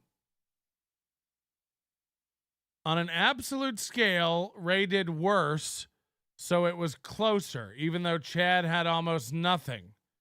Ray didn't do a great job, but compared to Chad, it was better. I genuinely have no idea what you're asking. Nobody did great. Nobody even got a 3, like a fine score in an average. NLO is illiterate. Yeah, I'm illiterate. Let's break it down. So Melton on an absolute scale did Ray worse. So Melton, comma, is what I think you meant. I'm illiterate, so I don't know. On an absolute scale, Ray did worse, so it was closer. I don't know what that means. I'm not illiterate. I don't know what you're asking. There's no absolute scale, first of all. Second of all, Ray didn't do worse on any scale. Chad lobbed out more jokes and Chad had more bombs. Ray didn't do worse on any scale. I don't know what you're asking because this doesn't make sense. Even though Chad had almost nothing, Ray didn't do a great job, but compared to Chad, it was better. I'm sorry. I'm trying to give you your due here. I just don't know what you're asking. Call in and say what you're trying to say. I know I'm dumb. I can't. You don't get what he's trying to say. He's saying because Wade did better on the worst scale, so that's why Wade did. But Chad didn't do good. But Wade had kind of a good one with it. It's like, yeah, I guess, sure. Whew. Make-A-Wish kid who never got his wish. All right, so he already used that when I gave him a 0. This is the only 0 in the bunch. You already used that joke. Ray's, I'm not saying Ray looks like a hold on, that was actually a good, Chad got a 3 for that one. We got to go back a little bit. Oh. All right, that's it from me. Peace out. Strong close. Close. Ray, great idea shaving your head before the roast. I was looking for 45 minutes, so I appreciate it. Ray, a nice shaved head. I didn't think I was going to roast Powder with Down syndrome. I'm not saying Ray looks like a retard. I'm saying he looks like a retard battling cancer. That actually I think is a good joke. And it looks like people like that one. That's a 3. 2 for the shaved head Powder joke. 2 for the 45 minutes. I appreciate it. Ray constantly looks like a Make-A-Wish kid who never got his wish. David Skywalker trying to translate. Dang Lizard is saying Ray didn't do as good as everyone previously thought, but he was still better than Chad. Yes. I think we glossed over a lot of Ray's stinkers because we were impressed by Ray's good ones. Because Chad didn't really have any standout great jokes, and Ray had a few. But Ray definitely had some bombs as well. But yeah, no doubt Ray did better. Neither one did great, but Ray definitively did better. Again, I'd have to lower Ray's scores so much. I literally have to take off a point off every joke. And we've already done that for some of them to make Ray lose. Like he's a full point ahead on average. So Ray DeVito is a lot like Ryan Seacrest. I've never seen him with a woman and he sucks at radio. Again, this feels like a stolen roast joke that's irrelevant. It's down as a 2. Why are we talking about Ryan Seacrest? And also the dig is Ray's not good at radio. Ray doesn't do radio. I don't know if this is genuinely a stolen joke or if, again, Chad just can't, like, no one's doing radio. Are you okay? When you crashed into that tree, did it rattle something loose? You know?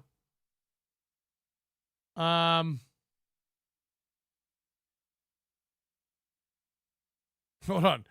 Ray did bad, but Chad did worse. Everyone was prejudiced by Chad hate.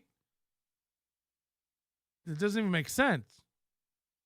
Everyone picked Ray did bad. No one thinks Ray did great. No one's ever said that. Ray did bad and Chad did bad, but Chad did real bad. Chad did real bad. You know, Chad repeated jokes. So, and then a lot of them, Ray's a lot like Ryan Seacrest. I've never seen him with a woman and he sucks at radio. It's like, Ray doesn't do radio. Ray's never done radio. It feels like a lot of attacks that don't make sense, which would, you know, if they were stolen jokes. But he says he wrote them all. But I don't know why you would spend 1 minute writing jokes about how bad Ray is at radio. Ray's never done radio in his life. It'd be like going, Ray, you can't even juggle well. Yeah, I guess. Ray really thought he had a shot and was So, that one got 2. on Ari Jane at one point. Listen to this. This is another one where the wording of it is all jumbled. Ray, the only way you'll... I got to back it up. Hold on.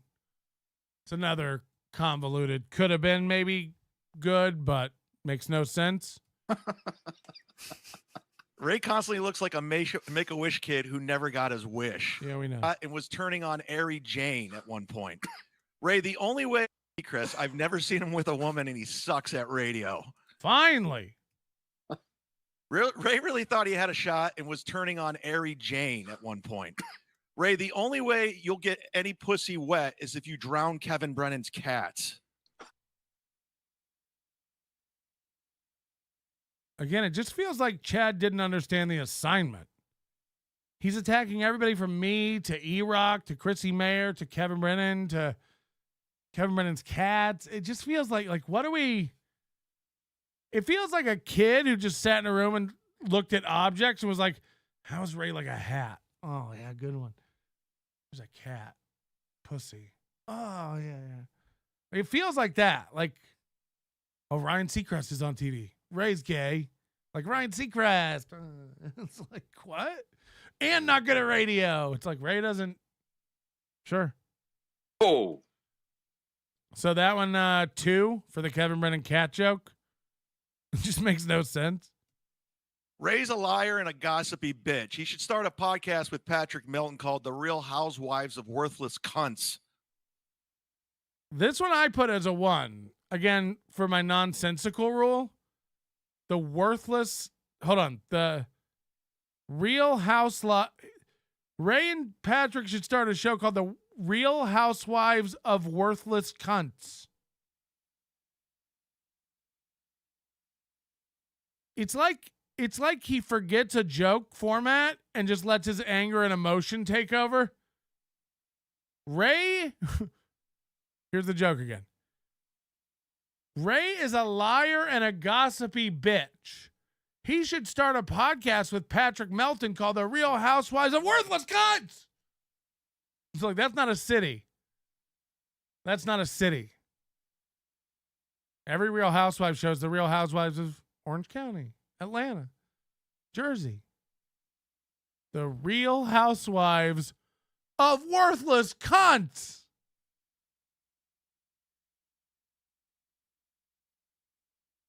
It's a 1. It's a 1. It makes no sense. Melton, he got you. Yeah. Sorry, when it makes no sense, that's up there with Elvis for me. It's like The Real Housewives of Worthless Cunts. When I've been pwned. What can I say about Ray DeVito that he's never heard before? He's hilarious. He's thoughtful. And you've seen him on Live at Gotham. So 3 times during the roast, not during the joke portion, but during the show, Chad brought up Live at Gotham. It's his only credit. And he can't stop rubbing it in that Ray doesn't have it.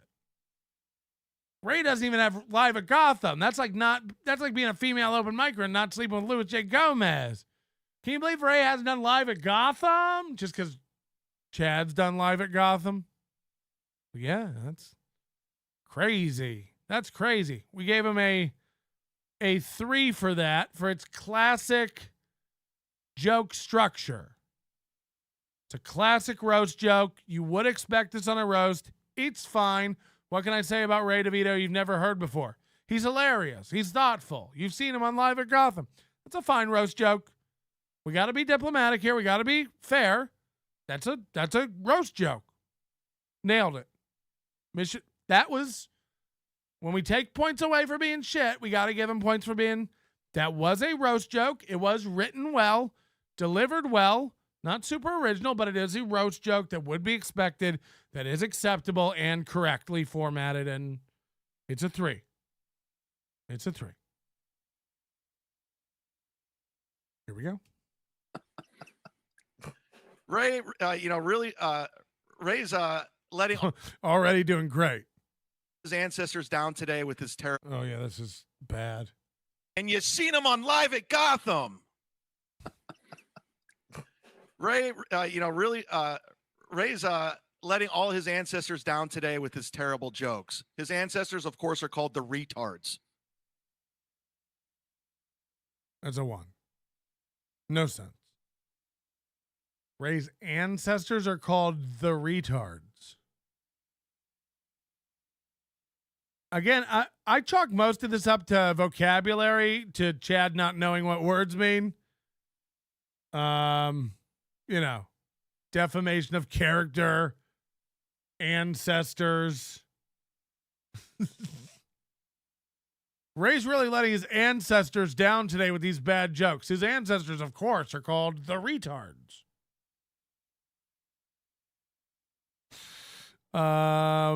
1. It's a 1. That's a 1. Ray dresses like a 10-year-old thinks what a cool adult would look like. Again, Ray looks like, these are 2s for me, because he has 10 of them. Say whatever you want. Everybody said I was more consistent. It's like, yeah, you did 12 of the same joke. Ray looks like a kid who shopped at the mall. Ray looks like a little boy with a hat. Ray looks like a Boy Scout. Ray looks like a Make-A-Wish kid. Ray looks like a little toddler. It's like, these are all the same joke. We're not doing the dozens, That got a 2.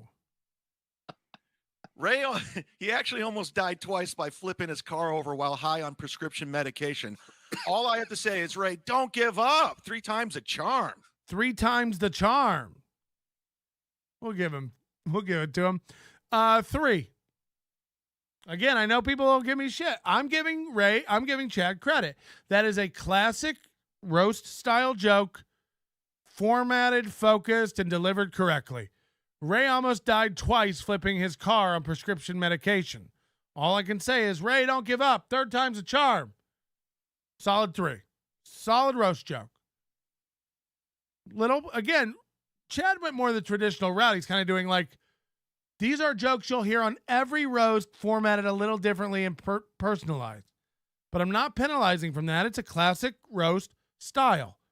3 points. When he does right, look, he could have just done this straight down the line and done straight 3s and crushed. But he didn't. He tried to go after Frank and Chrissy, and it's a nightmare. It's a disaster. True story. I actually heard a car alarm going outside my window for 25 minutes straight. And I got to be honest with you, it's less annoying than watching Ray's 25-minute dry bar special that he never shuts up about.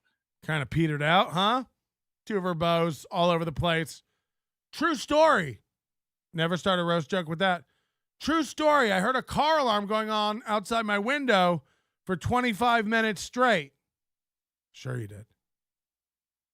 And it was less annoying than Ray's 25-minute dry bar special. Pause. That he never shuts up about. Right. 1. That's a 1. That's a 1. True story. One time I was right. Ray is the comedy what Bill Buckner is the ground balls. Again, I don't get the reference. Everyone put this as a 1. Everyone across the board put this as a 1. Ray is the comedy what breast cancer was to Olivia Newton-John. Jesus. And everyone put it, a couple people. It's overall, that one's a 1 too. What? Olivia Newton-John? Bill Buckner? What are we doing? I really don't think Chad knows how to write jokes. Like, what is all this? You dress like you robbed a Hot Topic. So now we've changed the entire narration style. Before it was Ray dresses like what he thinks a cool adult kid looks like. Now he's just talking to Ray. You dress like you robbed a Hot Topic. 1? That's a 1. That's retarded. The whole joke is you dress like you robbed a Hot Topic. Now, on its face, it's a 1 because it's basic and it sucks. There's a nonsensical component in here. Does anybody know what it is? Robbed. Why does it look like he robbed one? You dress like you shop at Hot Topic. You dress like you just got back from Hot Topic. You dress like your clothes come from Hot Topic. You dress like you robbed a Hot Topic. Do you think people who rob Hot Topics wear Hot Topic clothing into the robbery? Covered in glitter? They're just all like, "Grr." Makes no sense. Stupid. He dresses like a Rot Topics. Rot Pockets. 17-year-old wigger. Ray. Same. This is the same joke again. Listen. Olivia Newton-John. Jesus. You dress like you robbed a Hot Topic. He dresses like a 17-year-old wigger. Ray, you're not a rapper. You're not edgy. Quit being edgy. The only thing edgy about you is you'll probably die from booze and prescription medication. Now, I gave this a 1 because it's all over the place and it's repeating. He already did the exact same booze, prescription medication, death wish. The only thing I root for is booze and prescription medication to finish Ray off. That was a joke, not just a sentiment. And this one is, he dresses like a 17-year-old wigger. Ray, you're not a rapper. You're not edgy. Quit being edgy. The only thing edgy about you is you'll probably die of prescription medication and booze. So again, just Chad's emotions coming out here. Ray, quit it. You're not a rapper. Quit being edgy. Don't be edgy. It's like he's just yelling at Ray. He's off his meds. This is not a roast joke. It's a 1. This is just, again, wishing Chad dead. You still want to split the money though, right, Ray? Sorry, wishing Ray dead. Ray takes a lot of beatings on podcasts, especially this one. I'd say keep your chin up, but your chin is horrendous. The best thing to happen to Ray's chin were COVID mask. The best thing to happen to Ray's chin were COVID mask. He's bad, man. He says especially too. He's one of those people who probably drinks espresso. The best thing to happen to Ray's chin were COVID mask. Yep, that's a 2. Only because of all the preamble. Could have just got to the joke. Why'd you have to tell us about all the beatings he takes on podcasts? If it was a chin joke about COVID masks. Support Raytard until Joe List told him to lean into it. I wish Joe List told him to lean into drinking Drano. 2. Could have been a 3, but there was so many other wishing death on Ray jokes apropos of nothing that context does matter here. Same way, like the first time he told the Make-A-Wish joke, got a 2. The second time he tells the Make-A-Wish joke, gets a 0. We've already heard that joke. You're repeating a joke. So it literally gets a 0. Context matters. The fourth joke of Ray looks like, they get less and less. It does wear on you. Ray looks like a little kid. Ray looks like a kid. We get it. Ray once said on a podcast, I am the worst person he's ever met, which is insane considering he's related to his cunt sister. So that one doesn't even land correctly. Ray said on a podcast once, I'm the worst person he's ever met, which is insane because he's related to his cunt sister. Now, the correct way to do that joke would be, which is insane because he's met his cunt sister. You're trying to, the verb is met. Ray says, I'm the worst person he's met. Well, he's met his cunt sister. But the way you delivered it was, Ray says I'm the worst person he's met. He's related to his sister.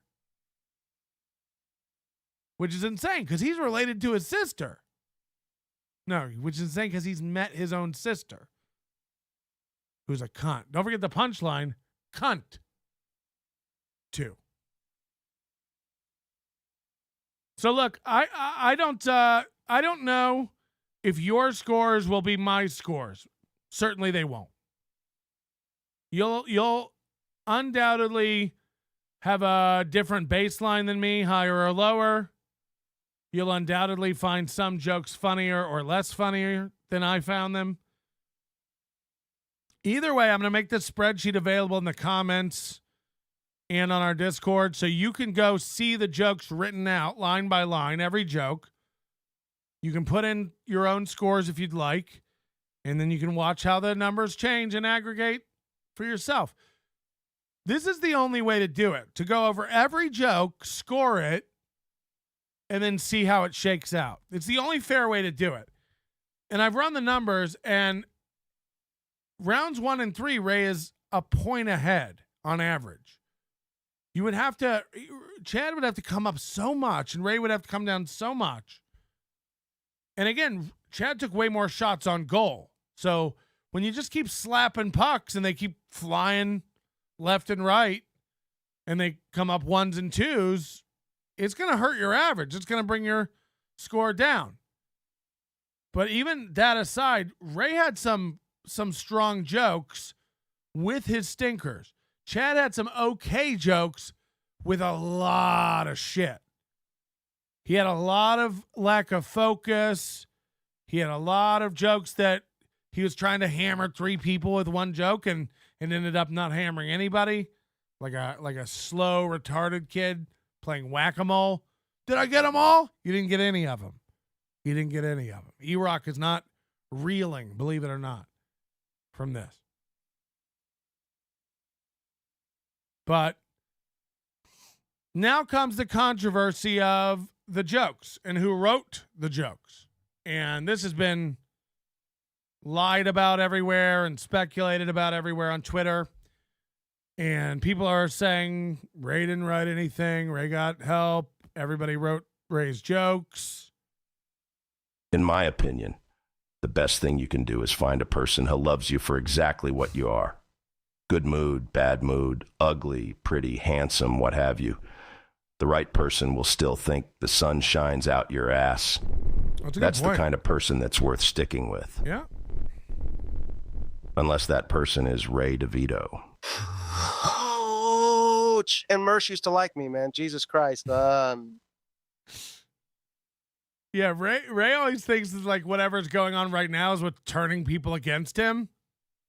He's like, yeah, everybody's turning against me because of this roast. It's like, right, Ray. Chad wears his merch on stage, which means Chad won't give you the shirt of his back, but he will sell it to you. Done. After his set at the VEFFW that he booked using his Android phone that he bought at a Best Buy while buying earbuds for his aunt while he was in Ohio after he took a Delta Air flight that he got with points from a credit card he stole in a Wawa bathroom. Right. Enough words yet.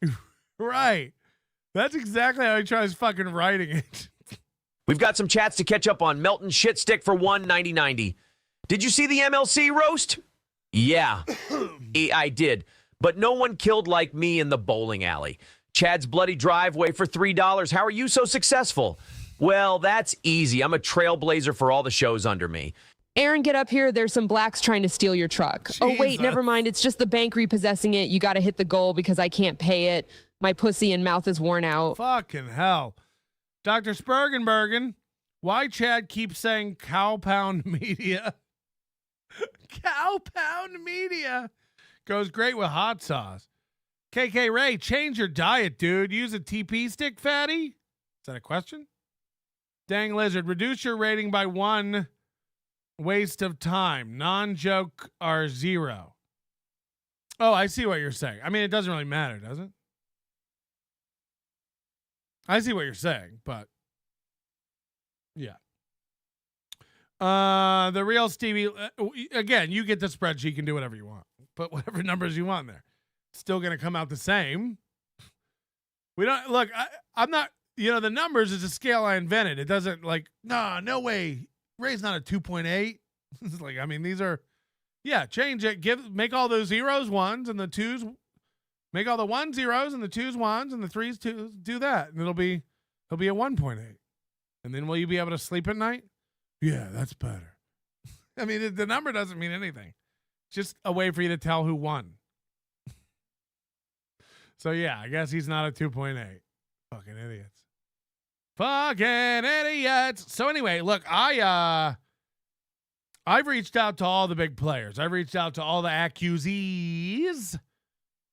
I reached out to Teamster Tim and the Potato and the Corn and the Carlos Danger and the Obnoxious John, the Orange, and everybody. Everybody I've reached out to. I've reached out to fans.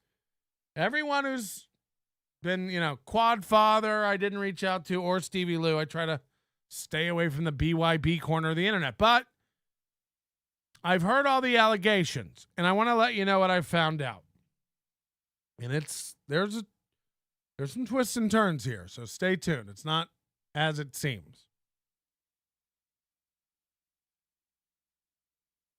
Almost everyone I've talked to said they sent jokes to Ray and he didn't use them.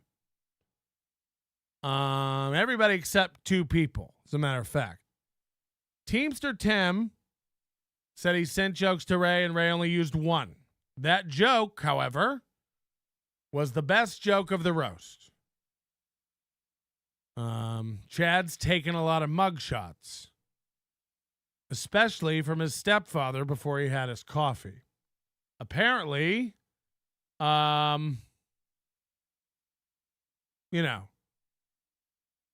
Teamster Tim wrote that joke, and it's a great joke. And I'm not making judgment calls on whether or not Ray should use other people's jokes. The fact of the matter is everybody read all these jokes and thought they were good enough to do in a roast. Chad read all his jokes and was like, yeah, these are roast jokes. These are good. It's like, I mean, most of them are absolute unlegible dog shit.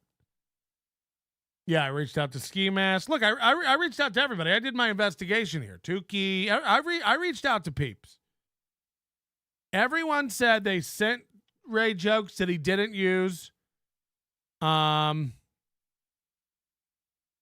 the most part, Teamster Tim, and should I do quotes? Should I make sure I don't get it crazy? I wrote 3. He used 1. He didn't ask me. I just texted them to him. Now, Beloved Chatter was saying he wrote this joke about Grandma Zumock's funeral. I don't know if this is true or not. Either way, my investigations led me to believe there are a few jokes Ray didn't write, but for the most part, Ray did write his own jokes. Ray did cultivate and create his own jokes. This is my investigation. I'm not done. Let me finish. So sure, there was a joke here and there from a couple people, and from I literally mean 2 people and 2 jokes. This is what I found. The rest were Ray. And then I asked Ray point blank to Ray's face. Now, everybody said that he was sending them jokes and wanted them to give feedback. Everyone was honest about that. Ray sent me jokes. Ray wanted feedback. Ray kept running jokes by me, but they insisted they didn't help. They just told him yay or nay. It needs work, that kind of thing. Carlos Danger, for example, says he didn't write any jokes for Ray. Obnoxious John says, all I know is Ray was calling me daily to run jokes by me. If someone else wrote them, he's an incredible actor.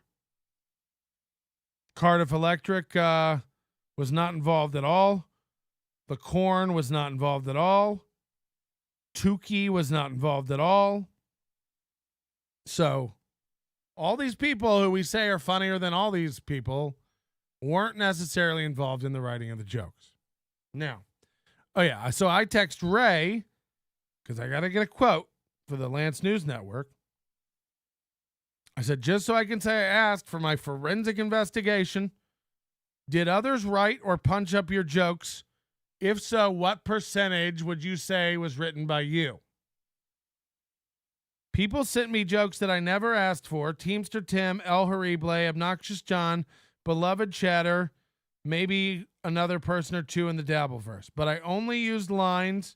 The only lines I used of all of them are Beloved Chatter's line about Chad not getting invited to his grandma's funeral, which was a great joke, if that's true, and Teamster Tim's mugshot line.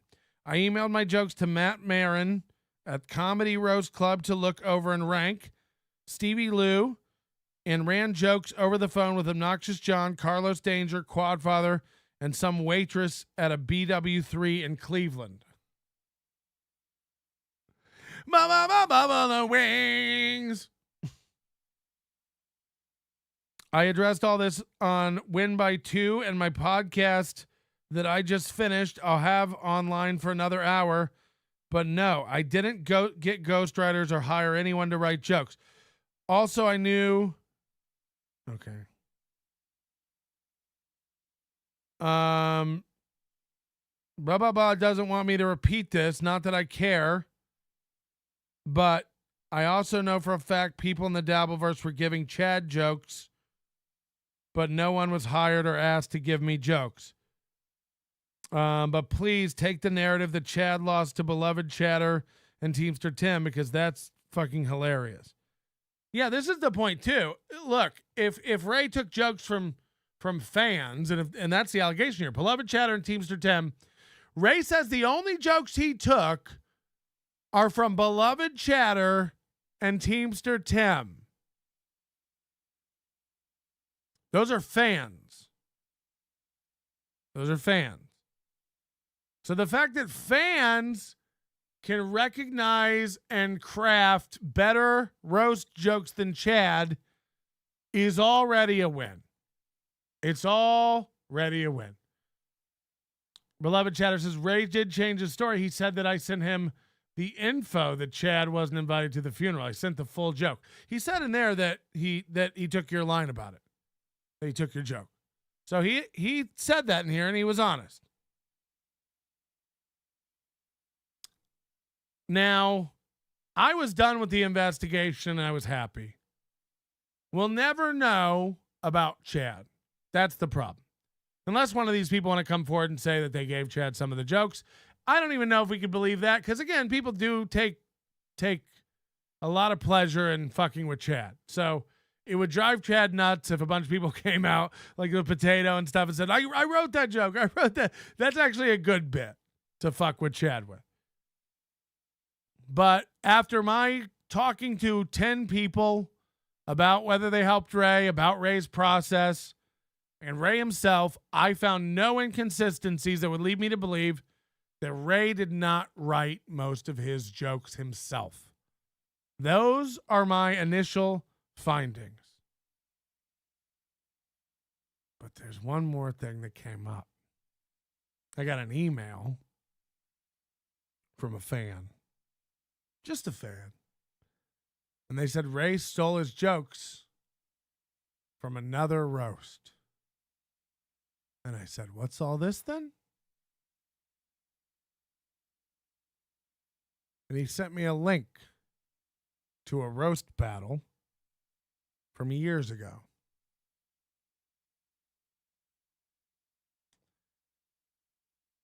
And I wish I could tell you I don't suspect something. But what's a bigger stretch? Ray wrote all these jokes himself? Or Brody Stevens' neck? Let's go to the tape. This is a roast battle hosted by Luis J. Gomez. Date unknown. JK, October 18th, 2016. Between Scott Chaplin and Evan Williams, New York comedians at the stand doing a roast. Round one of that roast goes like this. All right. Let's do it, buddy. Scott, you look, you've been a senior in high school for 8 years. Scott's dad was an abusive drunk cop, and now he's in hell.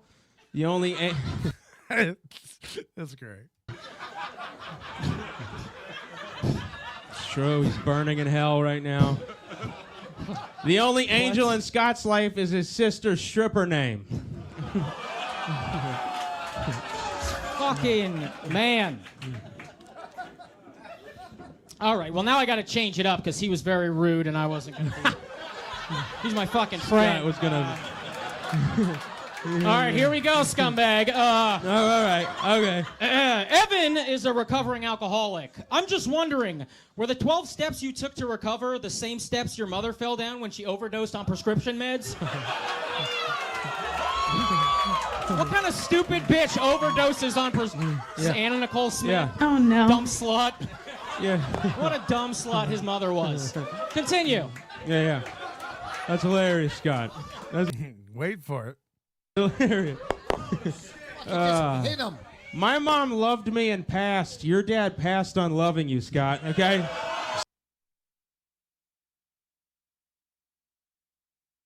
Now look. It's a very easy joke. I'm not ready to condemn over that. I'm not. It's a super simple joke. My mom passed, your mom passed on loving you. My dad passed, your dad passed on loving you. It's very easy. I'm not ready yet. But if you were to find multiple jokes in one other roast video that Ray also used, that would be enough of a unique fingerprint for me.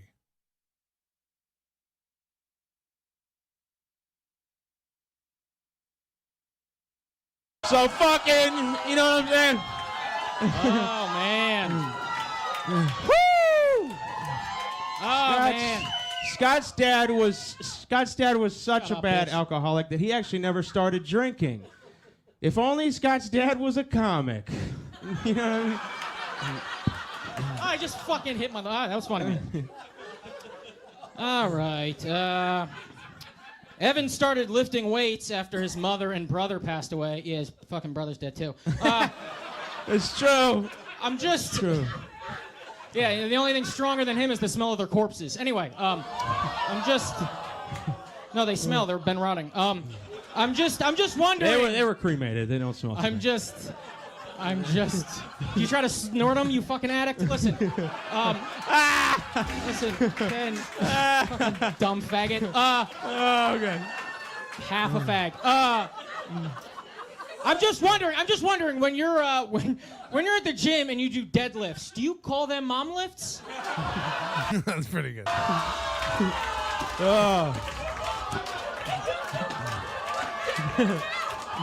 Evan lifts weights. Ray lifts jokes. Good one, Dr. Spurgeon, Bergen, Fergen. Good? All right, cool. It's true. Cool. That's it. All right. Battle of the Dead Parents, everybody. What's up? We're all going to fucking hell. We're all going to hell. We're all going to hell. God damn it, Scott. Which was a further stretch? The idea that your career would really take off, or your cousin's neck after he hung himself?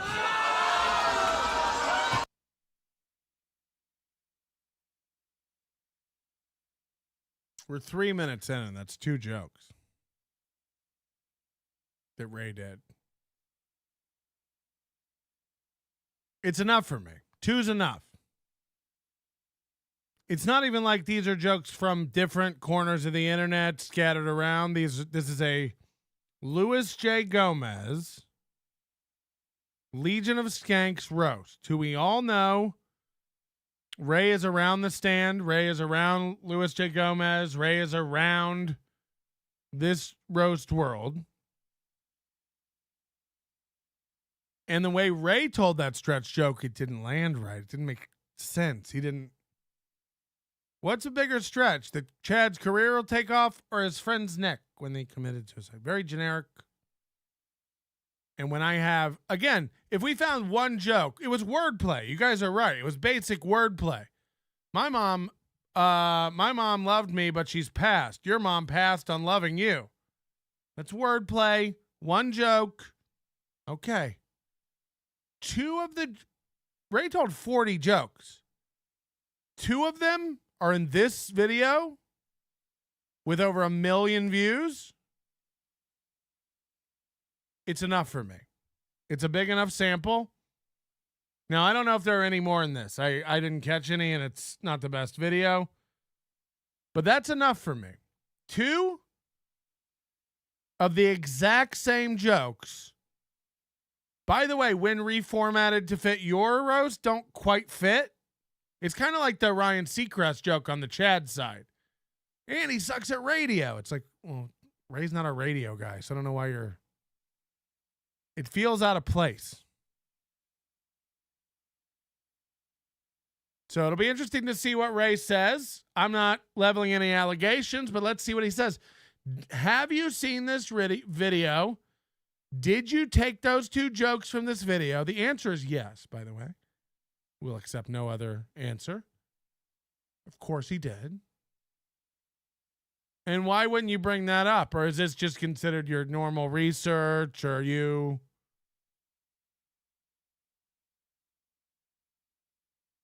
I don't know. Disappointing. Especially after, again, my initial research, I talked to everybody. I was like, this is turning out the opposite way everybody said. Ray really put the pen to paper and crafted these jokes. And then this comes out. And this was just known by a fan. A fan remembered that he saw this video and heard these jokes, was able to locate it and find it and send it to me.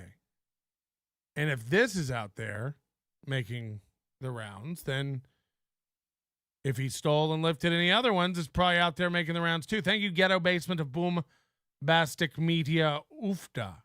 Ooftra? I don't know.